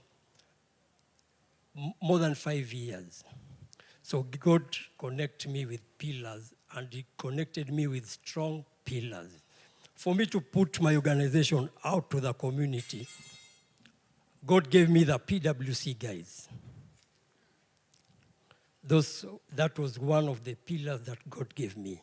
So they were the one who now gave me the ideas of what to do out there in the community.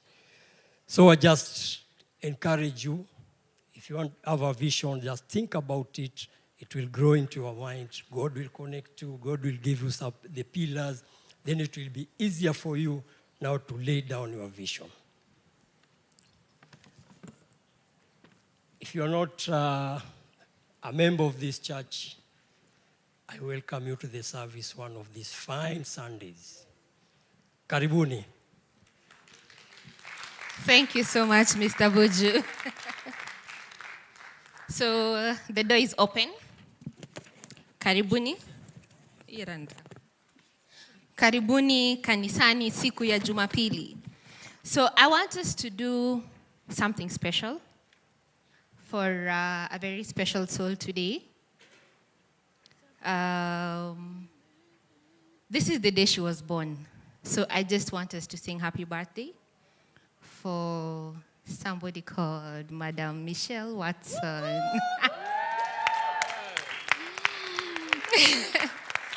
Nani ako na sauti nyororo atuanzishie?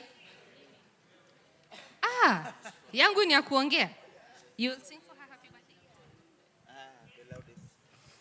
The loudest.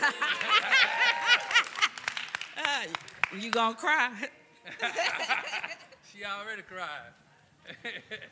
Happy birthday to you. Happy birthday to you. Happy birthday, dear my sister friend Michelle. Happy birthday to you.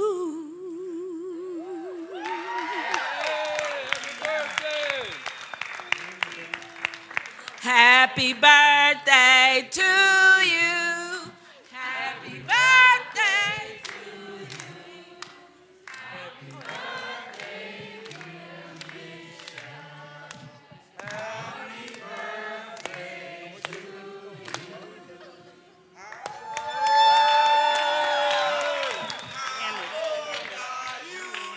None of your business.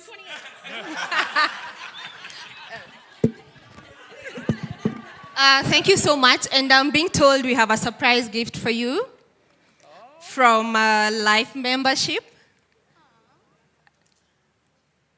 Come forward. Oh, that was so thoughtful.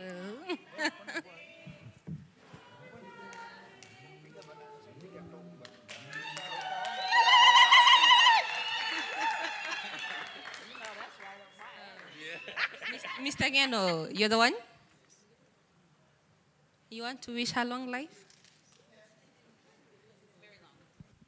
Yeah, I'm Ngeno Gilbert. We came all the way from Kericho. I work in Kapsagut Boys High School as a chaplain, and I also teach in Ketarwet Mixed Day. And I'm the head of Life Changing Mentorship. We do mentorship in Kericho County, Bomet, Nakuru, and very many other places. And we came today courtesy of Michelle. She has been following our programs in our school, and we saw it is very important to come as life-changing mentorship so that we team up together. We have done a lot in Kericho, especially the boy child. And last year, we went to almost 88 schools, and we have done a lot. Even the issues of student unrest, all the schools that we have visited, they have never witnessed any student unrest. And it is through the grace of God. So we have a gift here from Life-Changing Mentorship, and we want to give her to receive in Jesus' name plus blessing And we are living a scripture in Psalms 20, verses 4. May God give you the desire of your heart and make your plans succeed. God bless you all. Thank you. Thank you. Thank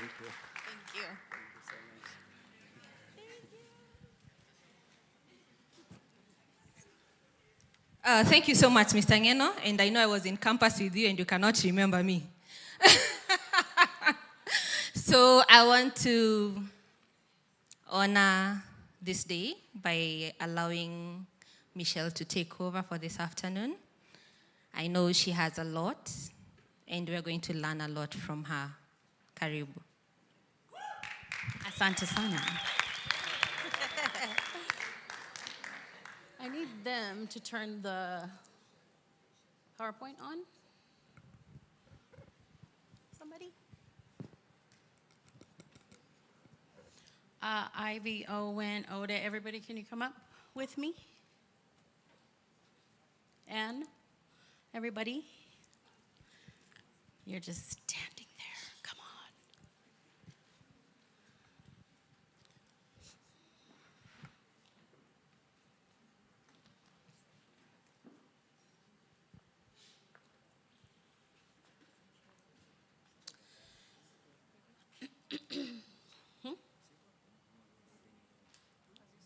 We can, yeah, I mean, I'm gonna stand here because I can see easier here.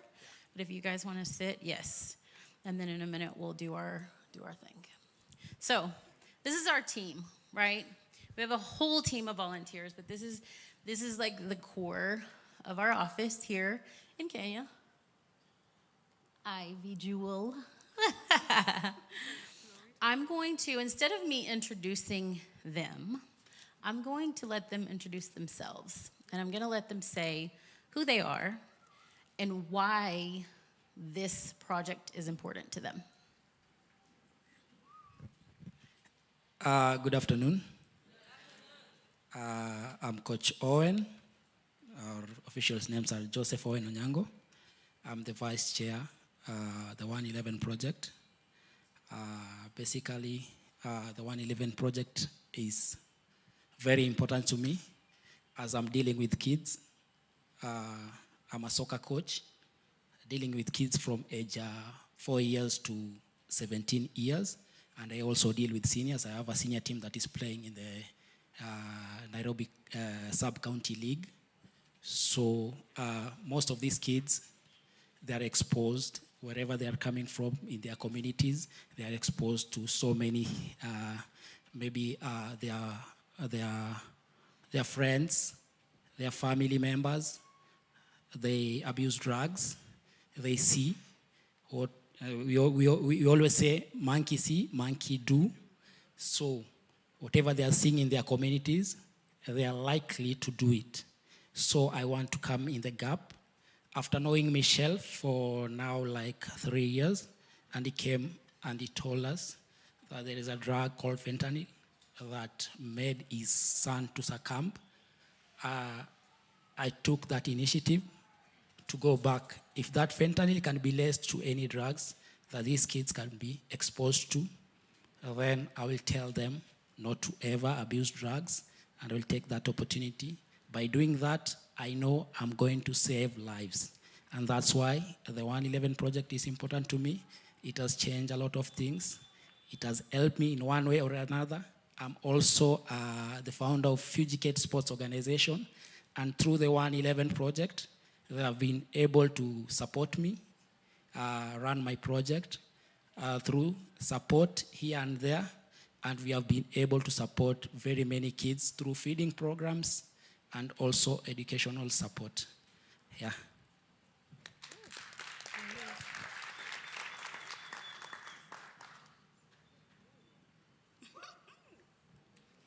Hi, everyone. My name is Ivy Acherwa. I am the treasurer for 111 Projects. Oh, my God. You guys are too many. Let me look. So, my story with Michelle.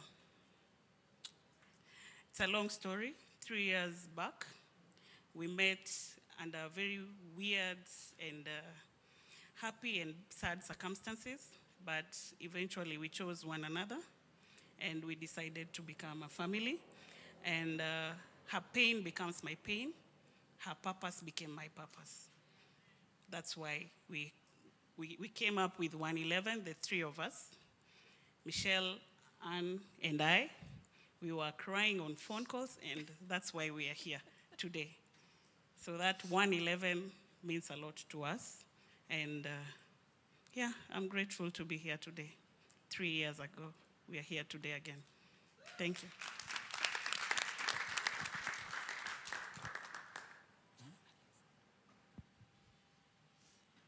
Hello, guys. My name is Ezekiel Odera Omulo, and I'm secretary of the 111 project. And first, before I continue, I would like to recognize a few people who have helped me before even joining 111. Mr. Karisa, can you just wave to the crowd? Yeah, that's my patron, Donham Seniors. I like that guy so much. He has really helped me with my mental health. Yeah. So the next person I would like to recognize is my sister, Violet Omulo. Yeah, that girl, we have fought a lot in the house. Being the last to get off the stage of her parents' house, we've really fought a lot. I've slapped her many times, and I love you so much, my sister. Huh? So I've played for, as a footballer, retired footballer. I've played for national team. I've played with the biggest teams in this country. I've been in the biggest stages of this country, and my peers can attest to that. Situma, you can attest to that. And before that, I was a very heavy drinker, and I used to do a lot, womanize. So you know that, yeah. I was so deadly at that back in the days. So now, after that, after playing football, and then I stopped the drugs and all that. Now I'm 5-6 years, drug-free. And that's what has drove me to 111. When 111 came, I needed a platform, so that when I teach other people, they know where I'm coming from. So through 111, I've came to know a lot. I'm an ISAP member. Sami, my mentor here. Thank you, Sami. And through 111, I've done a lot in the society. I've given back a lot to the society, and I'm using my brand to take 111 where it's supposed to be. Yeah. So as for Michelle, she's been a great friend, also a mentor. So she continues blessing us by giving us the gardeners, other partners. We love them so much. And don't forget all of you volunteers who are not here. You play a big part in this organization. Give a clap to yourselves. We just had to have an office. You get it? Yeah, but we're not bigger than you guys. So, thank you. Back to the chair. Let's give a clap to our brand ambassador.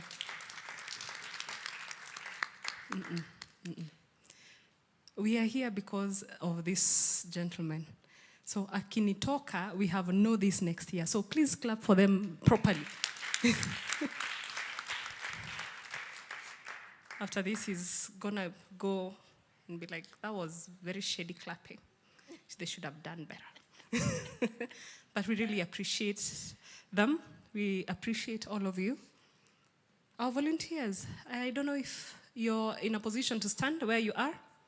If you volunteer for 111 project, the 111 project volunteers, Actually, if you're wearing our t-shirt, you can't be seated. You are officially a volunteer by force. Yes. Those are even the ladies behind there, our photographer here.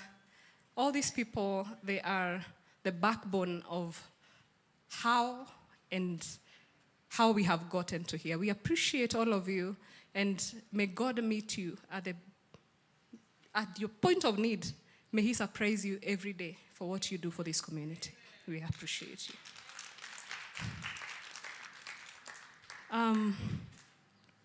Do I start? How long do I have before they melt in this heat? My name is Anne Kamau. I am a mother. I am a parent coach.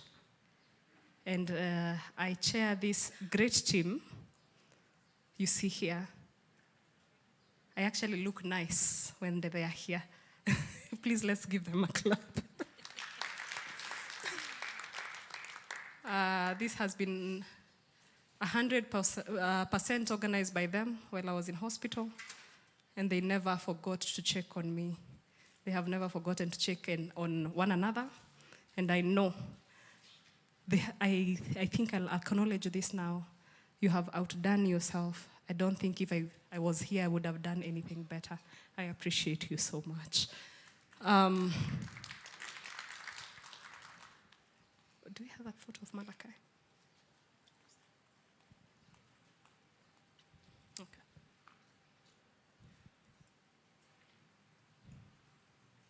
Why 111? 3 years ago,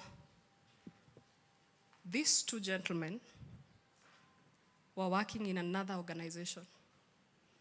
And they came on board and they were like, their boss came with this beautiful lady here. And the first day we met, we cried in somebody's office for a whole hour. And that continued for 6 months. The three of us, these gentlemen have seen it all. They have seen all tears they can see. We have cried. And sometimes they'll call and everybody's like, and they'll be like, okay, we'll talk tomorrow. Just hang up. We will have our meeting tomorrow. They have given us the support. And when I met this beautiful lady here, her story broke my heart because I am a parent. And one thing I would never want to imagine is somebody calling me, telling me my daughter is not okay, let alone not alive. I don't think I would recover.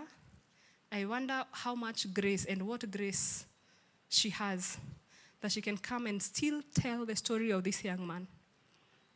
I know she has told you, she'll tell you, or you meet her, and it's pure sadness.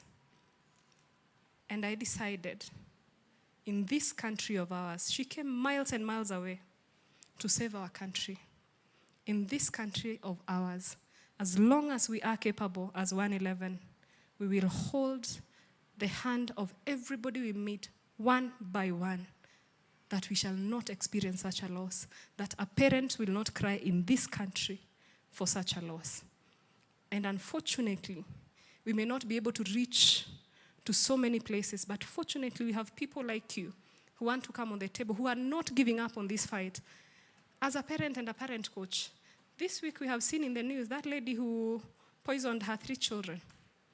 Isn't it sad that we can watch children die and we victimize that lady? She could be going through something, right? How much would have Michelle should have chosen to make that an excuse to hurt people, right?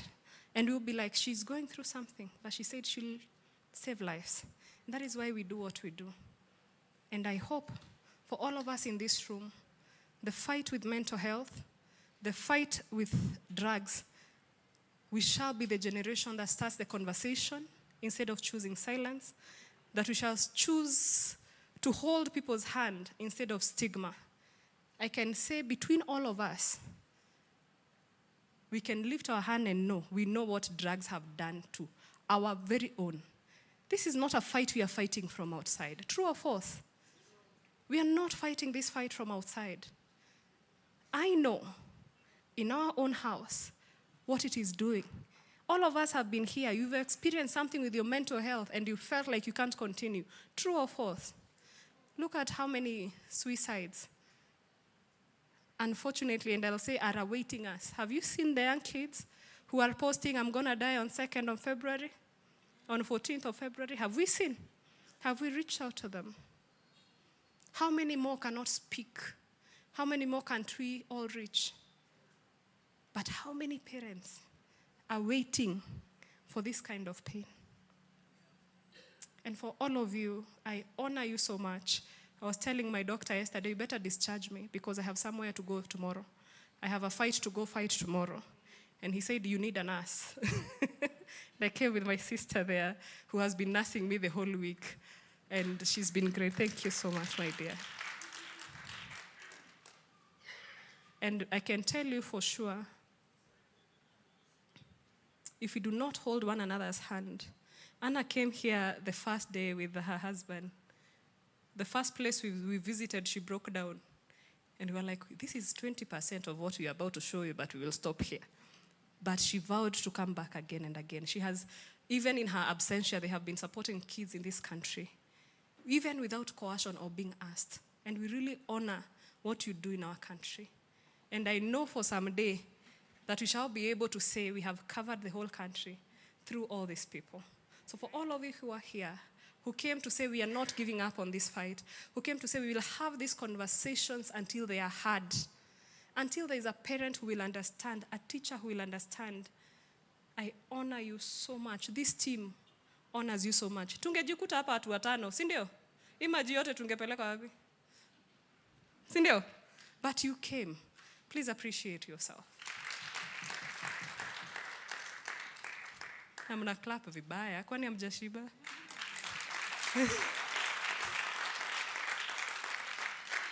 Sitasema hivyo na kizungu ndio wageni wasisikie. Hiyo ni mambo yetu ya nyumbani, si ndio? Thank you so much. And like I said, even the teachers, and I hope next time we'll be able to bring teachers on board. We saw that young boy who went with a knife to school. Did you all see that? That he was being bullied and nobody could listen. But if he had done something, would have victimized that boy. That's the same thing we were doing in our houses with our siblings, right? Unasema huo mdogo hawezi kupiga, but huo mdogo ni mkubwa kuliko mwenzake. And we are not ready for these conversations. We have a generation that is not ready for mental health conversations, right? There are people who do not understand, and I saw now Gen Zs and Gen Alpha tuliozao, they are parenting us. The other day niliambiwa mama hiyo kushout. Si tulisema tutashakuwa tunashout kwa hii nyumba. And they are calling us out. But unfortunately, there is a generation we can't call out, but we need people who understand that conversation to get to them, okay? So all in all, I pray and hope that this conversation will not end here. We shall hold one another's hand through the years coming, that the parents of these kids have allowed us to use their stories, that drugs, we will eradicate it, even if it takes many years. Sindio? That mental health will be a discussion we can discuss anywhere, and we will feel comfortable. We shall save this country as long as we hold one another's hand. We thank you, and we love you, and God bless you for being here with us. Thank you.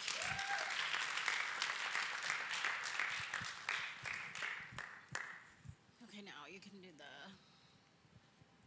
slide.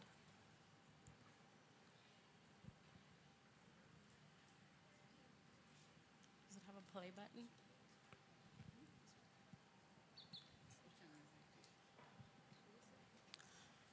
So I get that video was supposed to play, but it's fine. We're in a time crunch anyway.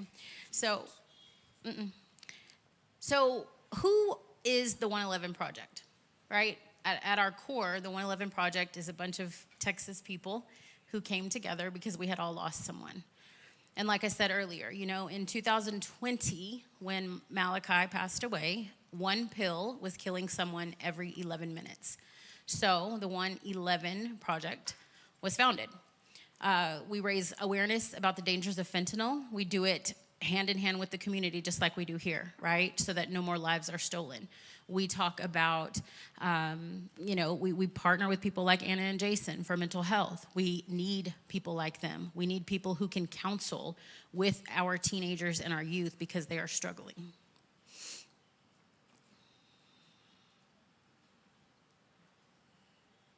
So the team, you already met them. Can go ahead.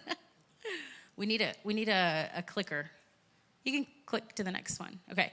This should be a video. I don't know if it's going to play. There should be a play button. No? That's fine. So what is fentanyl? Fentanyl is a synthetic opioid that comes in the form of a liquid or powder. If you see up here on top by this penny, that little bitty bit, 2 milligrams, is enough to kill 5 people. This sugar packet down here is enough to kill 500 people. So that just shows you exactly, how potent it can be.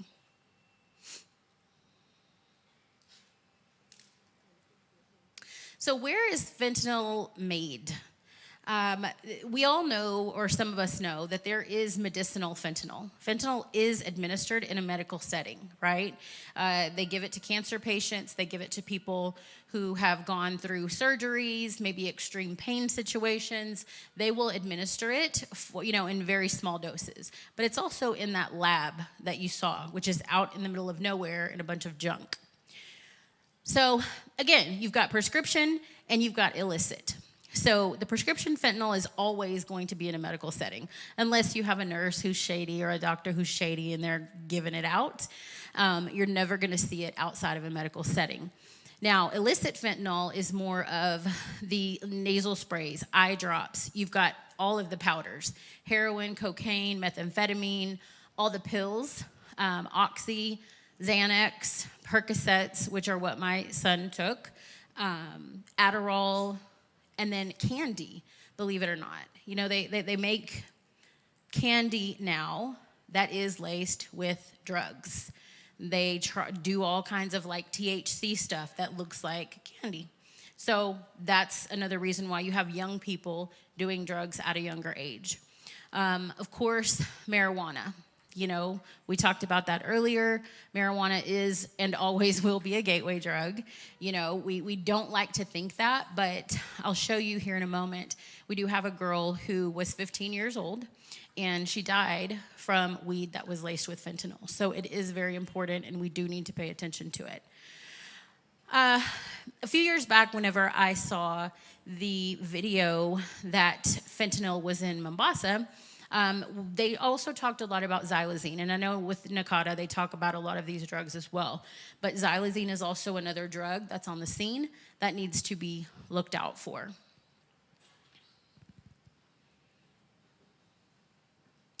So this girl here, when I spoke to her dad, I didn't know either. I was very green to the fact that, because you think, all right, fentanyl is powder. It's powder and it's liquid. How are you going to get fentanyl into weed, into marijuana? Well, what they do is they dust the marijuana with the powder so that it makes it more potent. So sometimes you may just get it and want to get like a better high, so you're going to keep going back. Or you're going to ingest an illicit amount that's fatal. And this is what happened to Mona here. Her dad... If you click on the next slide, I don't know if for some reason these videos aren't playing. There should be a play button. If you don't see the play button, I might just have to talk through it. I don't know why these videos aren't playing, but it's okay. So her dad, he and I talked, and I'm like, can you please send me a video so that we can add this into our school presentation? Because these kids need to know that it's real. She's a very real girl, 15 years old, and he is a very real dad. It's not a made-up story on the internet. It's not something that we pulled off that we just want to pop in and share. He actually messaged me before I came here, and he asked me, could I pick up a rosary for him to bring it back from Kenya to him so that he could put it in on his daughter's. He's got a table there for her with her ashes and all of her things. And so we have a relationship with one another, just like the relationship I have with most of these families here, right? They've all lost someone due to this thing. So what to look for, symptoms when you could be potentially overdosing. So you could be dizzy, experiencing drowsiness, unconscious, or can't speak. Your pupils will be very pinpoint small. Your skin could be discolored. I'll never forget, the night that my son's girlfriend's mother called to tell me that he was blue and cold and he was not breathing.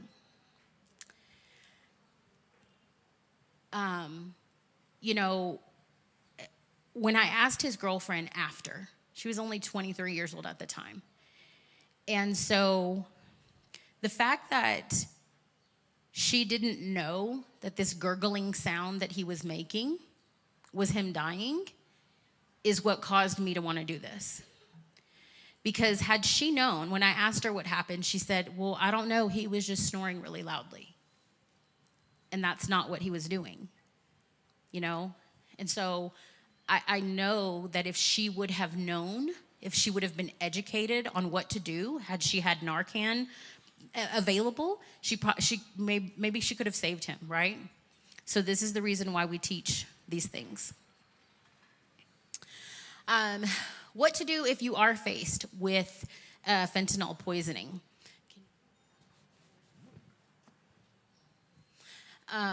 So what do you do if you are faced with a fentanyl poisoning, right? Number one, you're going to want to call 911. We're sorry for the typo. We don't know what 911 is in Kenya. We thought it was 119 or 112. I don't know if that's correct. But you're going to call the emergency line and get someone there to you. You're going to want to make sure that the person is lying down and that you've got their head kind of tilted back, right? She's going to grab the Narcan so that I can show you how to administer it. But it's very important that, we carry Narcan with us. The reason we want to do that, so many people say, I don't need to do that. Why would I need to carry that? I don't do drugs. Well, you want to do that because you could come in contact with someone whose life you could save. So it doesn't necessarily have to mean that you do any particular thing just because you're carrying something like this. You carry a fire extinguisher or you have a fire extinguisher in your home, right? There may never be a fire, but if there is a fire, you want to be able to put it out. So that's the same concept here. So what you're going to want to do is while you have that person laying down, you're going to want to just take this little nozzle here, and as they're leaned back, you want to just ingest it in their nose and push the little plunger, okay? This is only one time. This one thing should, in most cases, work. A lot of times, you may have to do it 2, 3, 4 times. We have a video of a boy who got left on his porch. His friend, he was overdosing. His friend got scared, went and dropped him off on his porch. They had to administer 4 of these to bring him back to life. The only thing that Narcan does do is restore breathing. So you still need to get to the hospital. You still need to get checked out. But this could potentially save a life. We do have a couple. I don't know how many I brought. So if you're interested in having one, we can, give them to you until they're gone. If we talked about doing it a couple of times, wait 2 to 3 minutes, and if they have not begun breathing, do it again until the paramedics arrive. So do you have the candies? Okay. So we need how many other people? 5. So we need 10 total. Yeah.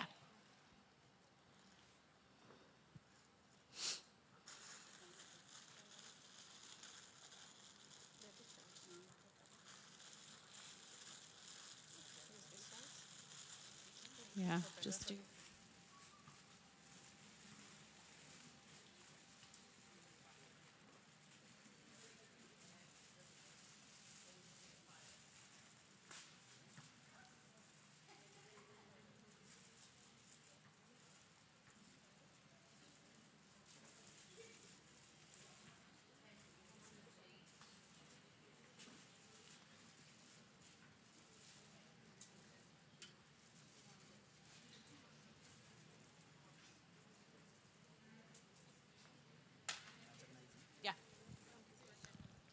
Okay, so everybody go up, please. Just 10. 1, 2, 3, 4, 5, 6, 7.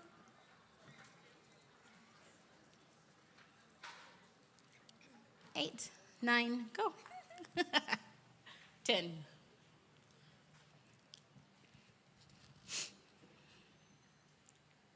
Okay, you can go to the next slide, please. Okay, so Owen, give everybody some sweets, please. All right, so I'm not sure of the statistics here, which Nakata could probably help us with that, but currently, U.S. statistics, there's fake pills everywhere. There's fake pills everywhere, right? If you can see here, the top is an oxy, it's fake. The left is authentic, the right is fake. The Xanax here in the middle, and then the Adderall in the bottom, right? You can't tell the difference. If someone were to give me 10 pills in my hand, I promise you I cannot pick out which one is real and which one's fake. So how many of you have blue candy, if you can step forward? Okay, so when we do this presentation in the schools, we do this with like Skittles, candy that's colored. But we do it to show the kids that that's exactly how fast it happens, right? Owen came, he gave them candy, they took it, they had no idea. 5 out of every 10 pills are laced with fentanyl. So these 5 people wouldn't be going home today, right? These 5 people took something that potentially took their life away. So that is how fast it happens. So thank you guys. You can eat the candy now. I promise I wouldn't hurt you. Yeah, it's safe. Okay, can you click to the next slide, please? So these are the numbers from the Drug Enforcement Administration in the US, right? Look at these numbers. Look at how many pills. This is from 2024. We haven't gotten numbers from 25 yet, so we'll update this when we get back home. But this was from 2024. Pills, powder, and deadly doses. This is a lot of lives lost, right? This is a lot of people dying on a daily basis. And because we do what we do, maybe we can save some of these people from getting these type of things, right? Next slide. So all these faces here. Normally, I would have, our moms, my Texas crew. I miss them. I can't wait until they come too on this trip. It's just a little harder for them. Most of them are married. They've got kids. They've got, all of those things going on. My kids are grown, and I can go do what I want to do. So anyway, these faces here represent someone's daughter, son, mother, sister, brother. And we do not realize that the information that we just learned could save us, right? If you knew that 5 out of 10 pills were laced with fentanyl, and you went outside today and someone said, hey, come on, let's go get high, wouldn't you maybe think twice since you've had a little bit of information? Some people don't care, let's face it, right? Some people don't care about the information. They're gonna go get high, they're gonna go do what they wanna do. But for the one person that is listening, that is why we do what we do. Because the information is the most important thing. Lived experience is the most important thing. We can't help other people if we can't talk about what happened. I can't stand up in a school and talk to a young person and them take me seriously if I'm like, yeah, well, don't do drugs. It's okay, don't do drugs. They don't have an emotional attachment, right? They're not learning as much as they could. But when you have something that you have gone through and you're teaching it to someone, then it makes a big difference, right? So these people, you can keep clicking through. These are just some of the people that we've lost. They come from everywhere. There were people in Colorado, there are people in Kentucky, there are people in Texas, there are people in New York, there are people all over. And all of these people who, these are just the few that are in our Midland, Odessa, Texas area where I'm from. But this is why we do what we do. Because this face on this poster could be your child. It could be your loved one.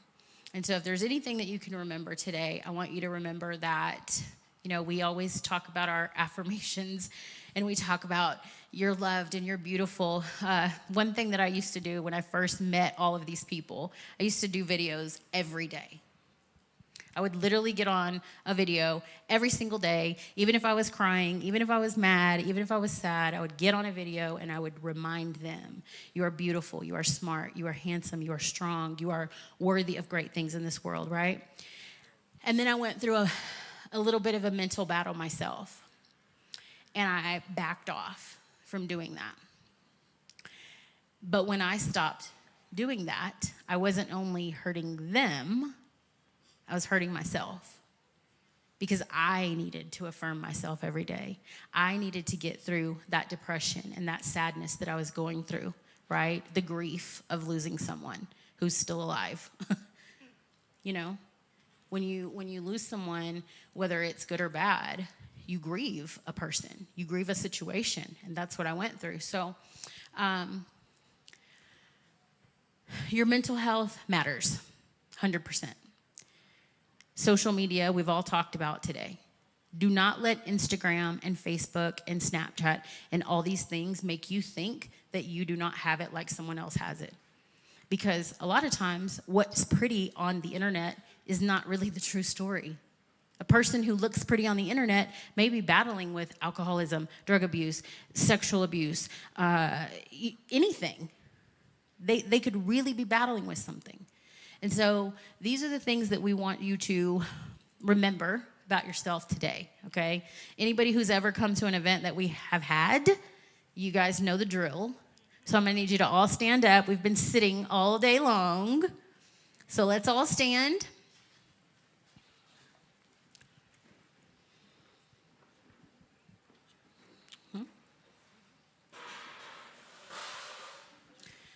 And Jackie, where is our hype queen? I'm gonna need you to come over here, please, ma'am. Jackie, the hype girl.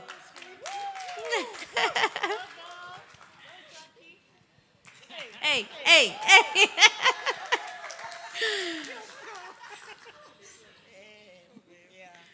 Okay, so what we're gonna do is, I don't know if you guys heard me earlier on the microphone, but if you see that poster over there, I would love for you guys to all go use our little selfie boards and take a photo there. There's also one at the Virtuous table that has a selfie board. These boards are for selfies. We're gonna post them on our Instagram and all of our social handles, and it's just fun to take selfies, right? You all look so handsome and so beautiful today, so we need to take a photo. So what we're gonna do is we're gonna give this mic to the queen, and she is going to tell us all of the affirmations for today. You already have one. Okay, go for it. And we are going to repeat after her. We're going to repeat it from our gut, right? We want to feel it. We want to leave here in a good mood. We've had a great day. We have had, we've heard from so many amazing people today, but when we leave here, we need to leave here with intention, right? We're not just going to leave here and it's like, oh, we went to this event, we had lunch, we had tea, and it was good. No, we need to leave with intention. We need to make sure that we are going to stop at these tables, grab this information. We want to make sure that we are figuring out how we are going to work together, how we're going to collaborate with one another, and how we're actually going to put things into action. Like Jason said, what's the word of the day? Help. How do you take one foot and put it in front of the other and get started? That's it. That's the way to do it, right? So your morning routine is going to be reciting all these things to yourself every single day and remembering just how great you are. So thank you all for coming, and hit it, girl. What's up, people? Good afternoon. My name is Jackie Kemunto. Oh, Jackie baby. Affirmations are positive words you always tell yourself when you wake up in the morning. I want you to be doing this every single day when you wake up. So if you're a man, you just say, I am handsome. And if you're a lady, just say, I'm beautiful, okay? Let's go.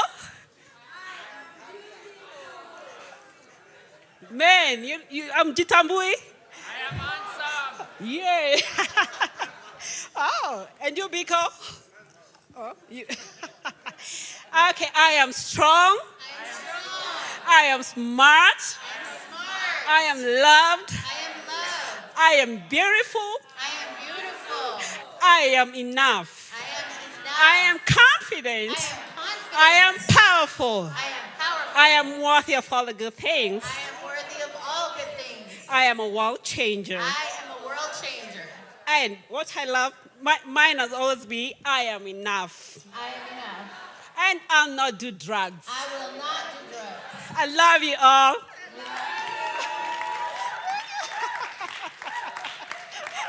Oh my God.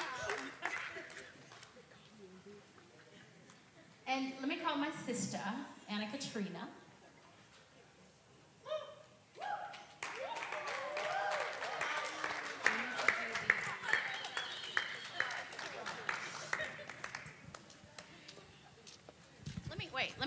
Let me say something really quick, because this is going to tie into what you're about to do. So when Anna and I first met, we just instantly just clicked, right? So one morning, she calls me, and I don't even think she knew the day that I was having. But God uses people more than you will ever know. And so that morning, she sent me a text, and she said, hey, world changer.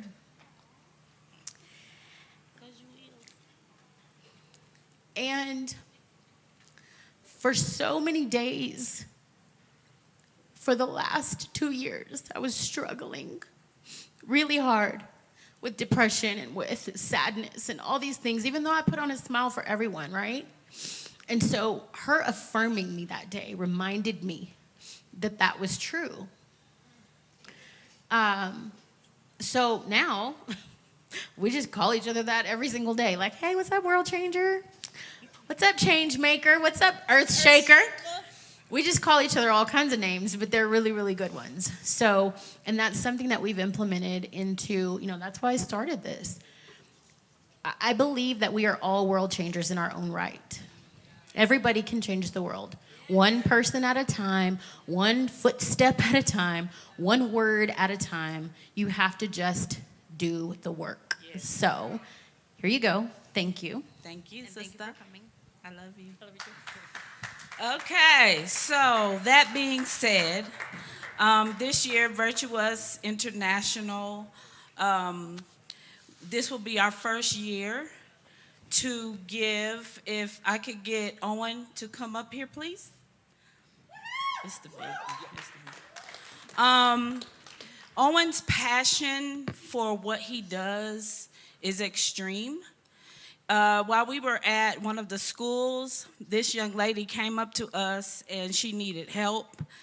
All the little girl needed was, she said, I want to make something of myself.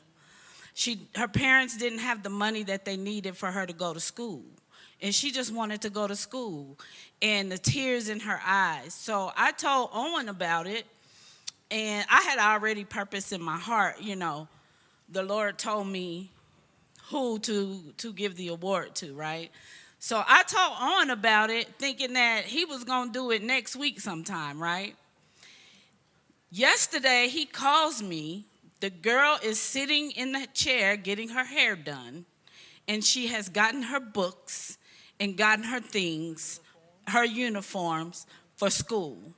And I'm telling you, he did it like that. Okay, so, yes.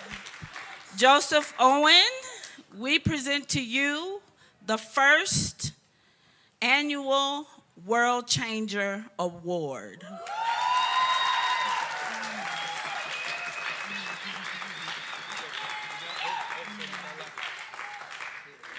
Not only for what you did yesterday, I'm trying not to cry. Only not for what you did yesterday, but for your heart to help the kids. And you're so humble, and your spirit is so wonderful, and you deserve every good thing. And so you are a world changer. Everybody give him a hand. Big round of applause. All right. The next person that I would like to call up here, this person, I met her, and I'm telling you, she is top notch. When I tell you she is top notch, she is top notch. And I needed someone because we had the vision. We wanted to start our organization here. And if I could get Michelle Aurora to come up here, please.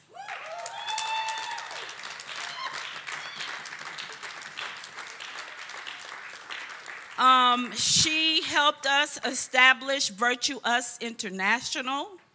We are a NGO in Nairobi, Kenya, and we have permission to go to other counties as well. And not very many people other than my husband can keep me in check, but she does a very good job.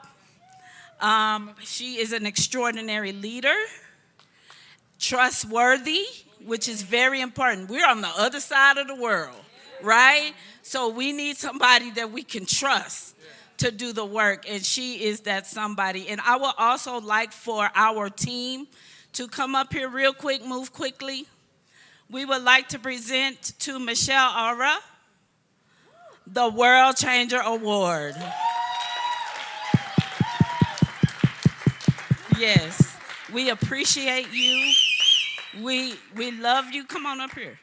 We love you so much. Thank you for everything that you have done to help us start in collaboration with 111, in collaboration with other things. She goes out and makes the contacts with the people, you know, that need the help. She drives an hour and a half to Kamai Girls Institution. She makes the contacts. So the Bible says we're supposed to give honor where honor is due. So I want to thank you. I want to thank Joe. I want to thank Amina. I want to thank Emmanuel, because guess what? And come on, Rebecca. We thank Madam Rebecca for also being a part of us, and we bless the Lord in advance for her complete healing and her complete recovery. Come on, Judy. What you doing over there? We thank Judy as well, beautiful person. Come on, Moinga. And we thank everybody for the collaborations with 111. Come on, Michelle. Why, Michelle?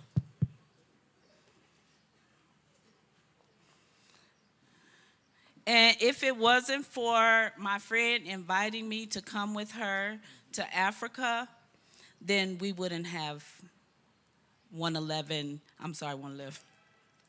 Virtue Us International. So we thank you, we love you, and we look forward to greater things. Thank you all for everything that you have done over this past year. And we look forward to a year of extraordinary things in serving the people of Africa as a whole. Thank you.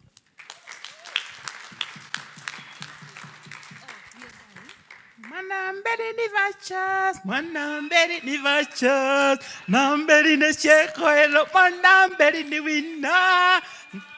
winda ko, beri ni shekoelo, manamberi 111. Namberi Minuina, Namberi Nesieho, Namberi Micheli, Namberi Micheliko, Beri Nesieho, Namberi ni Anna, Niwinako, Nesieho, Rengo Yawakula.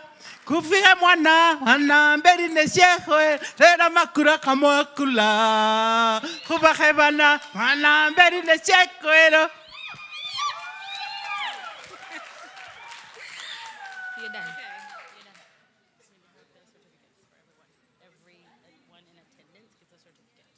So you want to issue them as they go? They can just pick. Am I going to give? I just want to take this opportunity to say thank you so much for everyone who took their time to grace this occasion. We appreciate you, we love you, and we are looking forward to more collaborations together.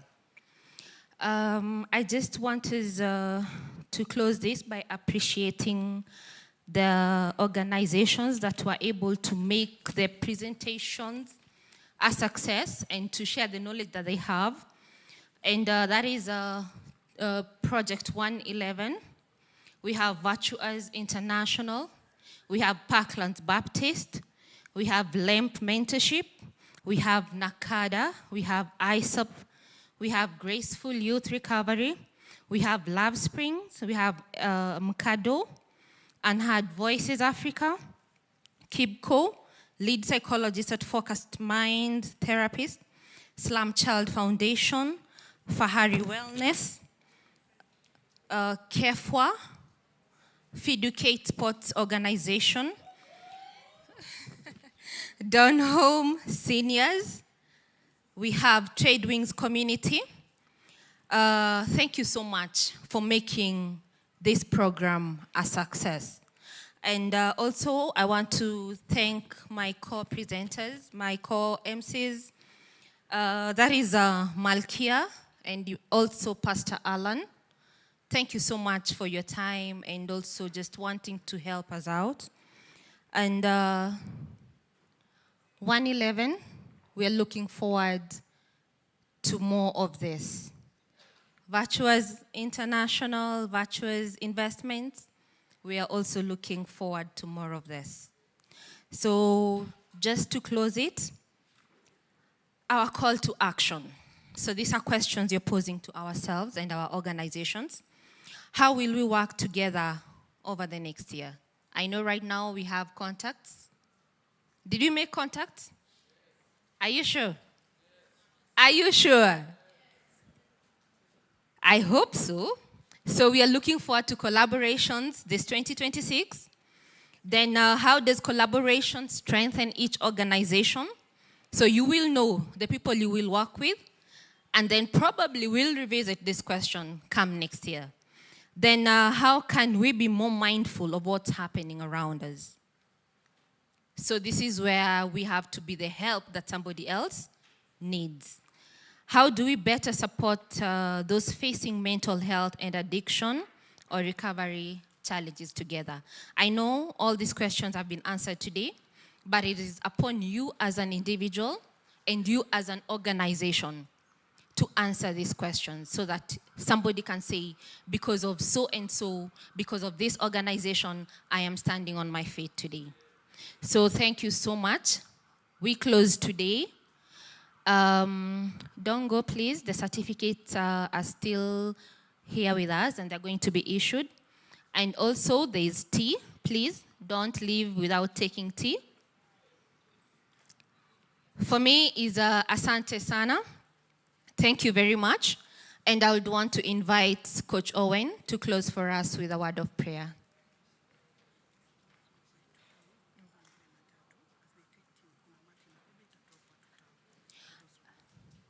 And one more thing, those ones who are going to town, please don't be stressed. There is transport to town. So you just take your tea, the car is on the way. Karibuni. Mnazipeana hapa mbele. So nani anasoma? Madam Michelle, we need nani? From. Okay. So okay. In April, we have the Fidicate Sports Organization Bootcamp, Life Skills Bootcamp at CRE in Ngomongo area. So we are calling upon other organizations, apart from the 111 project and the Virtuous Investment who have been supporting us. We want to welcome each and every organization that is represented here. ISAP, NACADA, KIBCO, Graceful. You can come talk to the kids. Basically what we do, they come in the morning. You know where they're coming from. There are so many challenges. So we try to talk to them. We try to have fun with them first. Then we can get them to classes. They can be tutored on their weaker subjects. After that, there is a break. We give them tea. Then after that, we enter to the life skills session where they are taken through drugs and substance abuse awareness and also mental health. So if you're in that field, we kindly welcome you to collaborate with us.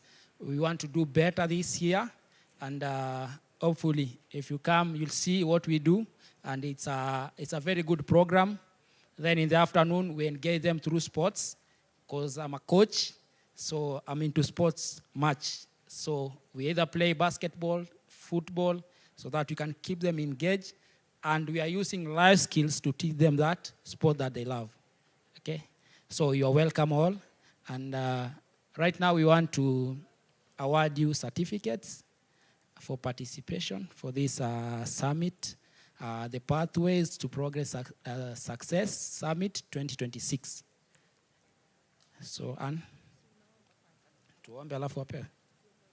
At I left. So quickly. Good evening. So give us just 5 minutes. Would love to appreciate and for you to go with something that you remember as for Sawa Sawa. So when I call your name, please come take your certificate.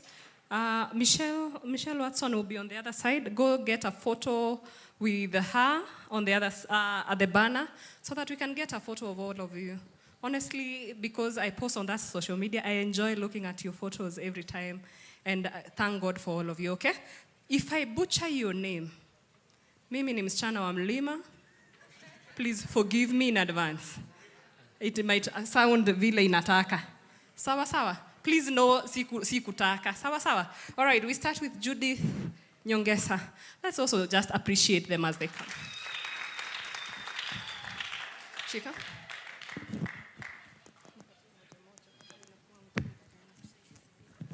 Judith has left already? We have Timothy. Muoto. Timothy Muoto.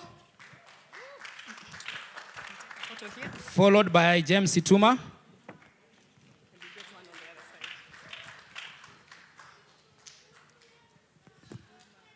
Take a photo here and then the other side. Okay. Followed by Federant Marcus.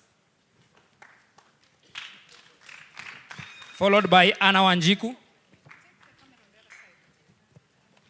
Anna Wanjiku. Promise Waiwa. Promise Waiwa. Philip Nyagenya. Philip Nyagenya. Katana.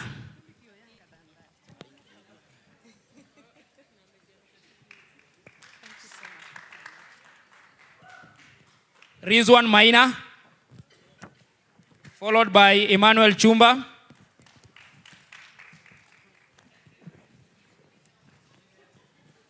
Rizwan, you're here. Oh, you're still Christmas. Emmanuel Chumba. Looks so nice in that sweater. Soila Salau.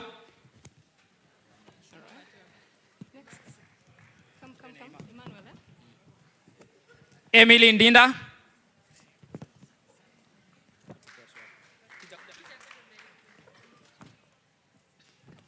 Emily Ndinda.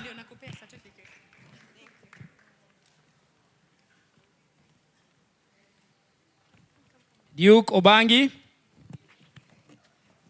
Donald Mwakasi. Sorry. Duke, yeah? Okay. Ngeno Gilbert.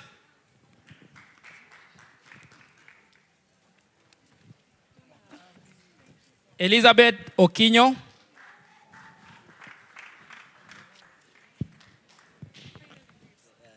Edward Manoti.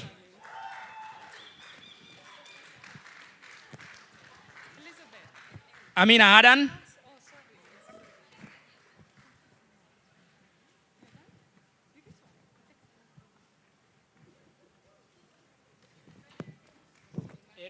Edward, come. Amina Adan. Joan Wahiga.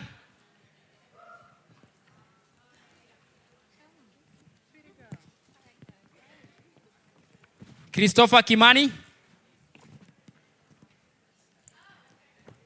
Joan. Followed by George Ochieng.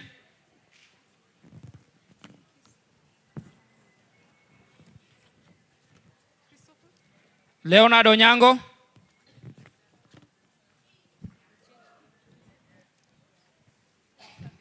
Leonard Onyango. Watu wanakimbia kama Leonard. You're a footballer by any chance? Beryl Vusha. Beryl Vusha. Beryl? Stephen Onyango. Beryl is here with us. Stephen Onyango. Stephen? Kaden Mushiri. Calvin Ondeño. Ondeyo.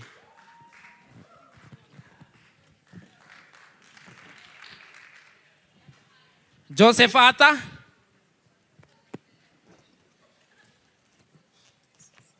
Caroline Kananu.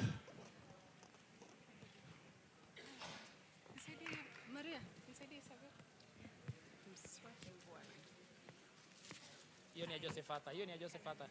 Hiyo ni Joseph Ata. Yeah.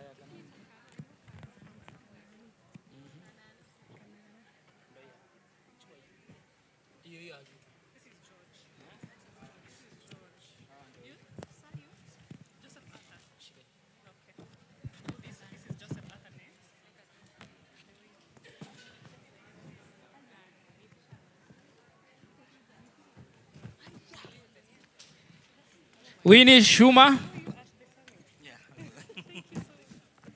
Kelvin Baraza. Pamela Waithiru. Winnie Shuma. Your name, sir? Kelvin Baraza. Pamela.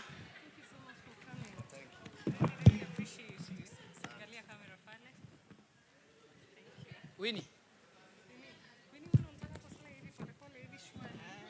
Lawrence Karanja.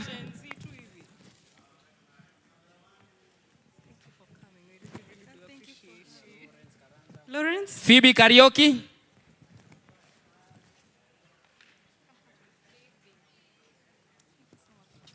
Emmanuel Kamau. Maina Onesi.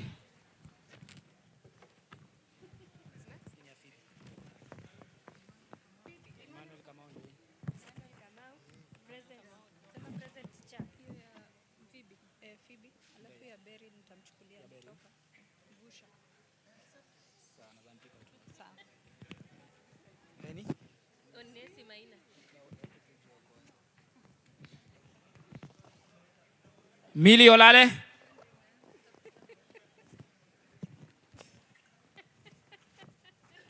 Maureen Onyango.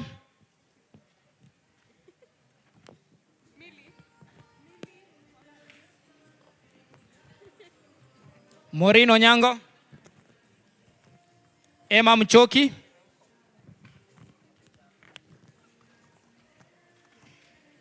Carol Wanjoi.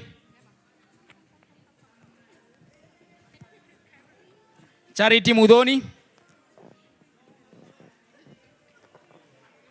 Carol Wanjoi. Do you have Carol? Oh. Your Carol Charity. Thank you so much. Lillian Jerry.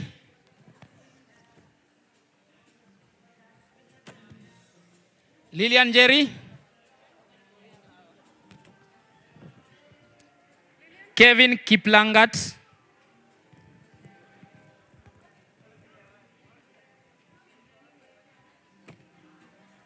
Kevin Kiplangat. Susan M. Who is Susan M? Susan.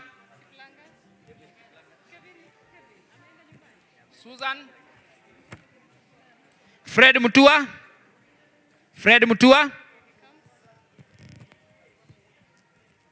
Pamela Kaiduru.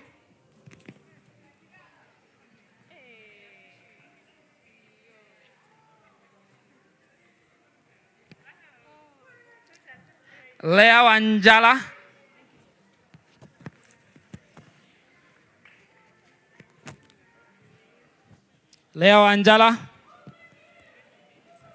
Ann Nyambura.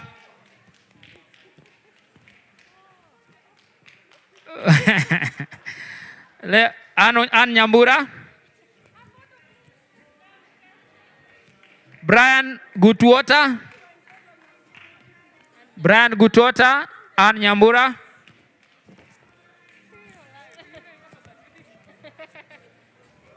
Ian Wekesa. Kuchukuliwa Gatuta. Brian. Anaitwa Gatuta, si Gatuta.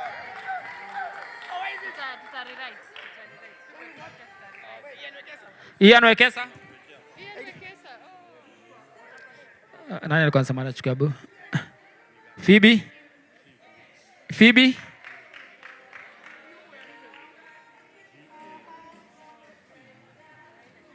Steven Onyango.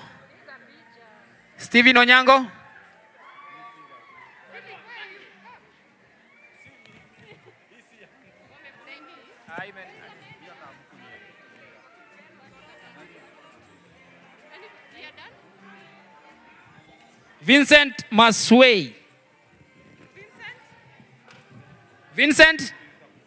Utaweka tu kando kama ndo huyo. Kathy Wanjoi. Wamboi Mwende. Dennis Mugendi. Kathy Wanjoi. Wamboi Mwende. David Amimo.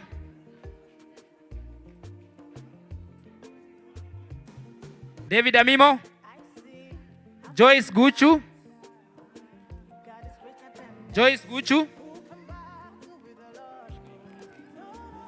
Wangare Masharia.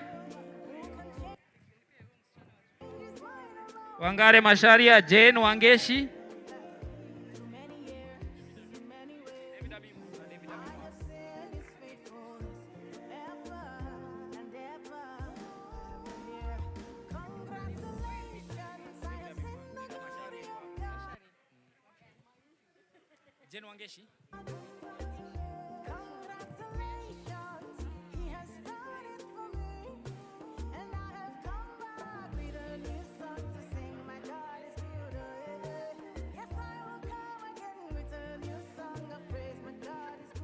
Alice Kioi.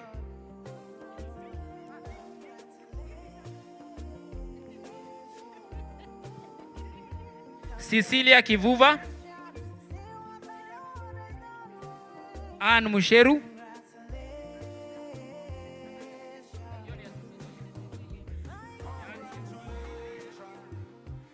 Violet Omulo.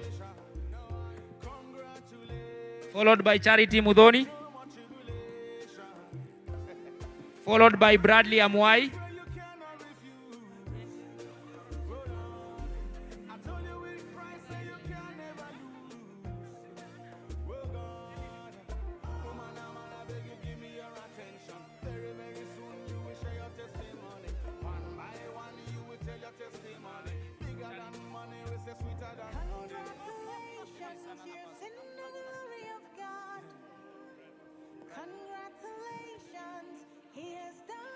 Judy Twala.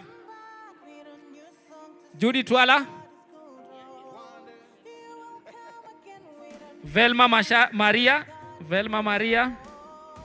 Judy Twala.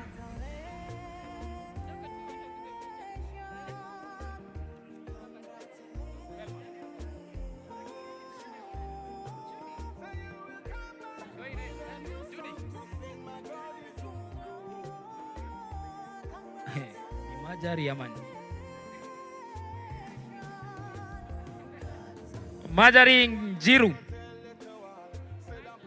Marjorie Njiru. Elisha Ouma. Elisha Ouma. Wanga William. Wanga William. Claire Amojong. Claire Amojong. Wanga William. Mercy Wavinya. Diana Chege. Diana Chege. Bridget Ngesa. Bridget Ngesa. Diana Chege. Bridget Ngesa. John Magwanga, sorry. Bridget Ngesa is there? John Magwanga. Joseph Odhiambo. Joseph Odhiambo. Tabitha Muriuki. Tabitha. Tracy Mwangi. Tracy Mwangi. Tracy Mwangi. Tera Mutai. Tera Mutai. Frederick Chumba. Frederick Chumba.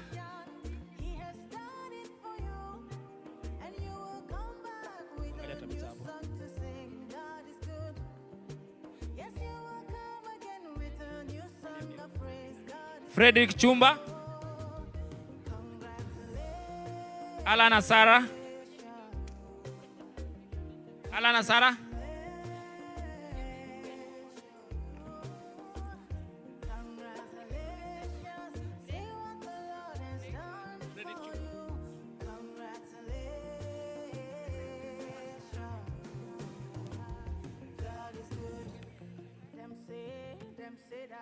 Timothy Gakunyu Moto.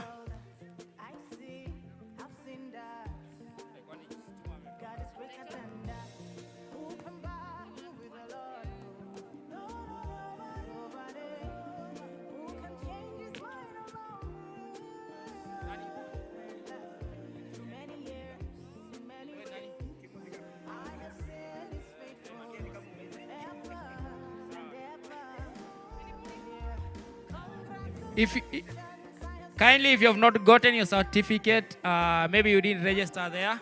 So please kindly share your name.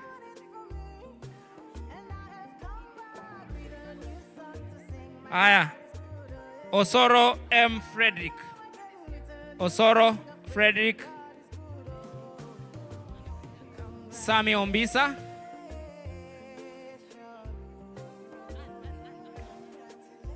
Lucy Maina.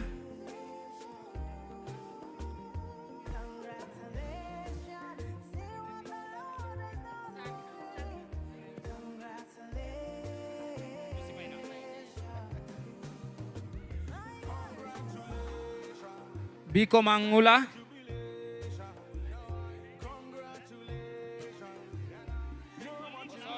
Osoro.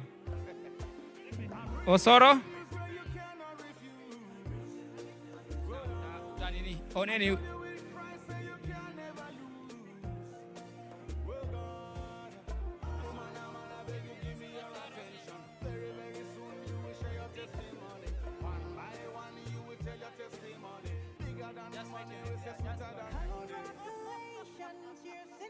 So if you've not gotten your certificate, please kindly just go far end there.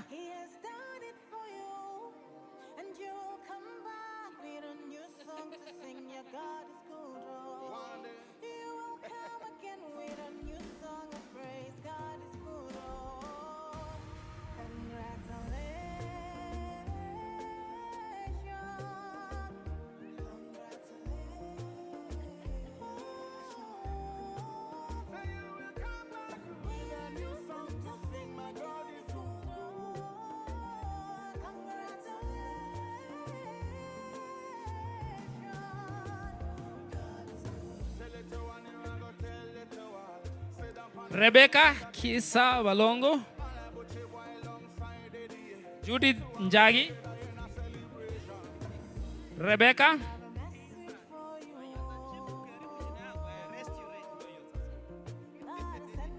Rebecca Kisa Balongo.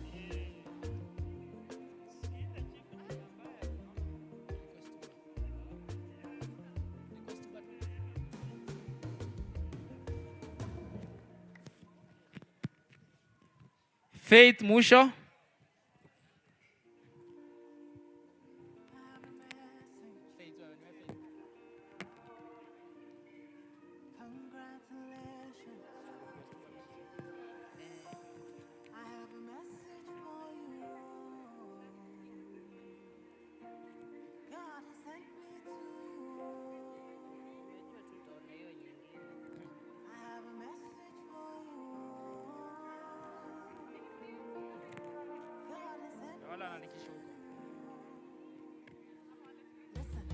Them say, them tell you say you can never be the one. God say, make I tell you say now you in June, in 1 month, in 1 week, you will sing a new song. In 2 days, unless that you will hear. Congratulations, you're in the glory of God. John Sheila. Eunice Irene Okanga. And Lydia Akinyi.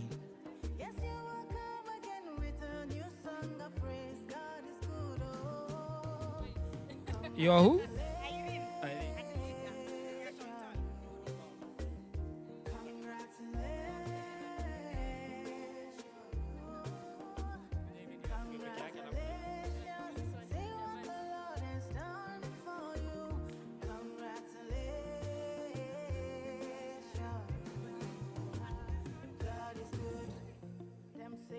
Them say that I can never be yours. I see, I've seen that. God is greater than that. Who can buy Eunice Wanjiru.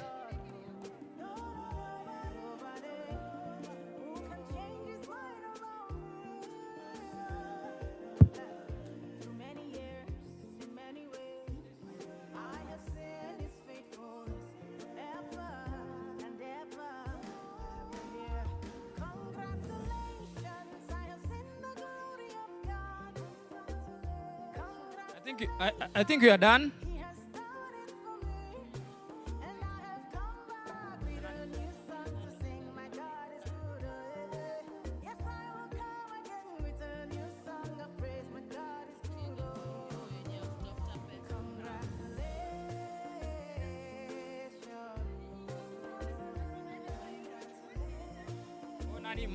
Wewe. Mary Akot.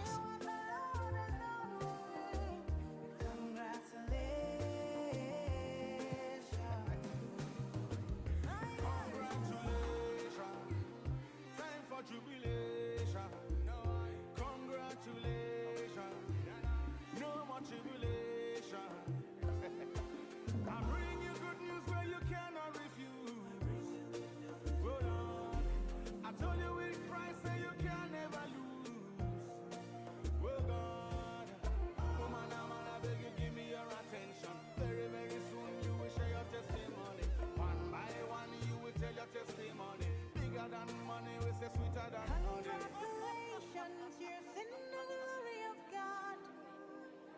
Congratulations, He has done it for you.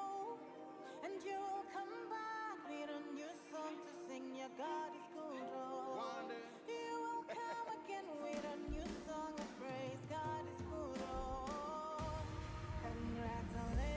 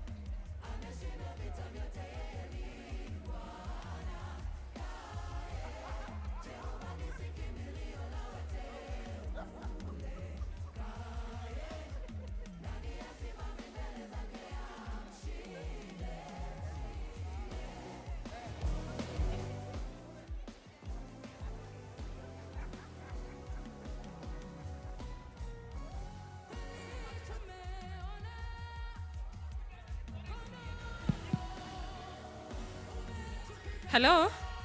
Can you hear me? As we take photos, let's close with a word of prayer, yeah? Wewe, tuombe kwanza. Tuombe. Jemo, smile picha ndio hiyo kabla mwenye kuomba akuje. And please, tusiache chai, sawa?